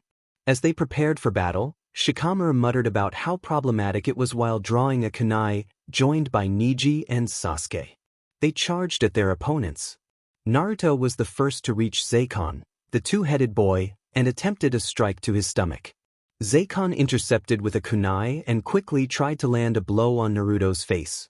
Naruto dodged just in time, countering with a series of swift attacks, but Zeikon was determined to break through Naruto's defenses. Amid the fight, Naruto noticed Sasuke forming hand seals for a fireball jutsu. Quickly, he sheathed his sword and executed a double kick to push Zeikon back. Using the body flicker technique, he teleported to Sasuke's side, grabbing his wrist to prevent him from launching the jutsu.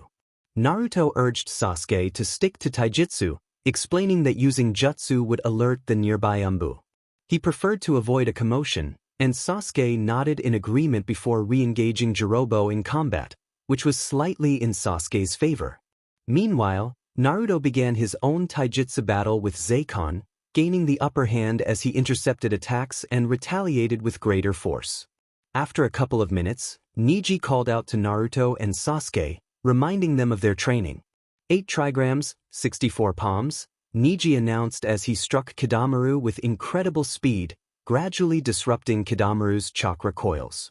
Naruto instructed Shikamaru to distract the other 3 while he and Sasuke dealt with the remaining enemy. Shikamaru nodded in agreement. Naruto formed a Rasengan in his right hand, and Sasuke created a Chidori in his left, combining their powers as they awaited Neji's completion of his attack. Shikamaru took a deep breath and activated his Shadow Possession Jutsu, immobilizing Tayuya, Zekan, and Jirobo. He glanced at Neji, who had finished his attack. Naruto and Sasuke prepared to strike. With a swift movement, Naruto teleported them in front of Kidamaru, whose eyes widened in realization that he could not evade the incoming assault due to his restrained chakra. They shouted their combined attack, Rasengan Chidori, crashing it into Kidamaru's stomach. The force sent him flying, and as the energy exploded, a dome of lightning surrounded the area. When the dome dissipated, Kidamaru lay unconscious. Sasuke pointed out that Naruto had previously mentioned not wanting to attract the attention of the Umbu. Naruto acknowledged this but noted that the explosion had not yet alerted anyone. They approached Neji, who was on one knee, slightly out of breath. Sasuke extended a hand to Neji, who accepted it with a smile, assuring them he was just a bit tired but ready to continue. They turned to face the other 3, who were still trapped in Shikamaru's shadow. Naruto asked Shikamaru if he could maintain the jutsu a little longer. Shikamaru confirmed he could but warned that he could only hold it for 5 more minutes. Just then, they heard Jirobo speak, urging Tayuya to drop the pretense and deal with them. Tayuya smirked, and the 4 Chunin exchanged confused glances. Shikamaru sensed something was off and questioned Jirobo's intentions.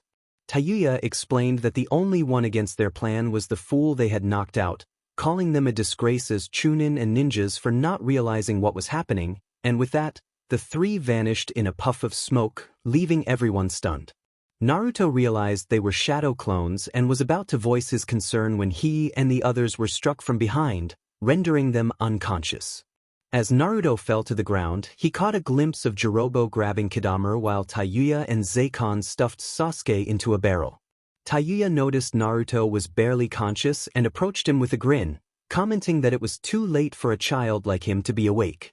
She kicked him in the stomach, making it harder for him to stay conscious. They needed to take Sasuke to Lord Orochimaru, and with a nod from the others, they leaped across the rooftops toward Orochimaru's base. Naruto felt helpless as he watched them leave with Sasuke, berating himself for letting his guard down. The scene shifted to a calm morning in Konoha, which was anything but peaceful for certain individuals gathered in the Hokage Tower. Kakashi, Kushina, Hiruzen, Tsunade, Shikaku, Hayashi, and Jiraiya were all present, worried about the whereabouts of Naruto, Sasuke, Neji, and Shikamaru, who had not returned home. Jiraiya expressed disbelief that none of them had slept at home, receiving nods from Kushina, Shikaku, and Hayashi. Kushina speculated that something bad might have happened or that they could be involved in something illegal, causing everyone to sweat at her exaggeration. Shikaku doubted they were involved in anything serious, recalling that they had gone to find Shikamaru the previous night. Suddenly, the door burst open, revealing a slightly out-of-breath Shizune. She announced that they had found Neji, Naruto, and Shikamaru, leaving everyone shocked. Kushina rushed to Shizune, shaking her urgently and demanding to know where Naruto was, leaving Shizune dizzy. Tsunade intervened, telling Kushina to let Shizune breathe and asking her to lead the way. Shizune nodded, still recovering, and everyone followed her to where the boys were. 5 minutes later, they arrived at the scene Shizune had led them to and were taken aback to see several Umbu with hospital stretchers checking the pulses of Shikamaru, Naruto, and Neji. Kushina cried out for Naruto, rushing to him and pushing aside an Umbu who was checking on him, causing him to crash against a wall. She checked Naruto's pulse and felt relieved to find he was still alive. She demanded to know what had happened to them. Shizen explained that they had found the boys lying there and, since it was a day when the hospital staff was resting due to a lack of patients, they had only managed to secure stretchers. However, they had not found Sasuke. Kushina gently stroked Naruto's hair, worried. Suddenly, the three boys opened their eyes and sat up, startling everyone. Neji demanded to know what had happened and where the others were, instinctively taking a battle stance with his Byakugan activated, unaware they were being watched. Naruto urged Neji to calm down, explaining that the others had left and he had seen them before losing consciousness. He offered to guide them. Shikamaru and Neji nodded, ready to follow, but Tsunade's voice stopped them. She asked where they thought they were going and demanded an explanation for what had happened. Shikamaru replied that it was a complicated situation and that Tsunade wouldn't want to know. Naruto interjected, explaining that Orochimaru's ninjas had come for Sasuke, knocked them out, and taken him away, shocking everyone present. As they were knocked out despite having the Sharingan and Byakugan, it seemed unlikely that they would be so easily defeated, especially Naruto. He lowered his head, acknowledging the situation. He realized they had been foolish to let their guard down, and they needed to go after the enemy to prevent Sasuke from being taken by Orochimaru. Tsunade instructed the three of them to pursue the enemy but reminded them that if things became complicated, they should return and request reinforcements. The three nodded in agreement. Kushina, having prepared ramen for breakfast, handed Naruto a small pouch, explaining that it contained soldier pills that would help if they became fatigued. Naruto promised to use them wisely, and they set off to find Kiba and Chuji. 30 minutes later, Naruto, Neji, and Shikamaru found Kiba training with his team. They discussed the mission, and Kiba agreed to join them. They then located Chuji, who was enjoying some grilled ribs with Asuma and Ino. After informing him about the mission, he eagerly accepted. Soon, they stood at the gates of Konoha, ready to depart in search of Sasuke. Kiba took charge, asking for the plan. Naruto explained that this was a rescue mission, meaning they would be in a position of pursuit, giving the enemy a slight advantage. They would move in a line, with Kiba and Akamaru leading to track Sasuke's scent and potential traps. Shikamaru would follow to direct the others, Naruto would use his speed to maneuver, Chuji would provide strong attacks, and Neji would cover them with his Byakugan. After ensuring everyone understood, they set off on their mission. An hour later, the recovery team moved swiftly through the trees, quickly closing in on Orochimaru's ninjas. Kiba detected Sasuke's scent nearby, and Neji confirmed he could see them with his Byakugan. However, they remained cautious. Naruto noted that they had the advantage in numbers but warned everyone not to underestimate the enemy. They hid behind some bushes to strategize when suddenly, the bush they were hiding in vanished, revealing Tayuya, who held a flute and smiled at them. Tayuya taunted them, wondering what made them think they could defeat her team. Naruto, unfazed, challenged her, implying they wouldn't be overconfident this time. Tayuya ordered Jirobo to handle them while she and the others made their escape to reach Orochimaru. Jirobo readied himself for battle, and as Naruto and Neji activated their dijutsus, Chuji stepped forward, declaring he would take on Jirobo to buy time for the others. He consumed a green pill from a box he had and prepared for the fight. As Jirobo charged at Chuji, he was caught off guard when Chuji managed to grab him. Chuji shouted for his teammates to run and not let Sasuke be taken. The Konoha team leaped away, determined to follow the other three ninjas. Meanwhile, the Sound team, realizing they were being pursued, turned to confront Konoha. Tayuya expressed frustration at Jirobo's quick defeat and instructed Kidamaru to distract the Konoha ninjas. Kidamaru, perched on a tree branch, unleashed webs toward the Konoha team, who quickly dodged. He warned them that this time he wouldn't hold back and intended to take them down one by one. As he increased the speed of his attacks, Shikamaru and Kiba found it challenging to evade the webs, but Naruto and Neji could see the incoming threads clearly. Neji realized that his gentle fist technique could easily break through the webs. He decided to stay behind to confront Kidamaru while the others continued to pursue the remaining enemies. 5 minutes later, the Konoha team swiftly navigated through the trees, determined to catch up with the other 2 sound ninjas. They pressed on, their resolve stronger than ever. In front of them stood Zeikon, so Tayuya instructed Shikamaru and Kiba to increase their speed. Focused on moving as quickly as possible with Orochimaru, she sensed the presence of Konoha ninjas behind her.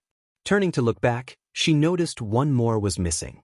Tayuya told Zeikon it was his turn to distract them just a little longer, as they were close to the Valley of the End. Once they passed that area, it would be easier to reach Lord Orochimaru.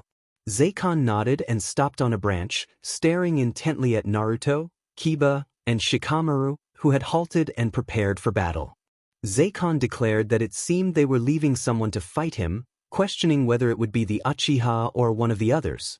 This prompted Naruto to prepare to charge at him, but Kiba's voice stopped him. Kiba insisted that he would handle Zeikon, urging Naruto and Shikamaru to go after the redhead, as she was the last one and would be easier to defeat. Naruto and Shikamaru agreed and began to leap through the trees, but they paused when Zeikon shouted at them, insisting they were mistaken if they thought they could escape him. Zeikon charged at Naruto, throwing a punch that Naruto narrowly dodged. Naruto countered with a strike to Zeikon's stomach, which Zeikon blocked with his right hand. He then kicked Naruto in the side, causing Naruto to leap back. As he landed, he drew his tanto, ready to attack Zeikon, but noticed Kiba using his Fang technique against Zeikon, who had to jump back to avoid it. Kiba reminded them that he was in charge of Zeikon, urging them to pursue the redhead. Naruto sheathed his tanto, and he and Shikamaru sprinted in Tayuya's direction. A couple of minutes later, Tayuya, slightly out of breath due to her lack of stamina, sensed 2 Konoha ninjas were behind her. She quickly stopped, lowered the barrel on her back, and pulled out her flute. She saw Naruto and Shikamaru land in front of her about 30 meters away, looking serious. To her surprise, a clone of Naruto appeared in a flash, grabbed the barrel and teleported to where Shikamaru and Naruto were. Upon arrival, the clone dissipated in a puff of smoke. Tayuya, annoyed, realized he had created a clone to take the barrel while she was distracted. Naruto acknowledged her realization, stating that she had reached the end of the line. Tayuya watched as a clone of Naruto seized her by the shoulders, while the real Naruto began forming hand seals. Upon completion, he unleashed a fire technique, summoning a great fire dragon. Shikamaru, observing Naruto's attack, heard someone shout behind him, "Wind-style wind scythe," and saw a massive wind scythe soar above his head, merging with the fire dragon. This combination surprised Naruto, as the jutsu transformed from a dragon into a powerful flaming scythe. Seeing the tremendous jutsu before her, Tayuya decided to use a substitution technique, replacing herself with a log. Consequently, Naruto's clone was the only one to take the impact, resulting in an explosion that caused Naruto and Shikamaru to shield their eyes. As the smoke cleared, they saw many trees destroyed, but Tayuya was nowhere to be found, leading them to assume she had escaped. Shikamaru approached the barrel where Sasuke was held, noticing it was sealed and needed to be taken to the Hokage. Suddenly, a girl with blonde hair, green eyes, and a large fan fell in front of them. Naruto's eyes widened in surprise as he recognized Temari, who had changed her outfit. She smiled at Naruto, who was taken aback by her sudden appearance. Temari approached him, commenting on how surprised he was to see her again. Just as Naruto began to respond, Temari grabbed him by the collar of his Chunin vest and kissed him, catching him off guard. The kiss lasted only a few seconds before she expressed how much she missed him and embraced him, which he happily returned. Their moment was interrupted by Shikamaru, who pretended to cough, prompting Naruto and Temari to quickly separate, both blushing. Shikamaru informed them that they had the barrel containing Sasuke, but it was sealed and needed to be taken to the Hokage. Before he could finish, a powerful blow sent him flying into a tree. Naruto and Temari immediately assumed fighting stances, noticing Tayuya and a pale-skinned boy with white hair standing next to the barrel. Naruto cursed, realizing that Tayuya had not escaped and that they were determined to capture Sasuke. Tayuya confirmed his suspicion, stating that she would face them while Kimimaro took the Uchiha.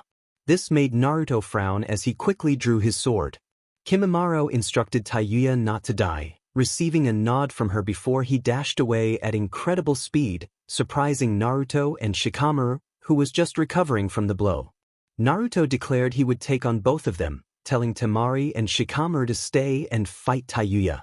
They agreed, and as Naruto prepared to leave, Temari called out to him, urging him to be careful and expressing her concern for his safety. Naruto promised her he would never break his promises and vanished in a blur of speed, leaving Shikamaru and Temari smiling, knowing he could take care of himself, though they still worried for him. Meanwhile, Naruto ran at an astonishing speed and spotted Kimimaro ahead, who was moving slightly slower than him. Naruto threw several shuriken and kunai from his pouch, but Kimimaro easily dodged them and stopped in an open field devoid of trees. Naruto landed about 15 meters away from him. Kimimaro began to speak, revealing his intentions. Naruto faced Kimimaro, both locked in a tense standoff, waiting for the other to make the first move. Kimimaro charged forward, aiming a punch at Naruto's face, but Naruto swiftly intercepted it with a kick aimed at Kimimaro's ribs. Kimimaro blocked the kick with his free arm, and they engaged in a fast-paced taijutsu battle, each strike echoing with intensity. As the fight progressed, it became clear that Naruto held the advantage. With the Manjikyu Sharingan activated, he could anticipate Kimimaro's attacks, countering them with greater force. Kimimaro struggled to evade Naruto's blows, knowing that each hit could inflict serious damage. Despite a few successful strikes landing on him, Kimimaro fought valiantly. After 3 minutes of intense combat, they separated, both breathing heavily. Kimimaro appeared battered and exhausted, while Naruto showed only minor signs of fatigue. Suddenly, they noticed a barrel where Sasuke had exploded, releasing a purple aura that surprised Naruto. When the aura dissipated, Sasuke emerged, visibly transformed, sporting the second stage of his cursed mark but wearing a Chunin uniform. Sasuke felt the surge of power coursing through him and reflected on his past decisions, realizing he had made a mistake by staying in the village. He acknowledged his transformation, but as he returned to his normal state, the dark markings remained on his face. Naruto, concerned, urged Sasuke to return to the village, reminding him of the events that had transpired. Sasuke, however, was resolute. He recalled everything but believed that seeking Orochimaru was the best path for him to gain the power he needed for revenge. He felt that Naruto had only been avoiding the true version of himself, and with that, he dashed into the nearby forest, heading toward the Valley of the End. As Naruto prepared to chase after him, he had to dodge an attack from Kimimaro, who wielded a bone sword. Kimimaro lunged at Naruto again, but before he could reach him, a figure intervened, delivering a powerful kick to Kimimaro's face, sending him flying. As Naruto looked closer, he recognized Rock Lee, who stood in a battle-ready stance, gazing at Kimimaro with determination. Kimimaro, bewildered, questioned who this new opponent was. Rock Lee, with a confident smile, introduced himself as the rejuvenated and most handsome ninja from Konoha. Naruto watched as Lee declared he would stay and fight Sasuke, surprising Naruto enough to deactivate his Mangekyo Sharingan. Naruto questioned Lee's decision, receiving a nod in response. With that affirmation, Naruto took off running at a moderate speed in the direction Sasuke had gone. 5 minutes later, after running, Naruto spotted the familiar Valley of the End. He saw Sasuke standing with his back to him in front of the giant statue of Madara Uchiha. Increasing his speed, Naruto leaped and landed behind Sasuke, who turned to face him with his two-bladed Sharingan activated. Naruto activated his three-bladed Sharingan in response and urged Sasuke to come back to the village without fighting, expressing his concern for his friend. Sasuke laughed maniacally, declaring that this was his true self, the one Naruto had tried to hide. He felt more liberated than ever with the power Orochimaru had given him and believed he could easily defeat Naruto. Naruto braced himself as Sasuke activated the cursed mark to its second level. Reluctantly, Naruto acknowledged that he didn't want to escalate the situation but felt he had no choice. Sasuke smiled, taking a battle stance, and the two charged at each other, their fists colliding and creating a small shockwave. Sasuke quickly launched a double kick at Naruto's face, which he dodged, countering with a punch to Sasuke's chin. Sasuke ducked to avoid it but was caught off guard by a kick to the face that sent him flying to the bottom of the valley. Before he could hit the ground, he performed a mid-air turn, landing on his feet in a small lake, where he saw Naruto fall in front of him. Without wasting time, Sasuke charged at Naruto, who also rushed toward him, igniting a fierce taijutsu battle. The fight was evenly matched, with both exchanging powerful blows that inflicted damage on each other. After several minutes of intense combat, Naruto noticed Sasuke's Sharingan spinning violently, which intrigued him. He was taken aback when he saw Sasuke achieve the third blade in his eyes.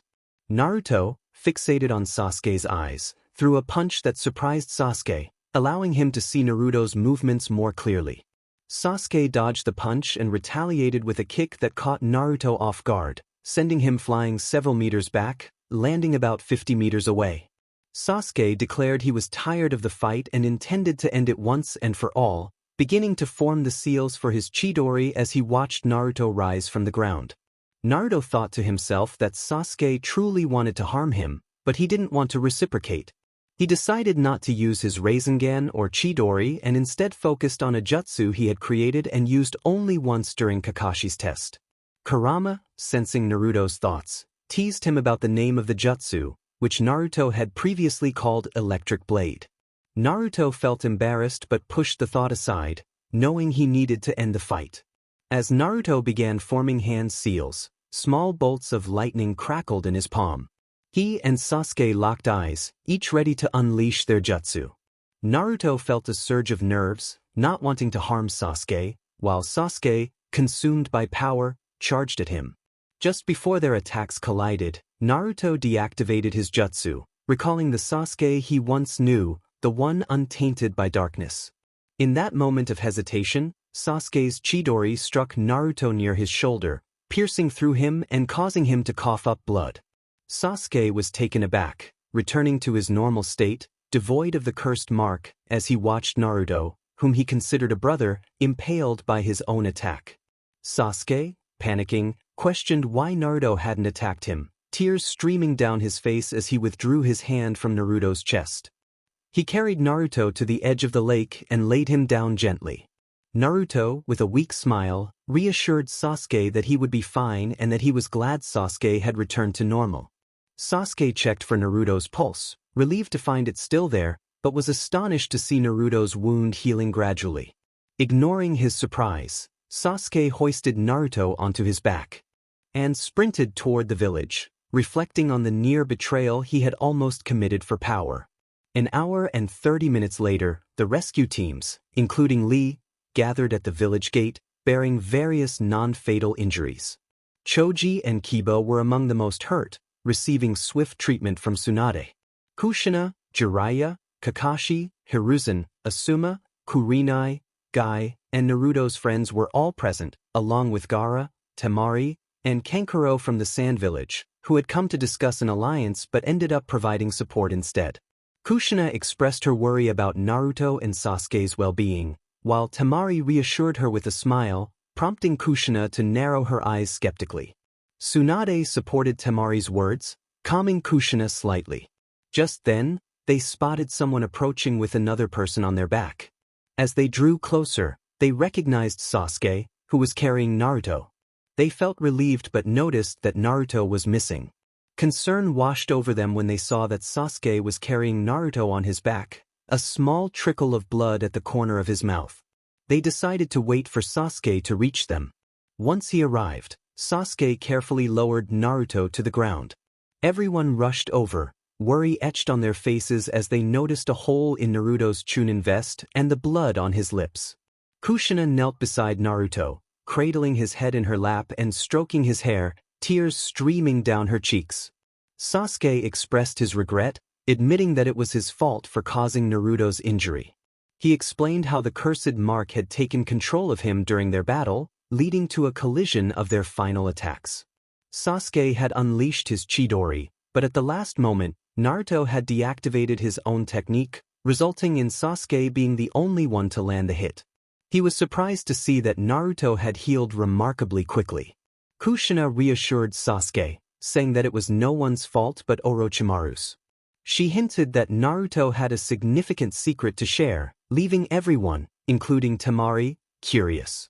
Just then, Naruto began to open his eyes slowly. Once fully awake, he saw Kushina smiling down at him, tears still in her eyes. He asked why she was crying, wiping her tears with his hand.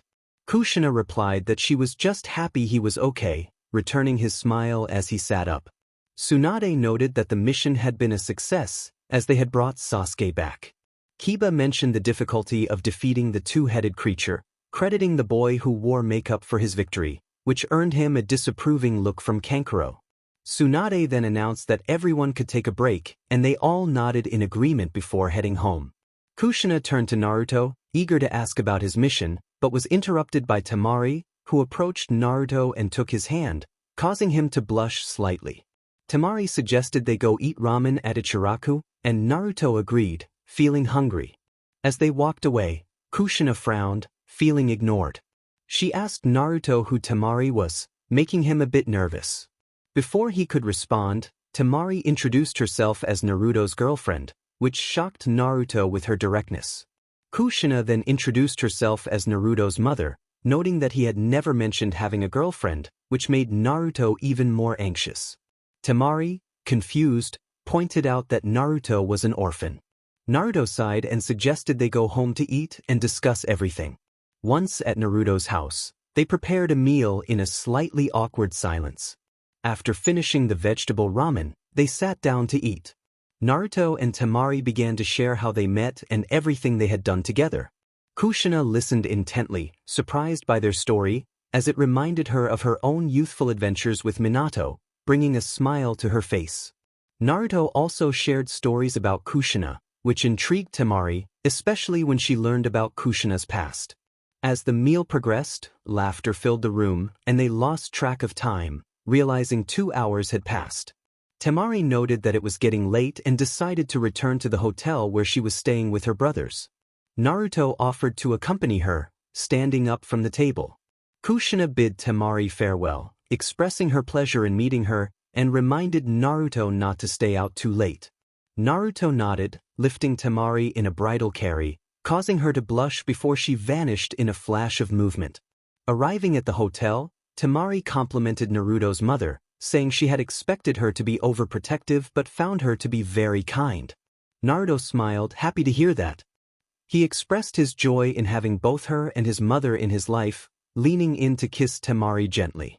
She reciprocated, and after a brief moment, they parted ways, exchanging "I love yous" before Temari entered the hotel with a smile. Back at home, Naruto found Kushina washing dishes. When she turned to him with a serious expression, he felt confused. Kushina wanted to know how many people were aware of his secret. Naruto quickly understood what she meant and replied that only the third Hokage, Jiraiya, and she knew, fearing rejection from others. Kushina raised an eyebrow, asking what he meant by rejection. Naruto explained that he had changed his last name to Uchiha, and the villagers no longer attacked him, merely calling him a demon. He had convinced them he was someone else, and they had not realized he was the same person all along.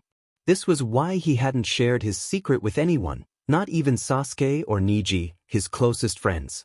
Kushina acknowledged the difficulty of the situation but insisted he needed to tell them.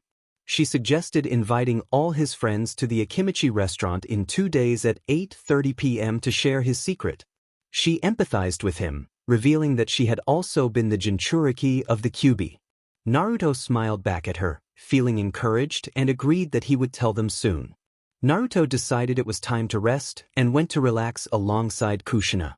2 days later, it was a beautiful afternoon in Konoha. Some vendors were already packing up their stalls as it was 6 p.m., and they needed to prepare dinner after a long day of work. However, on top of the head of the fourth Hokage, Minato Namikaze, also known as the Yellow Flash of Konoha, stood Naruto, gazing at the village with a smile. Kurama noted that there was still about an hour left and asked if Naruto was ready to share his news. Naruto admitted he felt a bit nervous but was indeed ready. Kurama reminded him that this was the most important decision of his life, as he risked being rejected or simply seen as Naruto Uchiha of the flashing body. Naruto smiled at the thought but expressed his wish that Shisui were present, as he was one of the few who accepted him for who he was. Kurama assured him that Shisui would be proud of his growth. Kurama urged Naruto to change out of his Chunin uniform, and Naruto nodded with a smile before exiting his mental space. Just as he was about to use the Shunshin technique, he sensed someone appearing behind him. He turned around, adopting a serious expression upon seeing a man wearing an orange mask with a hole on the right side, a black cloak adorned with red clouds, and a Sharingan eye visible through the mask. The masked figure greeted Naruto, referring to him as Kyuubi. Naruto stared intently at the masked man, realizing he wore the same cloak as Itachi when he had come to find him. He demanded to know who the man was and what he wanted, prompting a smile from the stranger. The man introduced himself as Madara Uchiha but preferred to be called Tobi. He explained that he was there to negotiate with Naruto. Naruto activated his Sharingan, feeling uneasy about the negotiation. He recognized Tobi's Akatsuki attire and confronted him about it, which elicited a laugh from Tobi. Tobi acknowledged his affiliation with Akatsuki but insisted that he had a simple proposition. Naruto could either join Akatsuki to assist with their plan or stay where he was, risking something terrible happening to his mother and girlfriend. Naruto's anger and surprise were palpable as he warned Tobi not to touch them. Tobi taunted him, suggesting that if he truly wanted to protect his loved ones he should join Akatsuki, as being the Jinchuriki of the Kyuubi put not only his friends but the entire village in danger. Tobi demanded an immediate answer, leaving Naruto frozen in thought. In his mind, Naruto pondered Kurama's words, weighing the truth in Tobi's claims.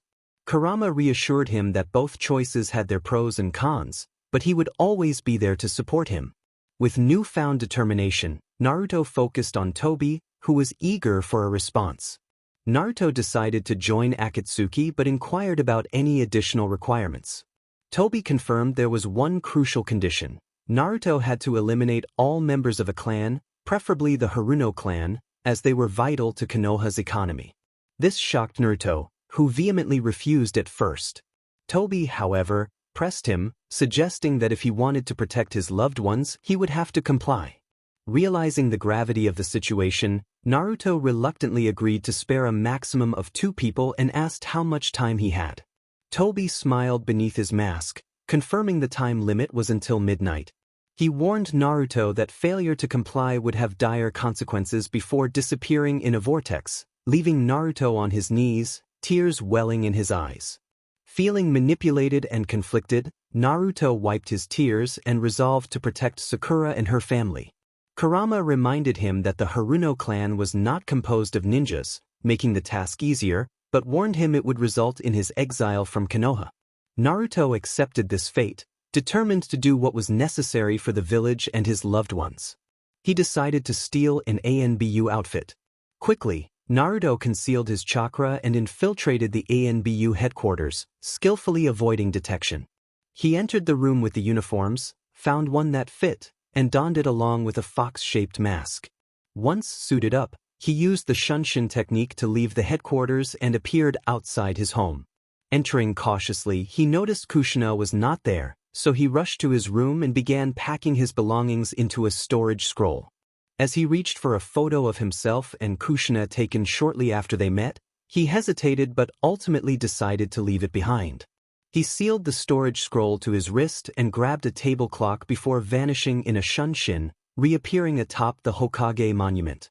Naruto sat down, placing the clock beside him, and noted that it was now 6:30 p.m. He resolved to wait until the time was right. Naruto waited patiently, ensuring that Sakura was not in her clan's compound to witness what he was about to do. He removed his mask and sat down, taking in the beautiful view that he knew he would soon no longer see. An hour and 40 minutes later, he checked his watch and realized it was 8:40 p.m. He needed to have arrived at the Akimichi restaurant 10 minutes ago. Rising to his feet, he began forming hand seals before placing his hand on the ground and invoking a summoning jutsu. A small ball of smoke formed, and as it dissipated, a little orange frog appeared, looking confused. Gamakichi greeted him, asking if he was the one who summoned him. Naruto confirmed his identity, introducing himself as Naruto Uchiha and requesting that Gamakichi deliver a message to Jiraiya, one of the legendary Sannin. Gamakichi, recognizing Jiraiya, asked what message he should convey.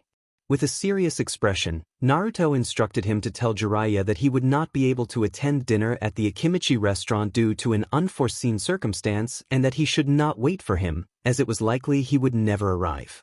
Gamakichi nodded and vanished in a puff of smoke, leaving Naruto to prepare for the next part of his plan.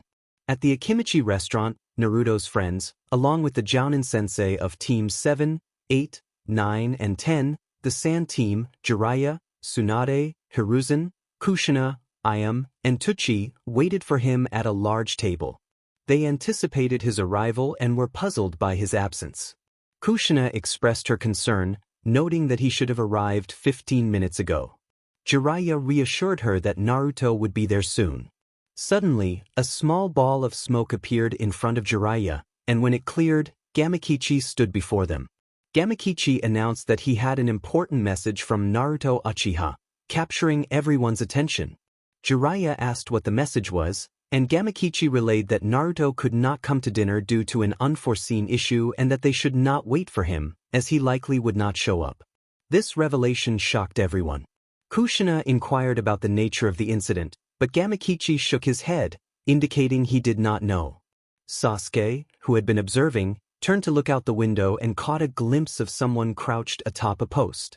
The sight stirred memories of a long-ago event, just before the Uchiha clan massacre. His eyes widened in realization, and he quickly stood up, alarming everyone with his sudden concern. He asked Gamakichi what Naruto had been wearing when he summoned him. Gamakichi recalled that Naruto had donned an ANBU outfit with a fox mask, which only deepened Sasuke's worry. He muttered that Naruto could not possibly be capable of such actions, prompting Kushina to demand clarification. Sasuke asked Tsunade about the nearest clan compound, to which she replied that it was the Haruno clans, located a 10-minute run away. Without another word, Sasuke dashed out, followed closely by the others, all sharing a sense of foreboding. Meanwhile, Naruto arrived at the entrance of the Haruno clan compound and noticed that the guards were absent. He entered slowly, walking through the streets and confusing the few remaining villagers. As he paused, he activated his Sharingan, donned his mask, and unsheathed his tanto, startling those nearby. Kurama's voice echoed in his mind, urging him to reconsider, but Naruto was resolute. He believed that difficult decisions required strong wills, and his choice was to betray the village to protect it. With a determined mindset, he thought of the tragic cycle repeating itself: one less clan, one more renegade. In an instant he struck down a villager, igniting chaos. He moved swiftly, using his tanto to incapacitate others, staining his ANBU uniform with blood. As he ran through the streets, his expression remained emotionless. After 3 minutes, the Haruno clan lay in ruins, but he still needed to check the leader's house, Sakura's father. Standing at the entrance, he noticed the lights were off. Cautiously, he opened the door slightly and peeked inside, only to narrowly avoid a kunai that flew past him. With a swift kick, he forced the door open, revealing Sakura's parents. Mabuki, Sakura's mother, was in tears, pleading with him to explain why he was attacking their clan. But before she could finish, Naruto appeared behind her and incapacitated her. Kizachi, Sakura's father, demanded to know what Naruto had done, but Naruto silenced him by throwing him out of the house. Meanwhile, Naruto's friends arrived at the Haruno compound 5 minutes later, finding Sasuke frozen in place, staring in shock. As they approached him, they were met with a horrifying scene: bodies strewn across the ground. Sakura's anguished cries filled the air as she searched for her parents, her sobs growing louder as she walked through the blood-soaked streets. Suddenly, they heard the sound of 1,000 birds singing, prompting them to run toward the source. When they arrived, they saw a figure with black hair standing with a chidori in his right hand and Sakura's father kneeling before him. Tsunade demanded to know who he was, insisting he show his face. As the figure turned, they were met with the emotionless gaze of Naruto, leaving them all in shock. Sakura felt a surge of desperation as she turned to Kizachi, who was trembling in fear. She pleaded with Naruto, begging him to stop and not harm her father. However, everyone watched in shock as Naruto raised his hand, ready to unleash his Chidori. Kizachi, defiant until the end, cursed Naruto, but in a swift motion, Naruto struck, leaving Kizachi lifeless on the ground. Afterward, Naruto quickly withdrew his hand and sprinted toward the outskirts of Konoha, casting one last glance at his friends before disappearing into the distance. Tears streamed down his face as he thought of his mother and Temari, silently asking for their forgiveness, believing it was for the best. The reactions of Naruto's friends varied. Sadness, disappointment, and anger filled the air. Suddenly, Sakura's mother emerged from their home, trembling and clutching a kunai. Upon seeing Sakura, she rushed to her and embraced her tightly, both of them weeping. Kushina questioned why Naruto had done this, recalling how he had woken up that morning with a smile, only to turn emotionless. Sasuke then spoke up, declaring his promise to not only bring Naruto back but also his brother, demanding answers for their actions. He looked at everyone with his Sharingan activated, urging them to join him. Temari expressed her determination to retrieve the love of her life, vowing to give Naruto a lesson he would never forget. Kushina agreed, wiping her tears, and Neji pledged his support to Sasuke, emphasizing the need to bring their friend back. Sasuke affirmed their decision to grow stronger, knowing the journey ahead would not be easy. Meanwhile, Naruto raced through the treetops, lost in thought about where to meet Tobi to finalize their deal. Suddenly, a vortex appeared, revealing Tobi, who greeted Naruto with a surprising acknowledgement of his actions. Tobi assured Naruto that his loved ones were safe and instructed him to hold on as they vanished into a vortex together. At the Akatsuki base, a gathering of notorious criminals awaited the arrival of a new member. Among them were Itachi Uchiha, Kisame Hashigaki, Dara, Kasu, Haiden, and Sasori, all under the leadership of Pain. As a vortex formed in their midst, Tobi emerged with Naruto, who appeared serious. Pain introduced Naruto as the new member of Akatsuki, stating that to prove his loyalty, he must renounce his village. Naruto accepted a kunai from Pain, removed his ninja headband, and, with determination, defaced the symbol of Konoha, solidifying his break from the village. He then donned the headband once more, activating his Sharingan as he faced Pain. Pain declared him a member of the most powerful criminal organization in the world, Akatsuki. 3 years had passed since Naruto's betrayal, and much had changed. Kushina had joined the ninja service, taking Temari as her disciple.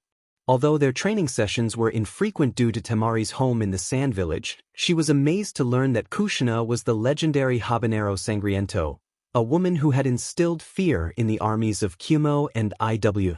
During their training, they discovered that Temari had limited affinity for fire, managing to learn only the fireball technique, which she combined with her wind jutsus. Meanwhile, Tsunade took Sakura under her wing to train as a medical ninja, while Sasuke and Neji trained together, determined to become stronger and bring Naruto back. The Nara and Yamanaka clans had taken over Konoha's economy following the tragic fate of the Haruno clan, who had previously managed it. A year after Naruto's departure, he was listed in the bingo book as an A-ranked rogue ninja, wanted by 4 of the 5 great shinobi villages: Kumo, Iwa, Kiri, and Suna. Gaara, now the 5th Kazekage, held a grudge against Naruto, as Temari cried every night over what he had done. Despite her promise to bring him back, the pain lingered. Naruto's exploits had earned him the title, Naruto the Blink of Death, as anyone who faced him did not live to tell the tale. In the present, Temari was dressed in a black kimono with a red sash, black ninja sandals, her hair styled in 4 ponytails, and her headband proudly displayed on her forehead. She walked alongside Shikamaru, who wore his Chunin uniform, as they made their way to the Hokage Tower to report the completion of their mission, which focused on maintaining the alliance. After a few minutes, they arrived at the Hokage Tower, climbed the stairs, and stood before the Hokage's office. The door was knocked on, and a voice from the other side called for them to enter. Inside, Tsunade, Jiraiya, Hiruzen, Kakashi, Kushina, Neji, Sakura, and Sasuke were gathered. Tsunade informed Temari that she had some troubling news. The 5th Kazekage, Gaara, had been kidnapped the previous night by members of Akatsuki. Temari, along with Kakashi, Kushina, Sakura, Niji, and Sasuke, would form a rescue team. This news shocked Temari, who immediately asked which members were involved and if Naruto was among them. Tsunade explained that they did not know for sure, but there was a possibility they might encounter him. She warned them that he was classified as a rogue ninja of A rank, nearing S rank, and that bringing Gaara back would not be easy. Kushina would lead the team, and they would have a new member joining them. At that moment, a pale-skinned boy with a forced smile entered the room. Tsunade instructed him to introduce himself to his new team. The boy introduced himself as Sai, stating he would be replacing Naruto in team. This declaration left the room in silence until Temari broke it, asking Sai to repeat what he had said. Sai complied, but his words were cut short when Temari struck him with her fan, angered by his disrespectful remark about Naruto. Kushina intervened, urging Temari to calm down and warning Sai not to speak about her son that way. Sai nodded in understanding as Kushina instructed everyone to gather in 20 minutes at the main entrance. She reassured Temari that everything would be fine, and with that, they went to prepare for their mission. 20 minutes later, the team was ready to depart for the Sand Village to rescue Gaara from Akatsuki. Kushina informed them that it would take 2 hours to reach Suno without stopping, and everyone agreed as they set off. 2 hours later, the rescue team arrived at the entrance of the Sand Village, where they were met by 2 guards. One of the guards expressed relief at their arrival and quickly directed them to the hospital, where Kankuro was severely injured and suffering from a poison for which they had no antidote. The team followed the guards to the hospital and rushed to room C35, where they found Kankuro connected to several medical devices. A doctor informed Temari that they had not yet found an antidote for the poison but assured her they were working on it. Temari reassured the doctor that Sakura, Tsunade's student and the best medical ninja, was there to help. Sakura confirmed her identity and promised to create an antidote as quickly as possible, estimating it would take about an hour. Temari offered to assist, mentioning that Kushina had taught her some medical skills that might be useful. 30 minutes later, with Temari's help, Sakura successfully created an antidote. They administered it to Kankuro, who gradually regained consciousness and asked about Gaara. Temari quickly informed him that he was in the hospital and asked what had happened. Kankuro recounted the events, revealing that 2 members of Akatsuki had attacked the village, a blonde boy who had launched the assault and Sasori, who had poisoned him. Kushina noted that if they acted quickly, they could follow the trail left by the attackers. Kankuro then revealed that he had managed to take a piece of Sasori's clothing during their fight, which could help them track him down. He handed the fabric to Kushina for examination.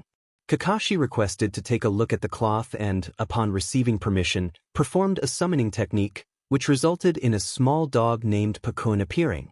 Pakun confirmed that there was a scent trail, but he couldn't determine how far away the culprits were. The team agreed to follow Pakun's lead, but Kushina decided that Temari should stay behind. Temari insisted on joining them, arguing that it was her brother who was in danger. After a moment of consideration, Kushina relented, allowing Temari to accompany them but warned her to be cautious. As they prepared to leave, Chio, who had been silent until now, declared her intention to join them. She explained that although she was older, she needed to take responsibility for Sasori's actions. With that, the team set off.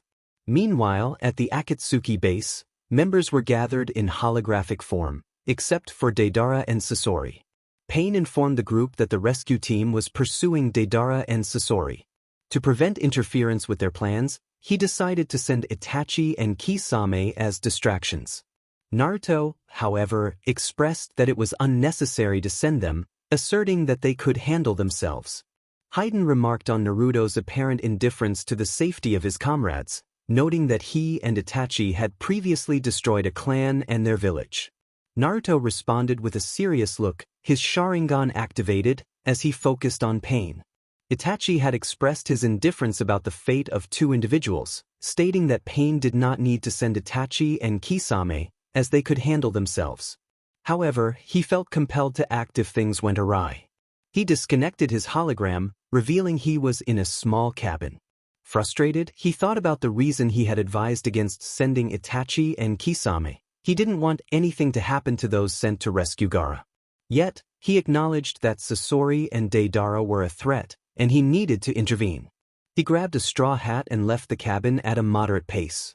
2 hours later, the Konoha team stood before a massive stone that was difficult to move. Kushina asked Sakura to strike the rock with all her strength.